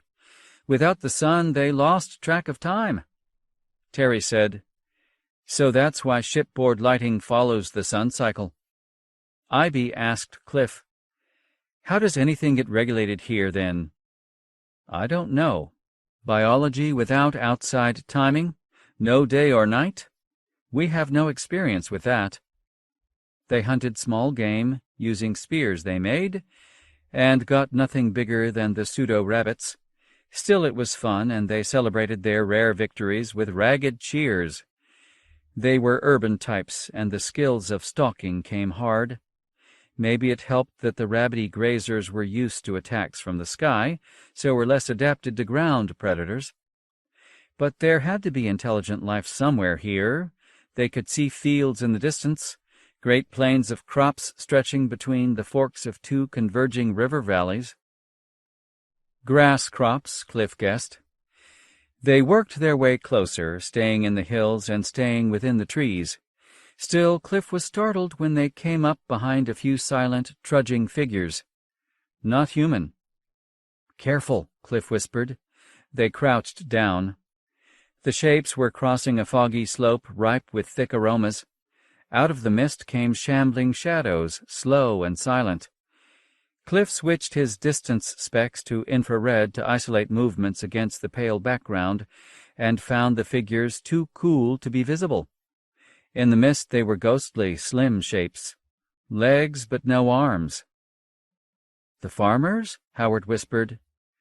"No." Ivy peered closely at the ponderous, spindly forms. "Plants." "What?" Now Cliff heard the squish, squish as limbs labored. In the murky light they watched as crusty pods popped from the trunks of great trees. Stubby limbs peeled away from their parents and found unsteady purchase on the ground. They were about 2 hands high and a mottled green. The slow, deliberate birth came moist and eerie in the quiet. Cliff watched in awe. Working their stubby legs forward with grave slowness, the roots freshly pulled from soil and then moved onto wetter ground that enjoyed better sunlight. The air brought the scent of their sharp thorns to him, a tinge of acrid poison. The young needed defenses here. They watched the animated seeds find new spots and with great slow care settle down to take root again. To Cliff, this method extended animal mobility to plants, perhaps made easier in low gravity. The others looked incredulous and uneasy, though Irma nodded when he advanced his idea. Certainly these plants were not dangerous, but their strangeness unsettled. Cliff realized that they had all been thinking of this place as mildly different, just the sort of world you would see in a movie, complete with dinosaurs. Reassuringly ordinary in just the right way. He had to guard against such comfy illusions. They moved on warily. Soon they saw spreading below their hill a vast plain of green grain. A heady aroma blew up from the crops on winds that wrote sweeping patterns across the valley. Irma pointed. "Look, those farmer folk we saw back at the loch." With time to observe, they could see the farmers were leathery at some joints, but otherwise sported plumage that rippled with colors in intricate designs. Clad in loose-fitting coveralls, they formed teams that worked on snaking tubular water systems, focusing the misty arcing plumes over great distances. They worked hard in their fields, using four-footed animals to draw and plow. "It's like farming centuries ago," Terry observed. "Hard work, very little powered machinery." "It's not as though they can drill for oil, is it?" Ivy said. "Plenty of solar power available," Terry said, "and this has got to be the most high-tech place in the universe." "Maybe they like manual work," Howard said. He looked at their skeptical faces and shrugged. "Just because we've been living the rugged life for a while and find the idea unappealing doesn't mean these things do." Irma raised skeptical eyebrows. "Could be, I suppose, but—" She zoomed her vision and stared at the field below. "They're coming." Cliff looked closer. "Not the farmers. Something else." Irma added, "Yeah, fast."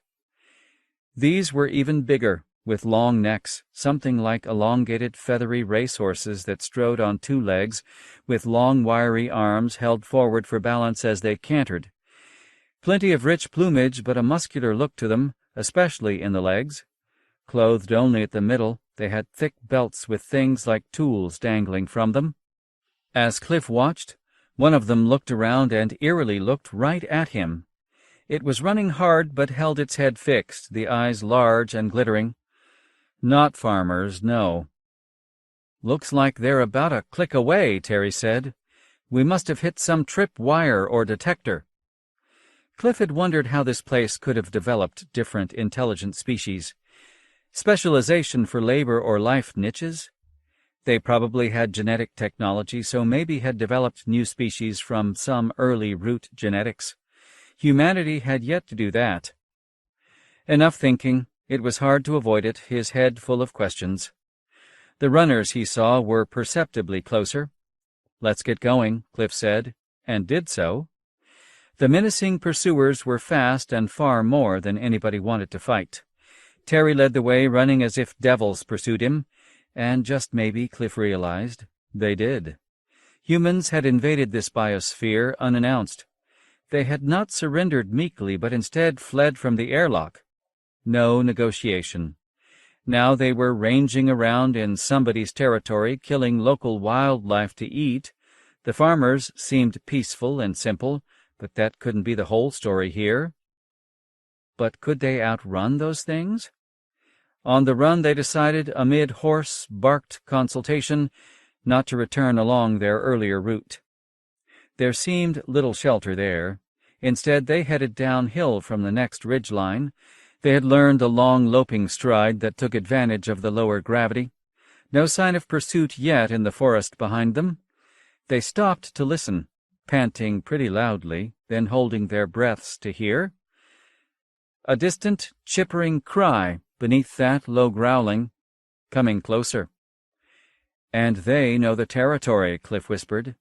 They ran. Nobody suggested negotiations. They hurried into a broad, low valley of gnarled trees.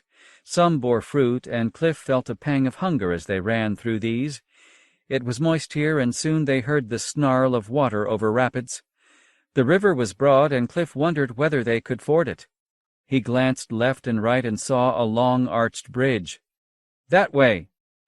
They all veered toward the bridge, puffing heavily now. Terry, who had started off fast, now brought up the rear. Not a distance guy, Cliff thought, and knew that he wasn't going to last much longer either. He tried to think of something to do, anything. He studied the bridge as they slogged toward it. He could hear the high skating cry clearly now. Closer. The bridge was made of stone cemented together, very old-style construction.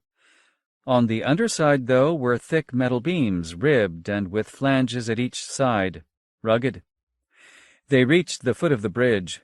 Maybe the lighter gravity gave them some edge here, but it was all gone. He slowed, thinking frantically, stopped. An idea flashed. "Hey, let's hide." Ivy gave him a sharp, "You're crazy" look. Irma was so winded she just bent over and gasped. "We'll get run down," Cliff said. "I wouldn't count on our lasers taking these things out either. They're big and look pretty damn tough to me. And they're clothed. Belts, tools, maybe they're armed too." He let this sink in while he puffed, and now they could hear the cries behind them quite well.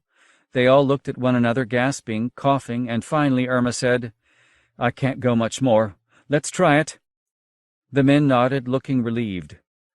Good psychology, Cliff thought. They still felt that they had to protect the woman.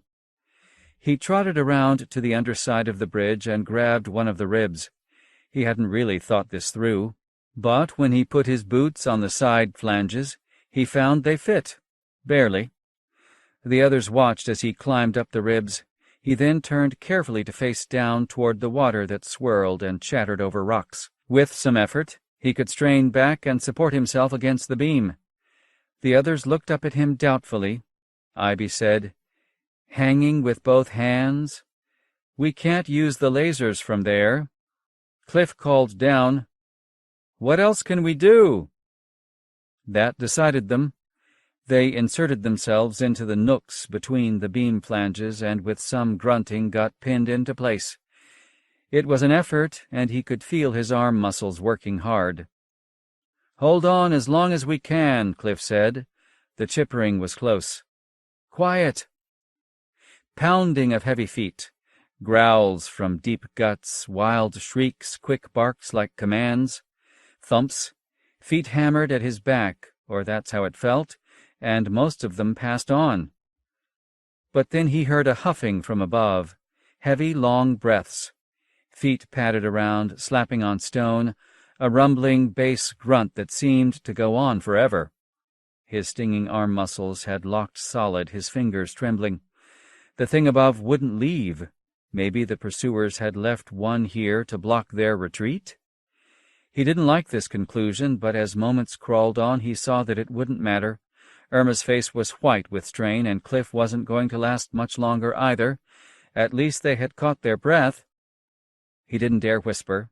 Catching the eyes of the others, arrayed in the beam slots, he nodded down at the riverbank. They frowned, then got it. Cliff listened intently and caught footfalls above, a scraping that moved to the left of the bridge. The stream splash might mask any noise they made. He nodded vigorously to them all, and jumped down, landing as softly as he could. They followed as he moved to the right. Irma landed off balance, but Ivy caught her before she fell into the stream. Lasers at the ready, they ventured out from the bridge's shadow. The shape above came back toward the high stone railing. It towered above, a long, snaky head looking across the river, and Irma hit it clean and sure with a long bolt. The head jerked, looked down at them with those big, glittering eyes, and toppled backwards. They raced around, got on the bridge, and stopped to gaze at the big thing.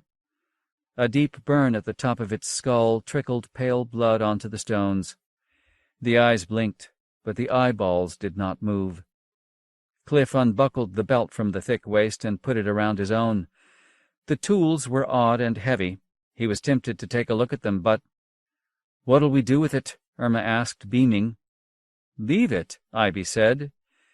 "This body will float away pretty quick if we toss it in," Howard said. They looked at one another, and without a word lifted the body at several points. Getting it over the stony parapet was not as difficult as Cliff had expected. It was a bird, after all, something like a monster ostrich. They flung it over. Irma said, "It's blood. I don't think we can mop it up easily. There's a lot." "Let's get moving," Ivy insisted. "Which way?" Cliff asked mildly, scanning the far riverbank for movement. Terry said, "Across." "Oh, I see." Cliff said, "They left this guy here to block our return. They're probably trying to cut us off from those hills beyond and drive us back to the bridge, pin us against the water." "So we stay on this side?" Irma asked. "Move downriver, say? At least it's downhill." They looked at one another edgily and then all nodded. Collective decisions, Cliff realized, made it much easier to take if things went wrong later. Otherwise, they'd blame it all on him. They ran. 18. Lao Peen hefted an 18-pound fish, turning it this way and that, inspecting it. A row of fins ran down each side, 11 on a side, diminishing toward the tail. Yet the fish looked odd, with ventral fins, long and wispy, narrow eyes, mottled green skin. "I'll have to be careful," he said. "Parasites." The astronomer had left Lao Peen a 10-inch knife. He gutted and filleted the creature and cut it in slices. The flesh was pale like a red snapper, Beth thought. There were angry red spots Lao Peen cut out. "I think I got them all," he said. "Sushi? Or shall we start a fire?" "Fire. Cook it," Myra said.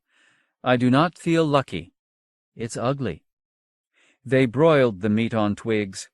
It was delicious, rich in oils and savory with a strange tangy flavor. Spirits lifted and there were jokes about finding the right white wine to go with the fish.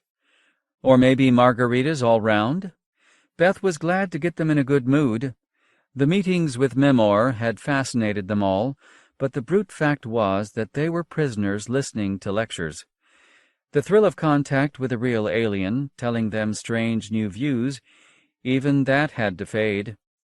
They were not idle scientists or philosophers. They had signed on to explore a new world, make a fresh home for humanity, to sail the stars. Their patience was limited. Lao Peen rummaged through his tool belt and then gave a startled cry. "My beamer is live. It's got signal." They gaped. He showed them that the signal light gleamed on his handheld communicator. "It's tuned to Eros systems. I'm picking up data from its onboards." "Any internals?" Tananarive asked wanly. "Just status reports. Everything looks normal. It's on auto standby." "We must be somehow in line of sight," Tananarive said. Lao Peen scowled skeptically. "We're an astronomical unit away from it, easily. This bowl is huge. How could we hear from it?" Beth felt a surge of hope. "It's a smart system. If Eros doesn't get pinged for a while, it must amp its transmission power to get a response. Maybe Cliff's group can get it, too. If we can negotiate our way out of here, we can use homing to find Eros," Tananarive said. "Yes, great." Beth made herself sound more optimistic than she felt. They had last seen Eros crushed into a bin in a bird-folk spacecraft. "Lao Peen, can we use your beamer to send signals from Eros to Sunseeker?" Lao Peen worked on it for moments, staring intently at the small, solar-powered beamer that was barely larger than his thumb. "I'm trying the 14.4 gigahertz band, then the subs." "No, I can't do overcommands from outside. Some kind of safety precaution." Abdus growled with frustration. They all looked crestfallen. Beth couldn't let that continue. Best to distract them. "Let's review what we've learned, class," she said with a smile. "Myra?" The normally quiet woman blinked and nodded. "When Memor brought those visuals, big constructs, dazzling perspectives, I got a feeling that she did that partly to impress us. You know, show the visitors some flashy capabilities? Lao Ping said. I like that it... Okay, she uses voice and gestures. Easier to remember that way. Myra said, I liked those visuals it gave us on that screen. One was some kind of macro engineering in a planetary belt. I'll bet that was their history, how they built this place. She's using those as attention getters, Beth said. Then she showed us those 3D keyboards. I think she wants us to manipulate display machines. Only she just spoke to them. Myra asked, So you think she wants us to learn their language by picking up how to instruct those 3Ds? Lao Ping waved this away. Maybe. Those images it showed us could be photography, too. A phony story. Distractions, anyway. We've got to escape, not just sit and learn language. Beth nodded. She liked the wildlife around them, wanted to learn about it. And Cliff would love it, might be loving it now, but... Right. Our bones are getting worse as we speak. We've got to get back to gravity. Cliff's troop were doing badly on the basics, sleep and food. After crossing broad grasslands with clumps of trees for shade, they had seen no game worth pursuing for the better part of an Earth day. Some berries helped, and they found fresh water, a tinkling clear stream without signs of fish. Following protocols, Irma went upstream and provided cover guard. The 4 men slipped into the cool waters gratefully. For several days they had all had intermittent dysentery and all needed to soak, a morale booster. In the first days they had added a chloride pill to the drinking water, but now used a solar-powered UV source in the caps of their water bottles to sterilize it. Something broad, ribbed, and horned scuttled into a burrow at the shore. It looked to Cliff like an oval-shaped turtle with a razor-sharp crest. The burrow reeked, repulsive and rank, so they let it go. Howard floated in a small muddy pool. He lay slack, grinning widely. You know, I've been thinking. I figure our getting the runs is from chirality. Ivy asked, Chirality? Spin? Ivy was an engineer, right.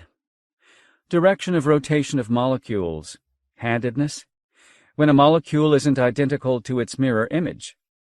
Howard didn't talk much and kept getting hurt, which made him even more close-mouthed. So Cliff listened carefully. Most biochemists think it was a historical accident that all our sugars are right-handed and our amino acids are left-handed. I think some of the life here has molecules opposite-handed versus what we know. How? Terry asked. Remember how, 2 sleeps back, you were all raving about how great that purple fruit tasted? Ivy grunted at the memory. And got ravenously hungry again in an hour, pretty much like Chinese food, as the cliché goes. Then we all got diarrhea. That's why I'm always hungry? Cliff asked. He wished they had the chirality gear and the Sunseeker landing supplies.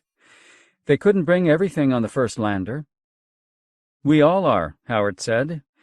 We're moving cross-country, burning calories, but some of our food is going straight through us. And burning our guts some, too. We cook the meat, Terry said.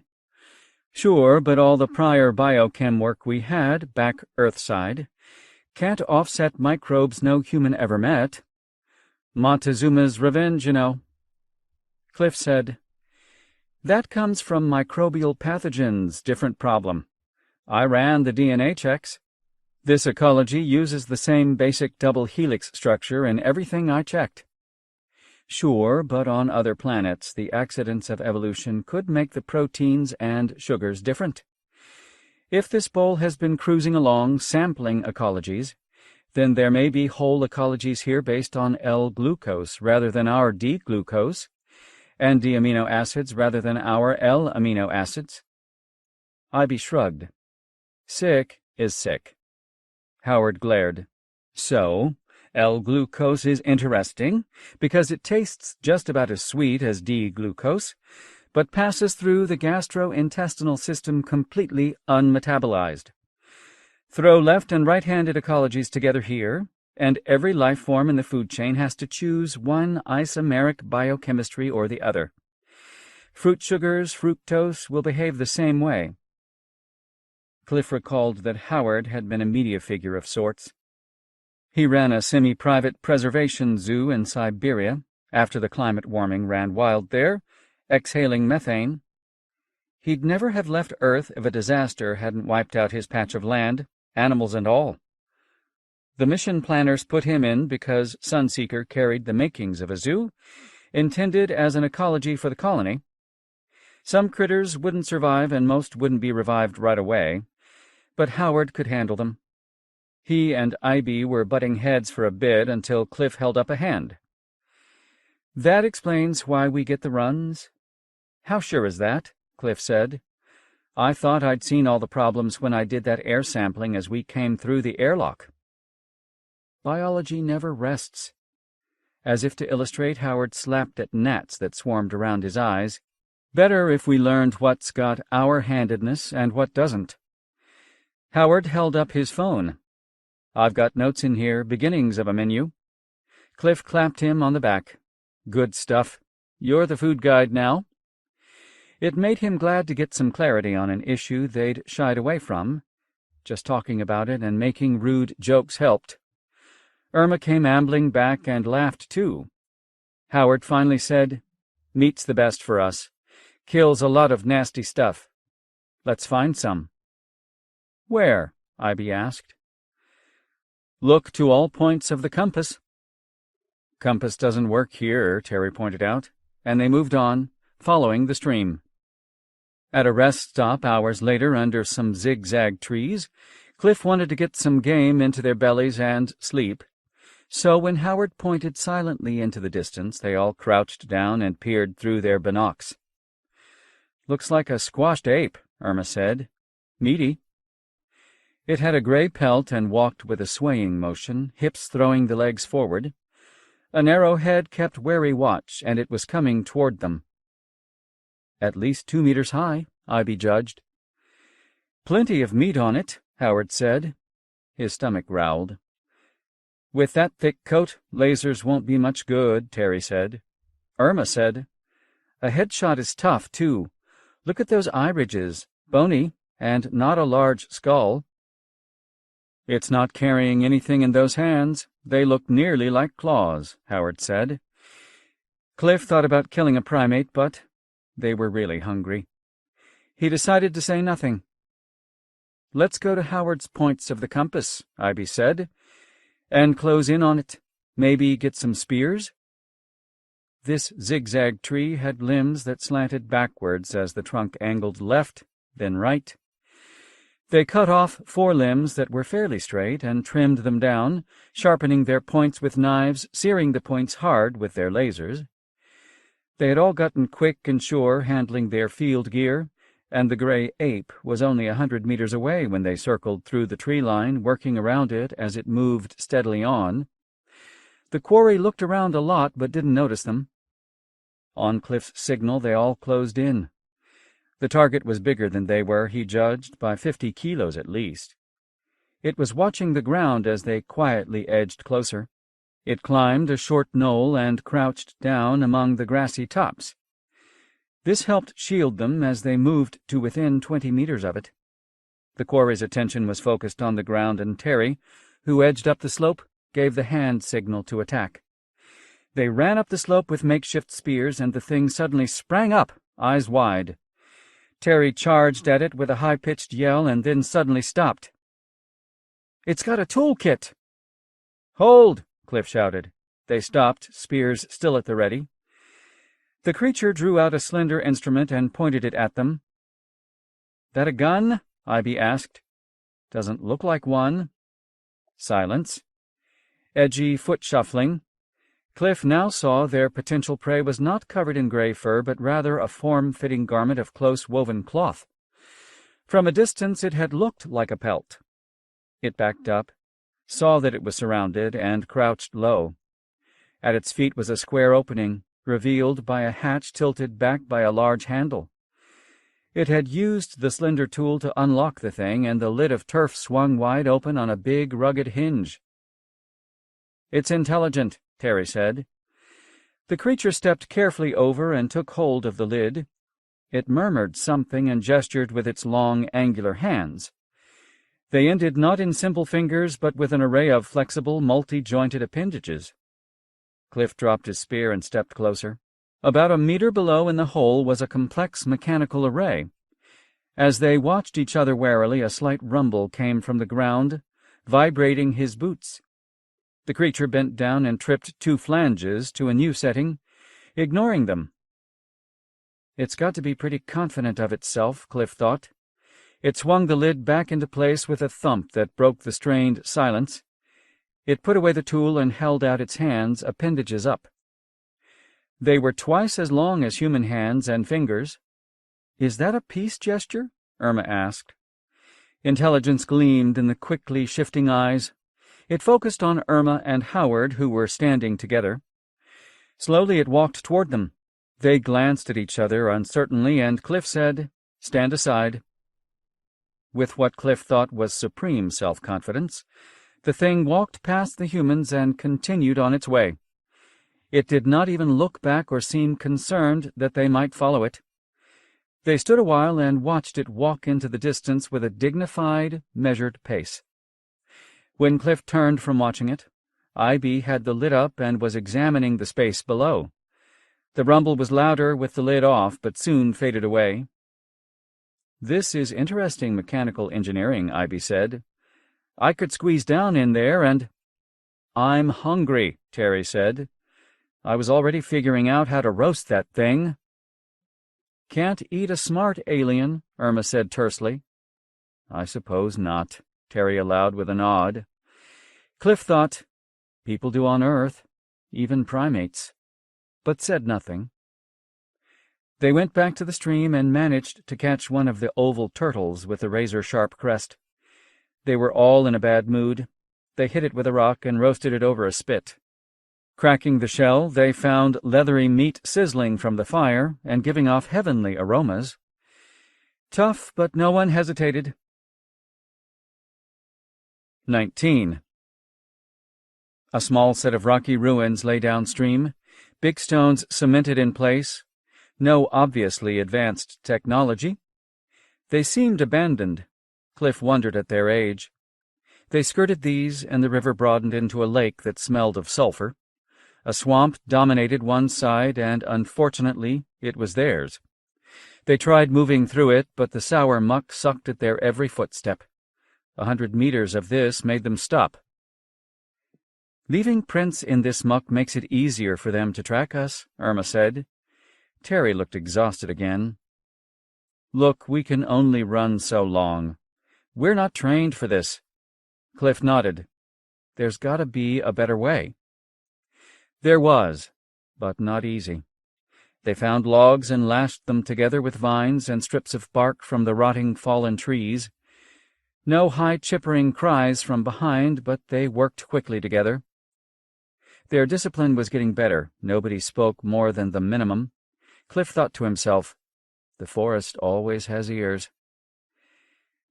At 0.8 gravity, the raft didn't have to be as strong as on Earth. Cliff and the men took off their belts to bind together the gray logs. The mud reeked, and they were glad to cast off into the shallow lake. Paddling with some broad branches was slow, but they caught a breeze and the smell got better. Cliff set them facing all 4 directions in case anything came after them. He could tell from their faces that they were worrying. Only partway across did he recall the dinosaur-like thing that rose from the last lake they had seen. That thing could capsize them easily here, but nothing did. Fish splashed, making them all jumpy, but nothing more came. This lake wasn't deep enough to support something like that. They landed in a thin forest on the other shore, a kilometer away from the swamp. Wind was increasing, sighing through the trees. At Cliff's orders, he was getting used to just making them clear and direct when speed was crucial. They hauled the raft beyond view into the wispy trees. Then he had them take a break. He needed a pause, and they must too. They ate the pitifully small provisions they carried, maybe 30 grams each. Irma made a joke about losing the weight she didn't need, and they all laughed ruefully. Soon enough, it wouldn't be funny. Cliff could feel his overalls clinging to him because he was burning up his stored fat, always hungry. He wished they had time to stop and take a swim just to clean their clothes. But who knew what was in those murky waters? So they pushed on, and found a wreck within minutes. They had seen rusting debris before, but this was different, fresher. It was a crashed light plane made of light composites, its rear section crumpled. The passenger seats were 2 meters apart. A two-seater for giants. No bodies, one wing smashed to fragments. The engine had plunged out of the body and jammed into the sandy soil. Most of the fuselage was smooth, though, undamaged. Some sort of carbon composite, he judged. Cliff again wondered why they had seen no aircraft. This wreck looked recent. Then it struck him. If a big aircraft fell, it might punch a hole through the entire structure, venting the life zone to vacuum. So only small aircraft were allowed, and not many of those. Only a few hundred meters farther on, they stepped from the wispy forest onto a flat plain of sand. There were no hills visible in the distance, through a shimmer of heat haze warping the perspectives. Warm tan sand simmering beneath the eternal sun. A steady breeze at their backs seemed to urge them into this desert. "We sure can't go slogging across that," Terry said, his face sagging. "But those nasties behind us," Irma's voice trailed away.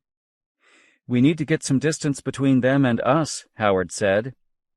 Cliff let them toss it around, and then said, "I don't like the idea of standing out nice and clear against a desert." Not an idea, but true.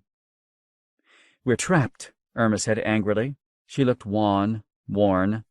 Ivy kicked at the sand and knelt down and used his magnifying scoper on grains in his palm. "I thought this stuff felt odd. Look." They took turns peering at the grains. Cliff was surprised. "They're all round," he said. "Manufactured," Terry said. "Maybe condensed out of a hot silicon and oxygen mix in zero grav?" "Could be," Ivy said. "If you're building this place in high vacuum, starting from scratch, you don't have rivers and beaches to make sand." Cliff looked at the stretching expanses, as flat as the lake had been. What moved well on... And it came to him. "Sand without edges has got to have less friction," he said.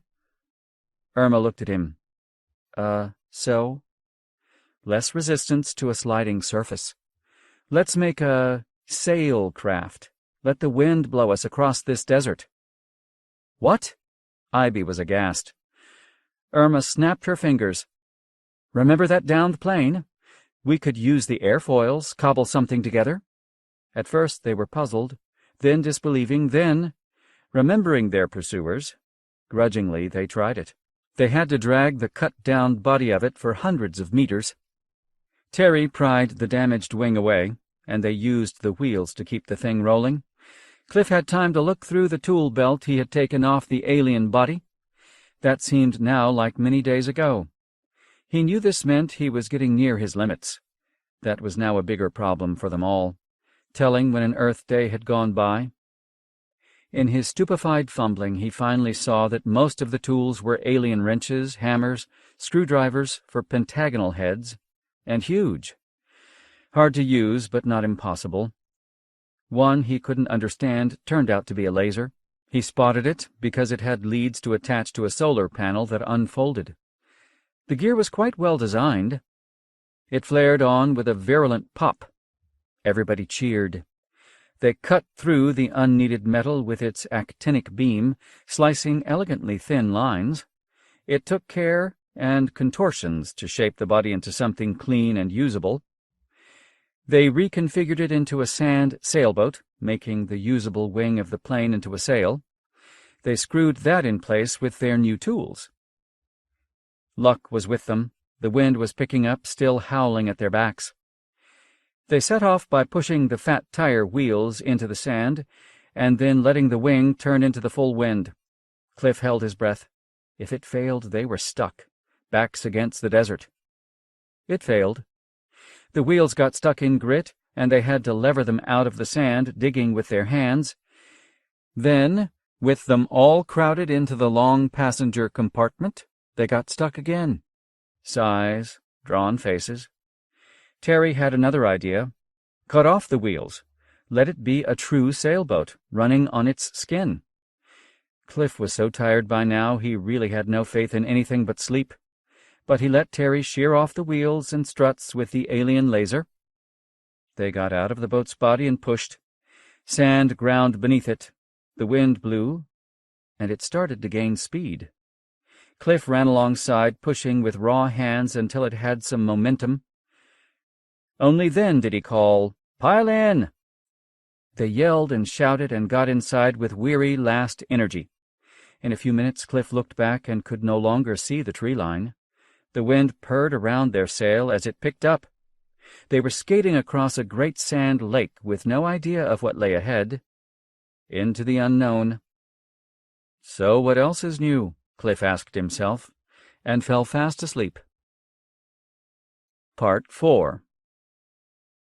The real voyage of discovery consists not in seeking new landscapes, but in having new eyes. Marcel Proust. 20. Tananarive stared at the shambling beast looming over her and made herself not cringe. Keep your head held high, her mother's spirit reminded her. She had to anyway, because the alien towered over her like a mobile mountain. This thing smelled, too. Its thick musk made her eyes water, and she sneezed. Mimor had brought yet again an odd thing made of plastic-like, squeezable stuff. The vast beast set the thing before her and stepped on it. It squawked, hissed, then got up and walked around on stubby legs. A life form? Now it ran off in a panicked, lurching gait, as if afraid. Just the way I feel, she thought. Each time Mimor brought a little thing that surprised her a bit. But what did they mean? A calling card? Mimor made a resounding speech of woofs, yips, and growls, plus the seemingly mandatory feather fluffs, fan displays with suites of multicolored synchronization, and ruffles that sounded like whispery drum rolls. Tananarive got the drift. Was she awake? "Of course I am," she said back, in words that sounded more like growls. This seemed to please it. Every meeting began this way, and Tananarive still hadn't figured out why. Or the calling cards. Haltingly, Tananarive asked Mimor for help in finding food they could eat. She felt somewhat comic, mimicking the alien's huffing, bass word structures and her high, lilting notes. But her meaning got through somehow. Mimor bowed, a gravid gesture of understanding. The huge thing lumbered around, trumpeting orders to its lessers, trying to find leafy boughs that the human could try. She caught a combination of rough consonants that seemed to mean fodder for eaters of meat and grasses. At least it apparently knew some organic chemistry.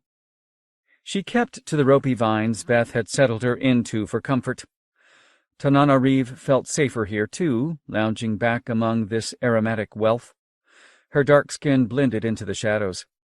Anything was better than the awful, rattling box they'd had to endure coming here. She had felt better from the moment they were shooed out of that by Godzilla-like birds.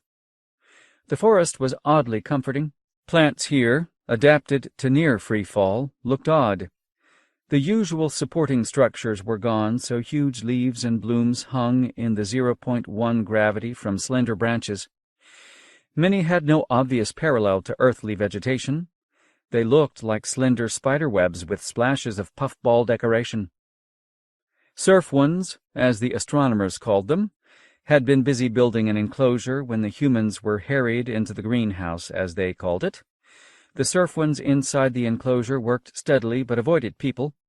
Maybe they were scared of crushing the much smaller humans.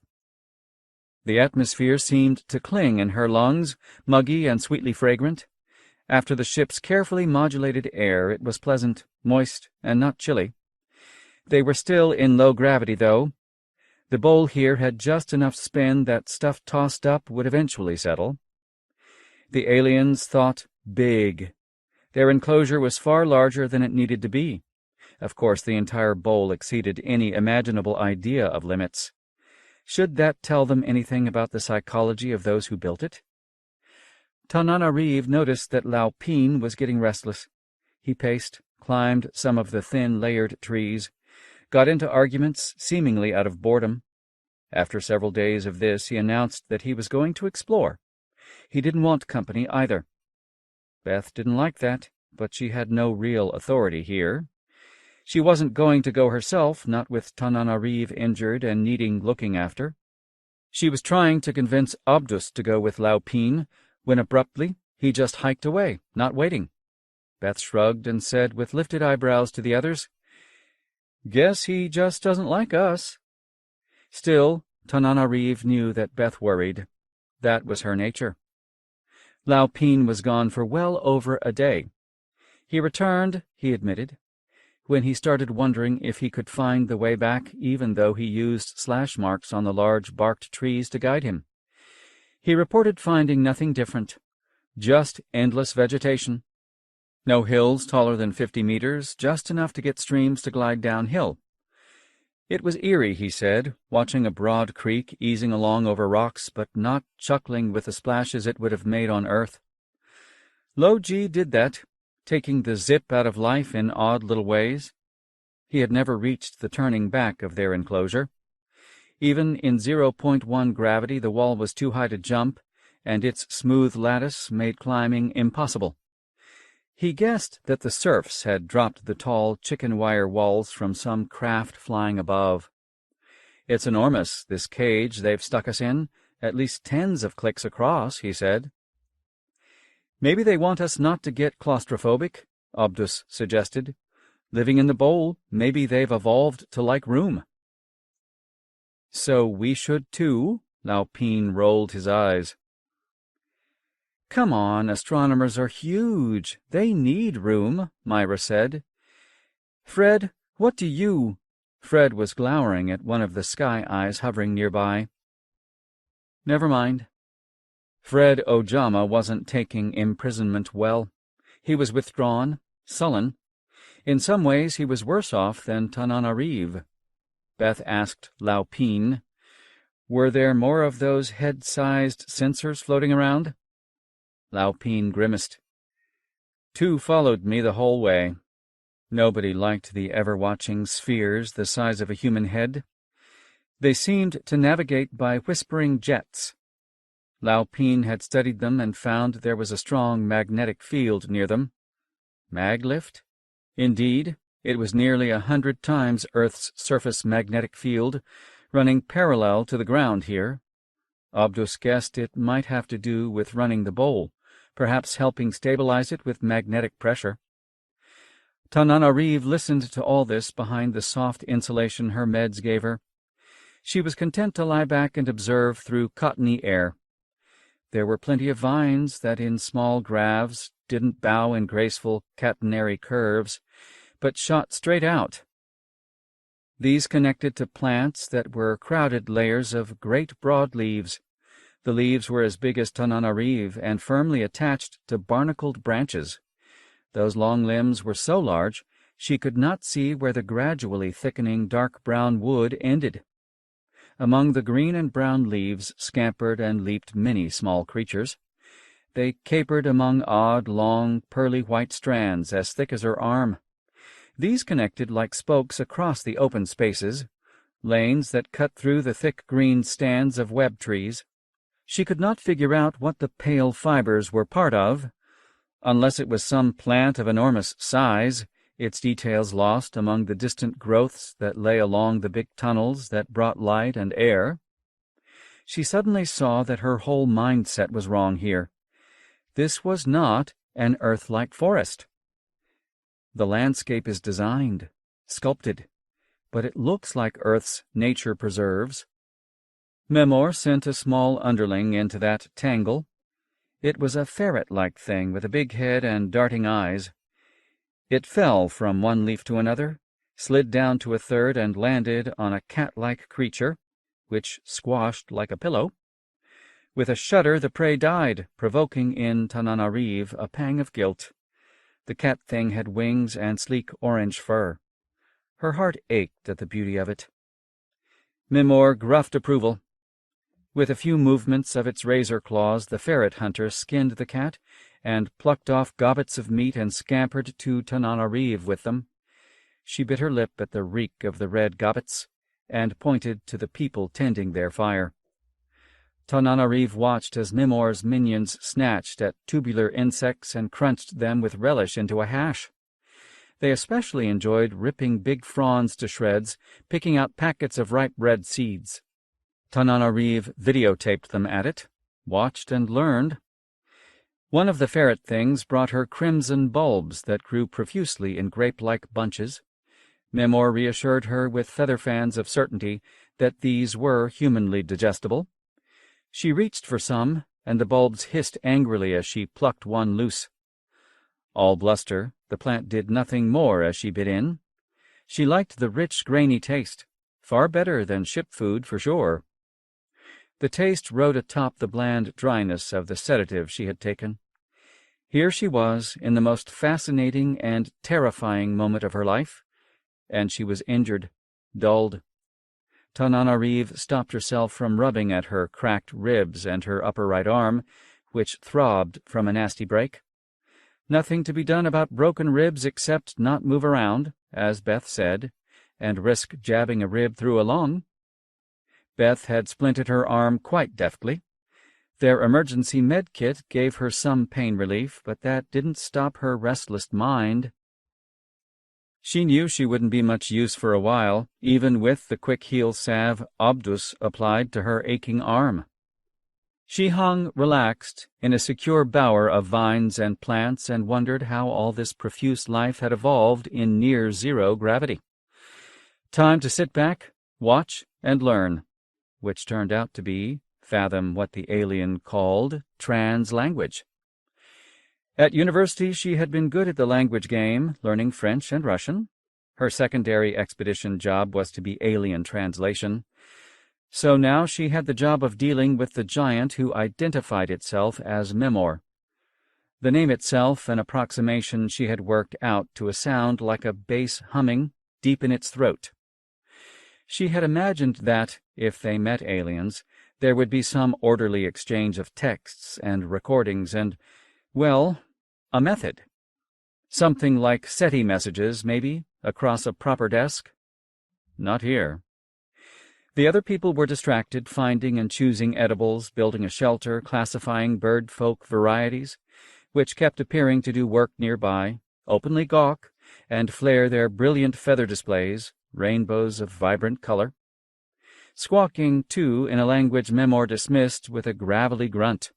Unimportant. Beth came to watch with her and change the dressings on her broken arm. "That bush over there smells like cooked meat," Beth said. "Strange." They watched it uneasily. A rat-like thing as big as a dog but sporting an enlarged head came foraging by. Humans bothered it not at all. Beth pointed out that the animals here had no fear of humans because they had no experience. The rat thing caught the meaty smell and slowed, tantalized. It lingered, and the bush popped. Spear seeds embedded in the rat. It yelped and scampered away. "A victory for the plants," Beth said. "That rat will carry the seed, I'll bet, until it dies."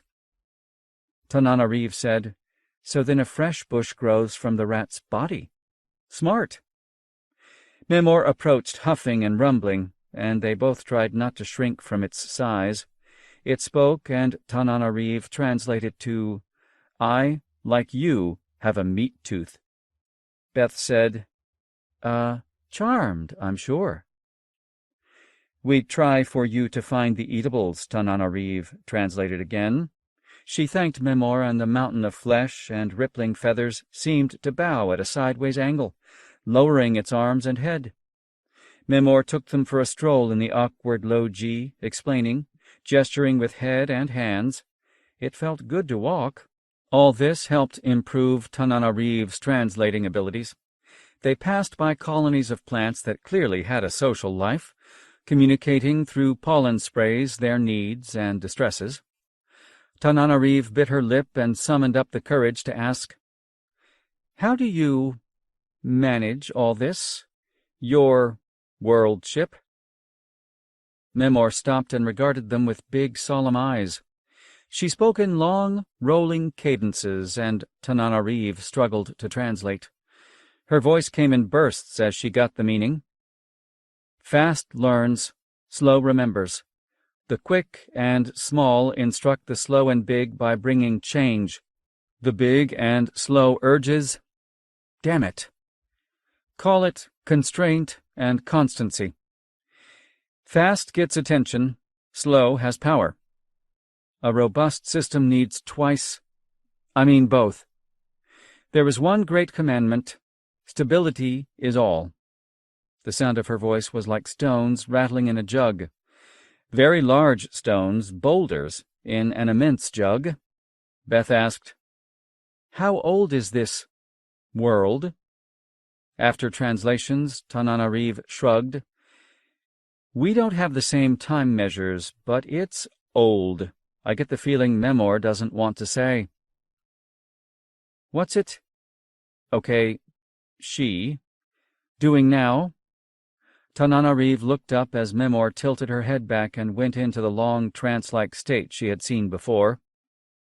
"I don't know. She says it's like talking to another part of her mind. That is, if I'm really getting the gist of her meaning." Memor wandered away, still in a daze. Beth smiled and sat back into a conical bower of fleshy plants. "I'm amazed, just like all of us, at how fast you've learned." She gave Beth a quick, flinty look.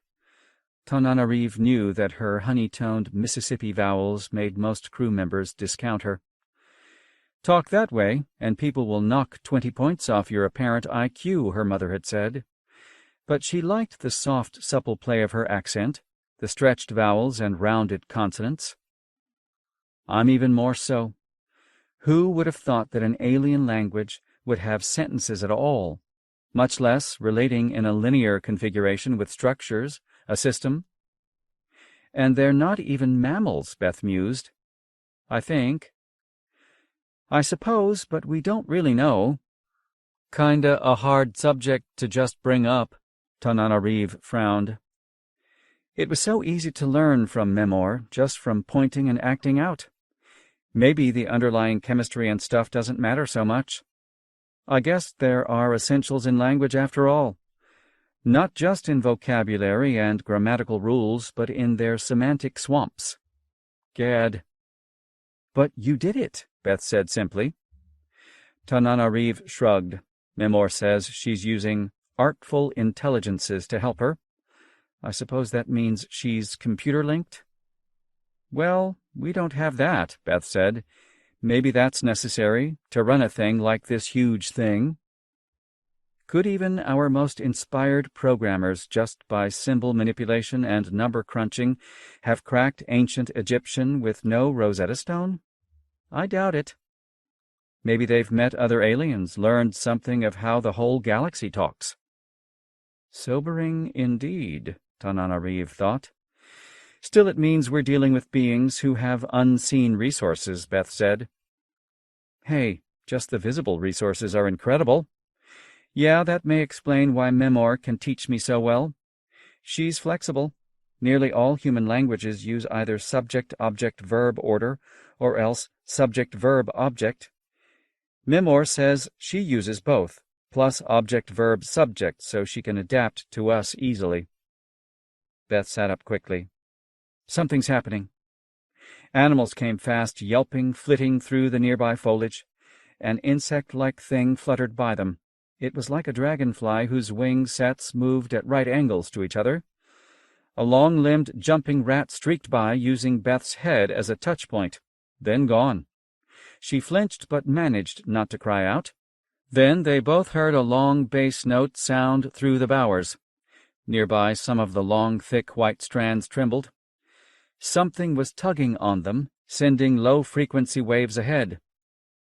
"Get down, cover up," Tananarive whispered. The deep note was louder, or maybe it just sounded that way since everything else got suddenly quiet. She looked down the long strands. They laced through the foliage with a clear path around them, almost like a tunnel in the air. Every 100 meters or so they had an anchor on one of the thick, rough trunks. A big hairy thing came into view from the distance, fast, spherical and ruddy, with 6 long legs or arms that moved with liquid grace. It flowed as if it were swimming, flicking long, thin legs out to pluck momentum from the white cables. Soundless. Tananarive judged it was 10 meters across at least. A flying house. She and Beth wrapped themselves away, but Tananarive left a slit open to watch the enormous creature pull and fly,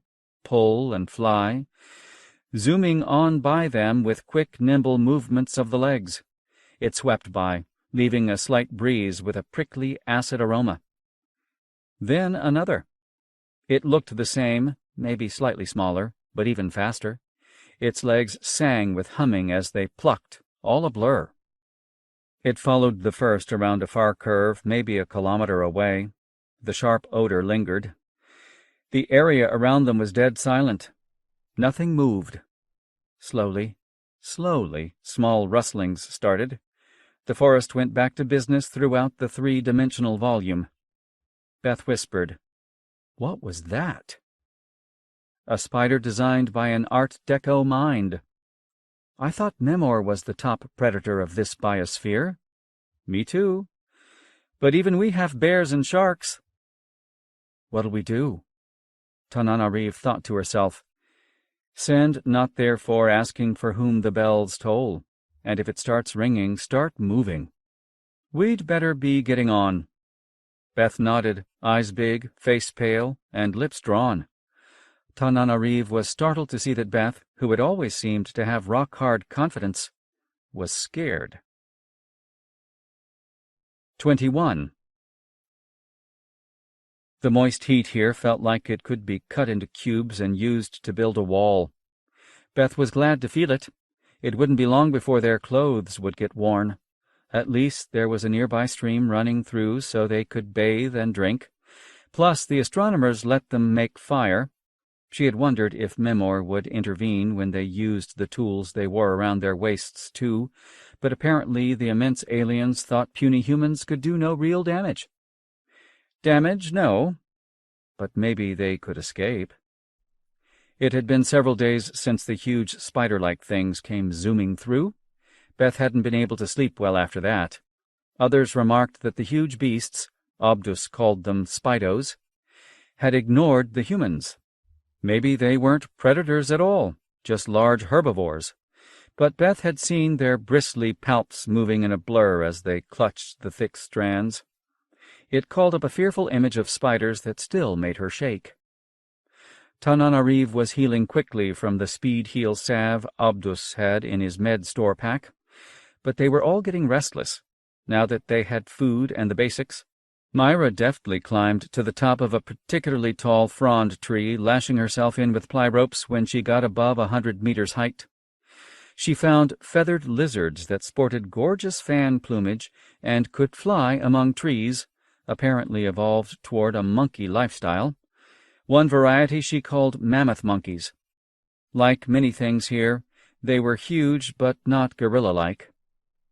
They were shy, with attenuated long arms and long torso, just built big and limber as a snake.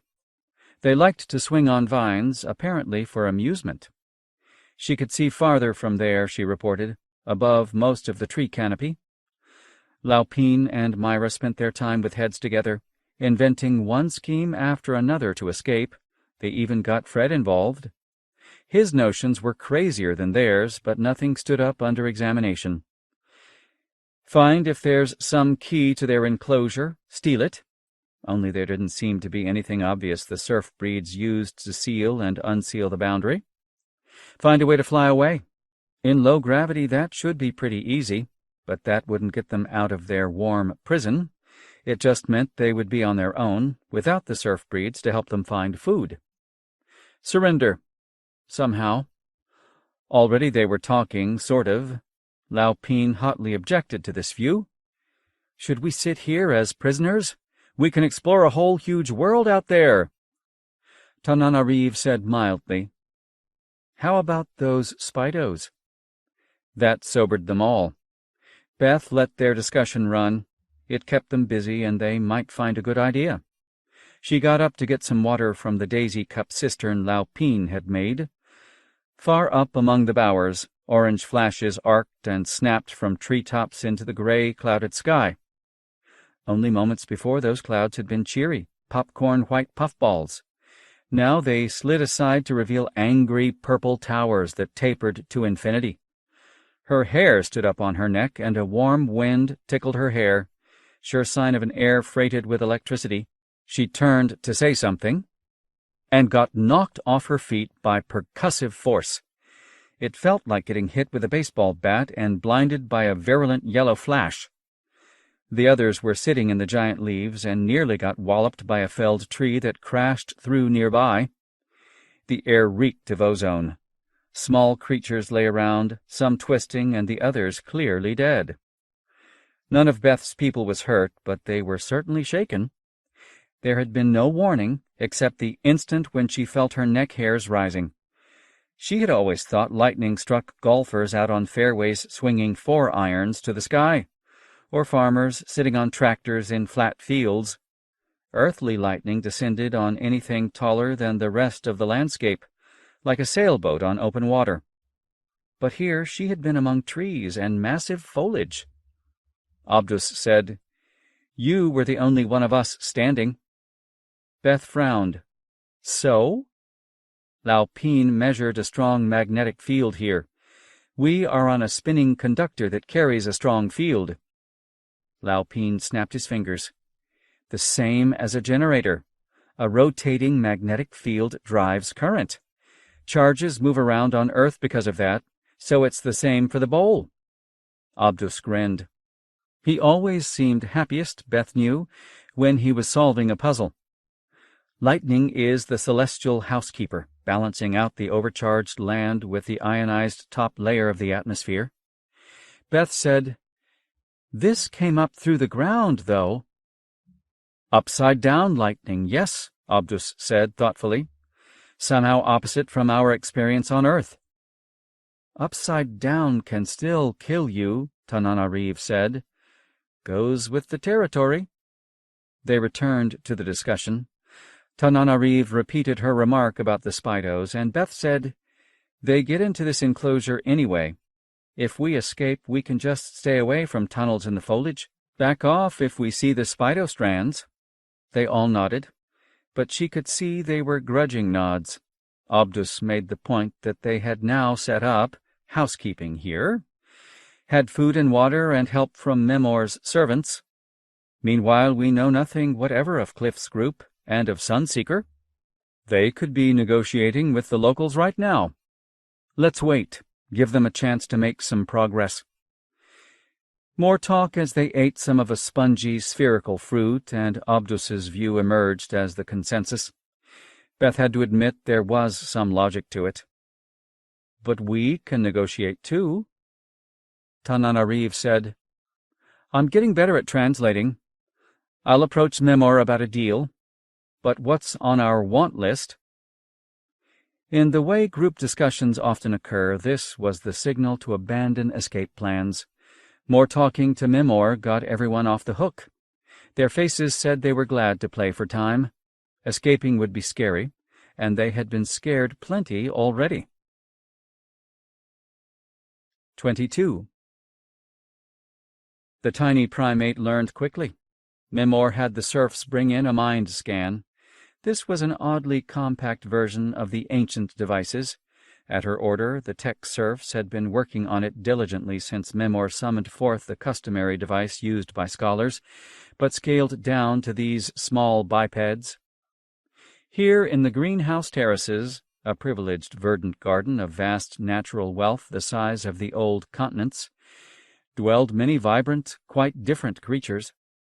The astronomers had studied them since ancient long-gone eras of the voyage.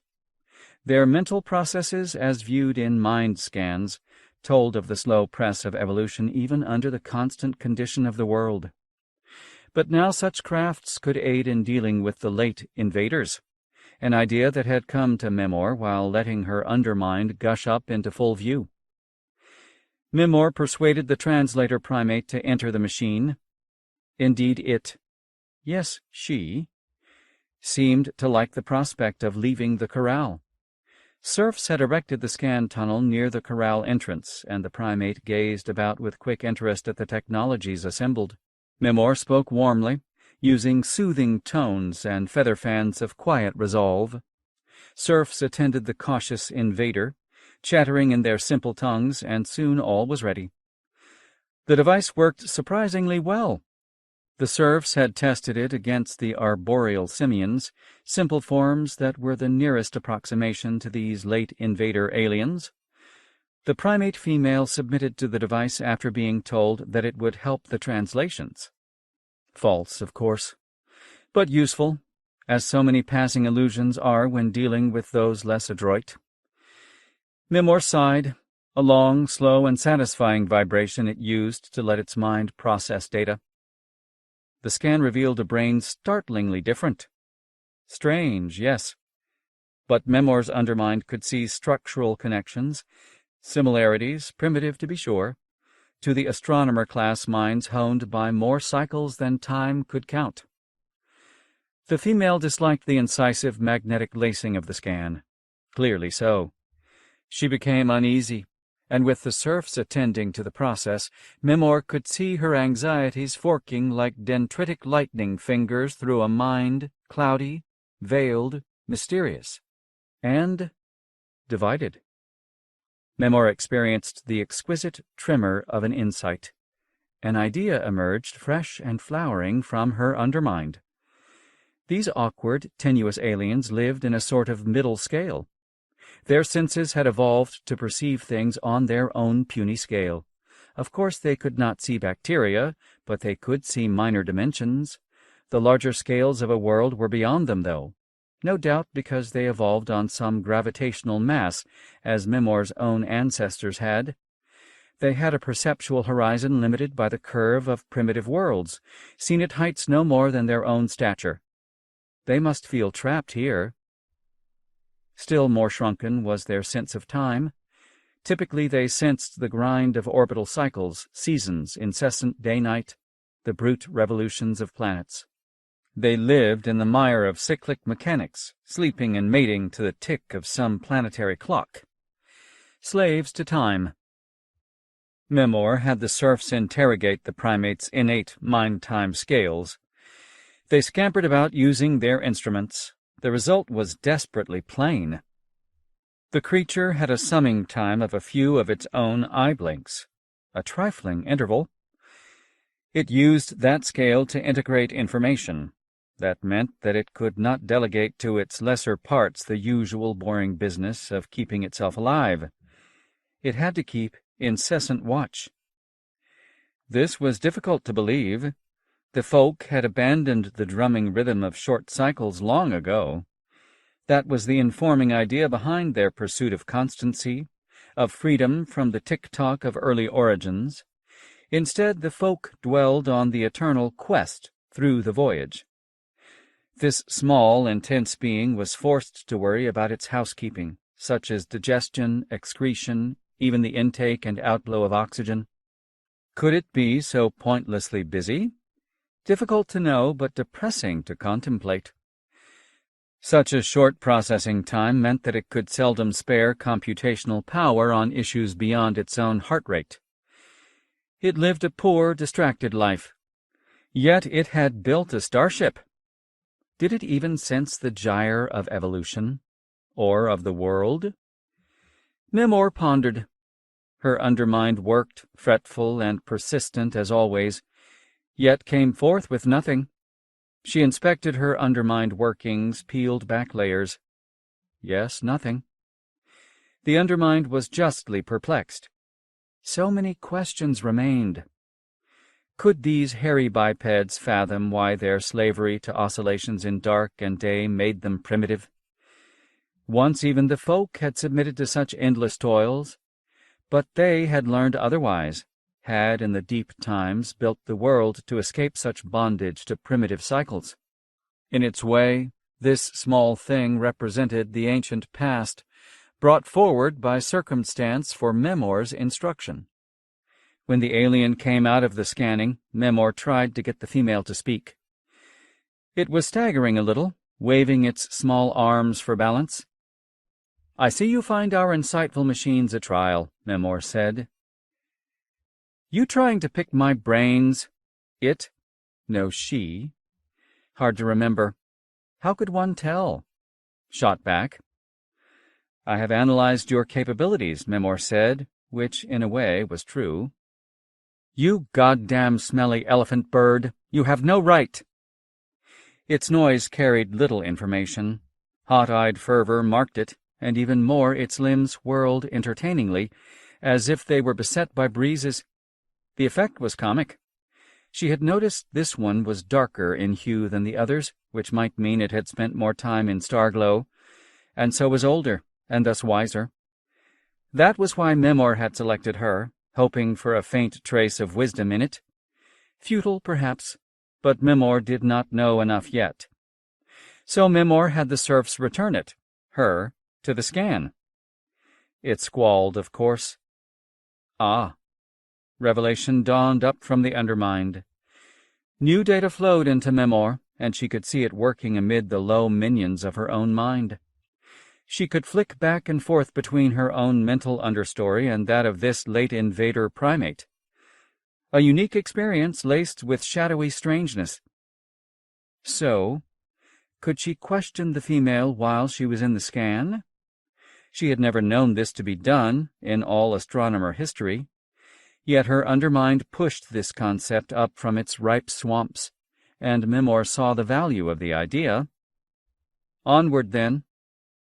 The serfs stood in awe as she called up the image data, learning from it in quick bursts. She let the undermind hold sway. Serfs could not, of course, understand, as they, indeed nearly all of creation, were all linear minds. Unified minds, yes, but with little undermind. Serfs used a variant of linear thinking, just as did these late invaders, but apparently the late invaders had strengths serfs did not. Certainly no serf could have escaped from the traps laid for generic invaders. She scrutinized the alien brain scan with care. Hereditary neural equipment governed them. Primitive indeed. Their minds were divided. Straight down the middle, a clear cleft. Most of creation was so configured.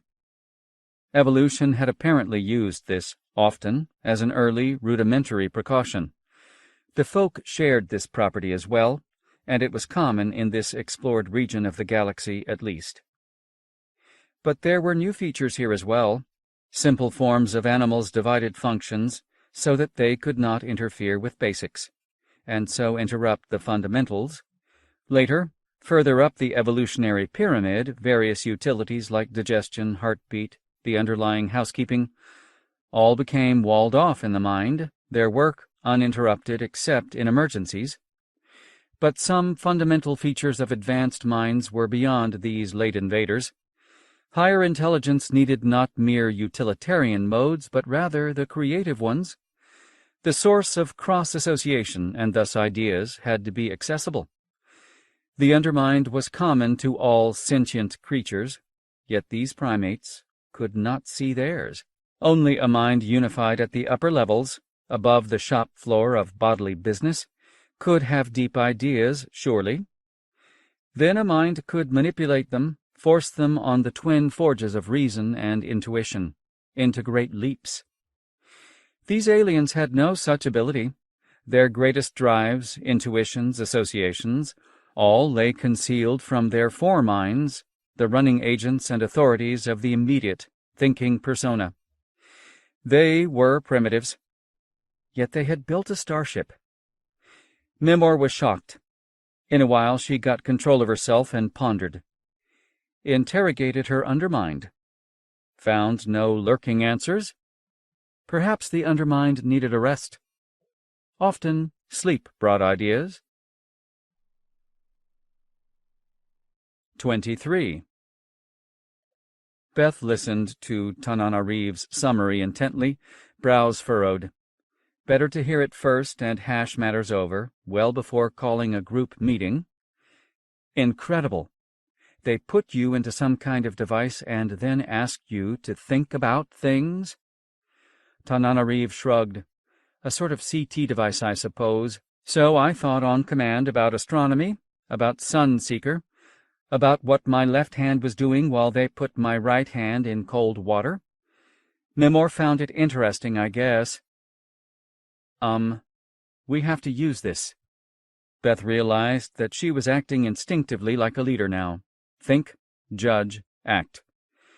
That was what irked Lao Pin, she knew, but she intuited that the others didn't want the sometimes impulsive, emotional, very young Lao Pin to take over. Too bad Lao Pin didn't know that. It didn't bother with the rest of your body? Abdus asked intently. No medical exam? No, just that suffocating box with its foul scent. We had some of that in our physicals, remember? Tananarive shuddered. But this time, creepy, like snakes swarming over my skull. Myra put an arm around Tananarive. Maybe it was trying to improve translation? Tananarive snorted derisively. I doubt it. What did it feel like? Tananarive gazed off into the distance. Like fingers in my head. I'd think something, then feel it slip away, as if something was feeling it. Creepy. You bet. Next time, if Memor does it again, I'll deliberately think of something lurid, just to poke at her. Beth started diplomatically. I know how you feel, but that might provoke. Hey! Lao Pin shouted, and came trotting over to the bower where the women sat, using the leafy enclosure to muffle their voices. His eyes danced. I got a beamer signal. A message. From Eros? Tananarive asked. No, that's what's amazing. It carries Sunseeker's bit code. Message is loading now. Beth felt her pulse quicken. Lao Pin's little beamer beeped, and he put it to his ear, and scowled. Lips pressed into white lines, he handed it to Beth. Captain Redwing, for you. Redwing spoke rapidly in his usual growl, as if afraid the connection would drop out. She restarted the recorded message. We saw the big electrical discharges up near the top of the bowl, filtered out the noise, and found this beamer flag frequency. So if this works, here's our situation. We can't get much out of signaling the aliens. They acknowledged us, but they take their own sweet time about getting back to us when we transmit. We demanded your return. They say they're learning our language in person, so it's more efficient to keep you. It's just you two, Beth. They won't tell us anything about Cliff. So for now, try to transmit back. Beamers don't have any real focus, but we're now to the right of their star, as you see it, maybe 30 degrees. I'm focusing all our high gigahertz range antennas on that spot where the big electricals went off. We're seeing flares, lightning the size of continents. Hope that didn't fry you. Over and out. Beth smiled. The old-fashioned over and out was typical Redwing. To her surprise, she felt affection for the old hard nose. He butted his head at problems until they got solved. She glanced at Lao Pin and saw it was time to mend fences. Here, try to send. Tell him we're okay but captive, trying to talk to the aliens. Ask if there's any chance they can send us supplies in one of the autolanders. Lao Pin nodded, and his mouth lost its irritation. I'll send some visuals too, he said. Myra? Myra, can I have your file of photographs? I'll send mine also. Sure, Myra said, and handed over her phone. I don't see what use he'll get out of them. Not him. Lao Pin looked at Beth and said, He'll get Cliff sooner or later. We've been photographing what we can and can't eat. Cliff's party needs to know that." His smile said, "Why didn't you think of that?" Cliff might have starved by now, she thought. Beth walked out into the middle of the little clearing they used as a gathering spot and called with more joy than she felt, "Hey, everybody! We caught a break!" 24. Memor was puzzled. Only lowly beasts used divided minds. That was a known method of letting parts of the mind work separately, so that some efficiencies emerged from specialization. But it also meant that the mind could not function with all its many parts in the mix. That stunted split minds. This was conventional evolutionary theory, well verified by contact with many planets. These late invaders had brains split into hemispheres that did not always interact. Yet they had built high technologies. Quite shocking. Some of them had even evaded the folk as well, a shock in itself. These affronts to both experience and even reason demanded explanation. So Memor summoned the female she had tested before. Had she overlooked some essential clue? Perhaps another viewing of her divided mind in action, plus active simultaneous use of her undermind, would reveal an insight. To do this, she had to do the necessary mental work first. Carefully, she isolated herself from the surf-breed chatter. First, she withdrew, letting sight and sound drop away from her. Inner peace came, sliding slowly. The world fell away. Gingerly, to avoid startling the working elements of her mind, she opened the vistas within. Into her higher levels swept ruminations galore. Some of these thoughts mixed senses, as the unruly undermind often did. Liquid amber lightning shot through her in-mind with a sharp, bristly scent, and Memor knew she was amid the chemical swamp of associations. Buzzing red flaps peeled back to reveal punctured pathways. She was ready. So prepared, she began inspecting the biped's mental landscape. Alarm rang down its corridors. She delved into this and felt something else, a sort of memory. Only it came freighted with feelings of desire, moist expectation, flaring sense. She saw the female as if in a mirror, looking at her, and yet, yes, it was locked in embrace with a large male. They were lunging at each other. She shot a glance at the female, lying flat on the preceptor bed. She was agitated, moving her legs and hands, clasping herself. Memor realized that she was showing Memor how her kind reproduced. Then, unmistakably, she heard her cackling rise. Laughter, it must be. The biped was making fun of Memor. She rocked back, red anger flaring. This tiny thing was jeering at her, using her mind to send the insult. She let her undermind deal with this fresh event. Soon soothing cadences passed through her, damping the prickly irritation into milder currents. As this happened, she saw that the biped was now back to a normal state. Perhaps she, felt that she had made her point and was now calming down. Very well. She would do the same. This had taught her something profound. The bipeds were quick-witted beyond their limitations. She must remember that her brain was as large as Memor's own. The biped spoke directly to her. "I want to go back to my friends now." Of course. These were social creatures, and she could see directly, fretful emotions down in her undermind. The late invader female could not feel this clearly, though, because she could not directly see her own mind. Instead, she sensed a vague unease. In such moments, apparently, she wanted the company of her kind.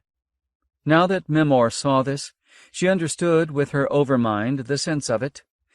Evolution had to converge on such social chemistries on any world, because more often than not, The most adaptable thing one could do to survive and reproduce was to be cooperative and altruistic.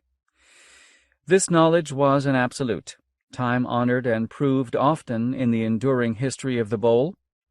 Evolution never slept, even in the great constancy of the world. Memor answered her warmly, trying to defray her inner vexing storms. These aliens showed much mental evolutionary selection. Whether this arose naturally or from their own genetic tailoring she could not perceive.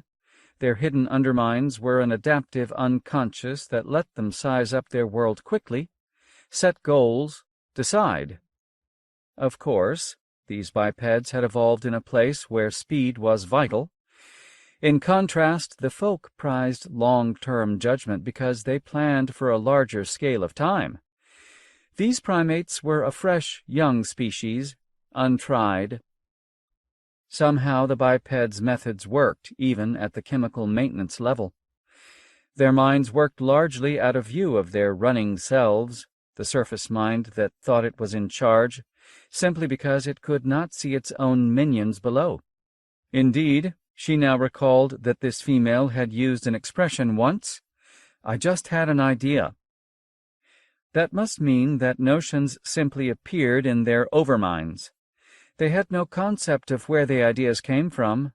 Worse, they could not go and find where their ideas were manufactured. Much of their minds were barred to them. Astounding. Yet it worked. Still, the danger of this strategy was their lack of true awareness. These creatures were strangers to themselves. So they decided issues without knowing the true elements behind the decision. Perhaps they did not even know why they chose mates. This implied a further thought. Did they have more mental freedom than the folk, or less? To mask the undermined from view, could that convey some benefit? Even though it was clearly a fearsomely destabilizing element, as the ancient history of her species had shown? The undermined could unleash vast passions that swept whole societies, unless, of course, their deep natures could be seen and regulated. She had never thought this of another intelligence, that there could be any advantage to concealing the undermined. The question struck at the boundaries of the folk, their superiority, even their freedom. She knew that one must believe in free will, despite the ability to analyze the mind to great detail. This rule applied even to these aliens. Its logic was simple. If free will was then a reality, one had made the right choice. But if free will did not exist, one had still made no incorrect choice. One had made no choice at all, not having free will to do so. In this, the folk and the invaders were equals. These tiny creatures had a rich mental life, but it was actually deeper than they knew. They had no overlook from which they could view the vast continents of the adaptive unconscious below. They did not see the sobering landscape of the mind in all its fervent glory. In their curious vessel, they voyaged amid a ship environment surely unlike their natural world. Perhaps they had not considered building a ship-star for proper exploration of the galaxy. Or more likely, they could not attempt it, and so set forth in simple machines. They were young and raw, willing to suffer. Their situation was then tragic. They had launched forth into the stars with brains evolved to deal with a world that bore only slight resemblance to the vast, messy crowds of information in their present awkward mind machinery. Perhaps then their deaths would be a proper release from such unnatural tortures. 25. The message from Red Wing had given them a lift, but the mood faded before a clear, quick question. So what? Laupin's beamer couldn't rouse Sunseeker. It was a long shot, of course. Red Wing could focus a megawatt of 14.4 gigahertz power on them, but Laupin's beamer, even fully charged, delivered only a watt or two of unfocused signal. So they were stuck. Beth watched them react to this. Then Abdus produced his own miracle, after a desultory day of chores. "I have a bit of joy here," he called to them all. In his hand was one of the useful flasks the serfs had given them for their own housekeeping. Now that they had established their chore routines of getting and preparing food, the usual details of a stationary life, they had time to amuse themselves as they wanted. So they assembled, not expecting much. Abdus passed around the little cups the serfs had made for them, ladling into them a murky fluid. "Toast," he said loudly. They drank. "Moonshine," Fred called. Abdus looked hurt. "Wine. It is a wine I made from the esters of the fruit they give us." Laupine and Myra both said, "Rot gut." Myra even hugged her belly in comic relief. But they liked it anyway. Beth waved away her second cup and watched the others. They grimaced when they drank, but that didn't stop them, or their increasingly high-pitched laughter, the rude stories, obvious lies, raucous laughter, bright eyes. They needed release after all that had happened. Alcohol was the easy road to all of that. Let this pass, she thought. She watched Fred Ojama, but he only grew more torpid. Presently he said, "I shouldn't," and set the cup aside. The next morning most of them were hung over, griping and shaking their heads. They got their housekeeping jobs done and sat around, and then the lumbering, smooth-feathered serfs brought in cylindrical canisters, laying them at the feet of Myra. She opened them carefully, sniffed. It smells like alcohol." Beth grimaced. The aliens had caught on that fast. To keep the prisoners quiet, give them the ancient chemical that consoles without illuminating. Smart, in a worrisome way. Laupine, to his credit in Beth's view, said, "I don't like that they watch us. This proves they're trying to—" He didn't complete the thought. Beth said, "What? Keep us sedated?" Myra objected, waving her arms. "They're just catering to us." Laupine twisted his mouth into a sardonic curve. "Worse. They've got organic chemists, sure, but we're lab animals here, not guests. The alcohol is an experiment to see how we react." Beth agreed. They broke up since it was time nearly for lunch, according to their suit clocks, not of course to the unending sunlight here. Laupine drew the job of expanding and deepening the latrine, while the others cooked the fish and vegetables they had learned to harvest from the ample surroundings. Even simple jobs here demanded some learning, since working in 0.1 gravity changed everything ingrained in them. They managed, though without spirit. Beth worried. No new word from Red Wing, and they were settling into a routine now. Jobs assigned, a routine set up. Laupine shouted. He came running from where they'd dug the latrine. "Come see! This topsoil is only a meter deep." So it was, which made complete sense. The bowl was a thin layer built to face the central star, capturing sunlight, but it couldn't be very thick without imposing huge stresses on the tension that held the bowl together, just from mass loading. Here they saw that the entire ecology was rooted in soil only as deep as needed. Laupine had uncovered metal sheets and pipes, the underpinning of this odd building bigger than any world. At lunch they mused aloud at the possibilities. "How about tunneling through?" Myra asked. "How could we use that?" Fred smiled derisively. "And let the vacuum suck us away. These aliens have some way to patch really fast, I'd guess, but not before we die." They all nodded.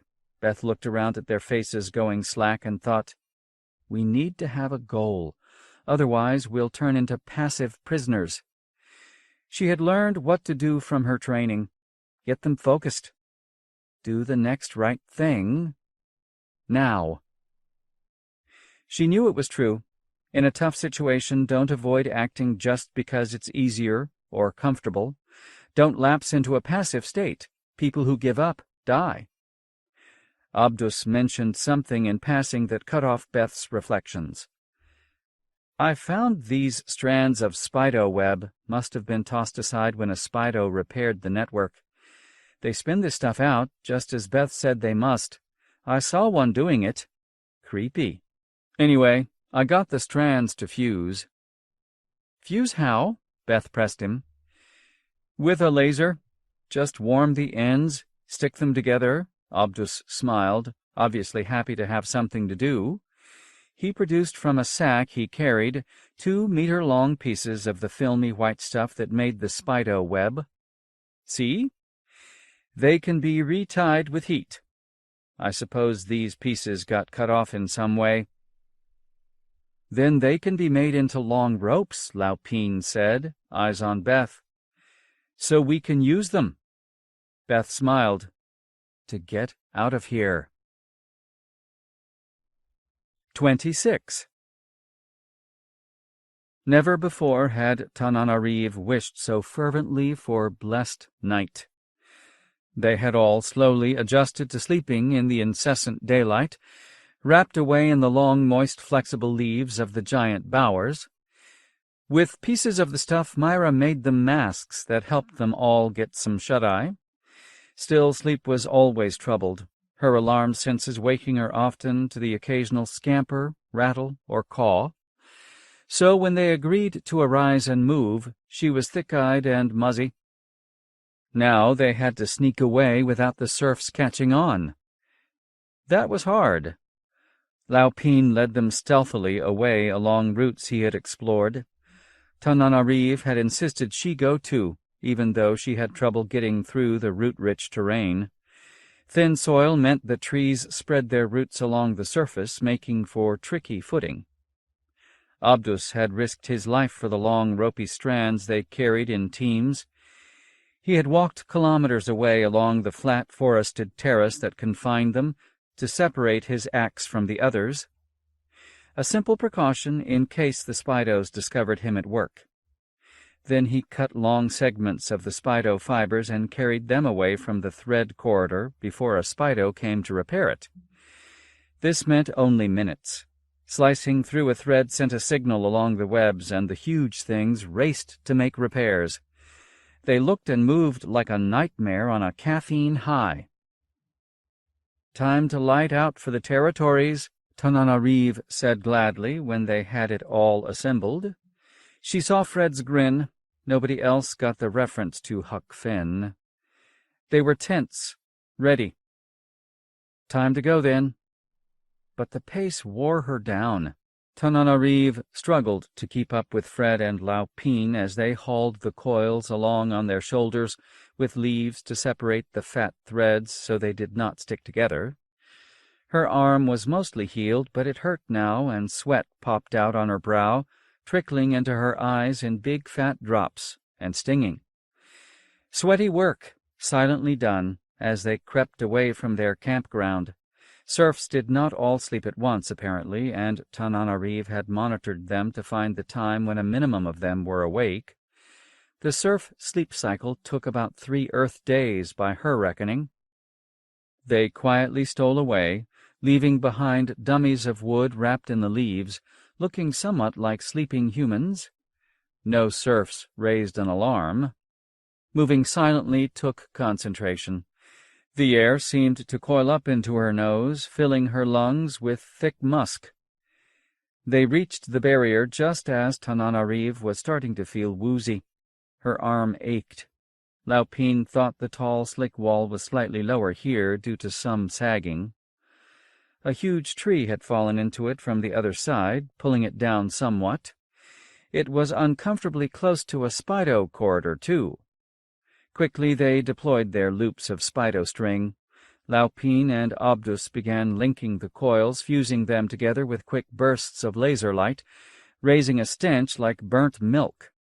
They had practiced this craft and now could seal the ends within seconds, playing the beams along the ends until they bubbled. Tananarive took her position along the barrier, as they had drilled. The wall was transparent and slick, probably to keep animals from climbing it. Easily 100 meters high, too. She looked through the wall at the jungle beyond. The wall was like ancient glass, with whorls and ripples that toyed with the view. She realized that that must be exactly what it was. Glass so old it had warped through its slow slide downward, for glass was a fluid. These must be some sort of standard wall, used for keeping animals within their range. But not apparently smart animals. Working quickly, Laupin and Abdus fused the end of the coiled filaments to a chunk of wood. Laupin had cut and sized these days before. He had proved handy at woodcraft and more. The ropey, rubbery vines nearby he had built into a curious kind of slingshot. Taut vines, a cantilevered flinging pouch, artfully angled struts. He and the others cocked his array back, grunting.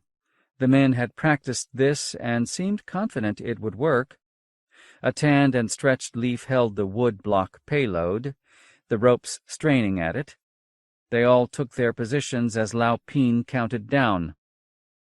Tananarive had to admire how Laupin had made this with Abdus. The entire taut machine was like something from the Middle Ages, and they had built it from scratch. "Fire!" Laupin couldn't resist whispering. The energy stored in the stretched vines sent Abdus's payload shooting upward, arcing high. It cleared the barrier lip and started down on the other side. In 0.1 gravity, a slingshot had 10 times the range it would have on Earth. That simple physics had led to many comic miscalculations as they learned to walk and work here on the terrace, but now the difference paid off. The soaring block pulled the Spido thread smoothly out of the coils. The block struck the ground with a thump she could barely hear. "Over!" Laupin called. Beth scrambled up the threads hand over hand. The pale, fibrous stuff was strong and slightly sticky, just enough to get a hold. She went up fast in the low G. But something moved behind them. Tananarive turned and saw 2 Spidos moving off the threads about 100 meters away in the channel of their threads. How did they know? She had enough time to think. Vibrations? The stench?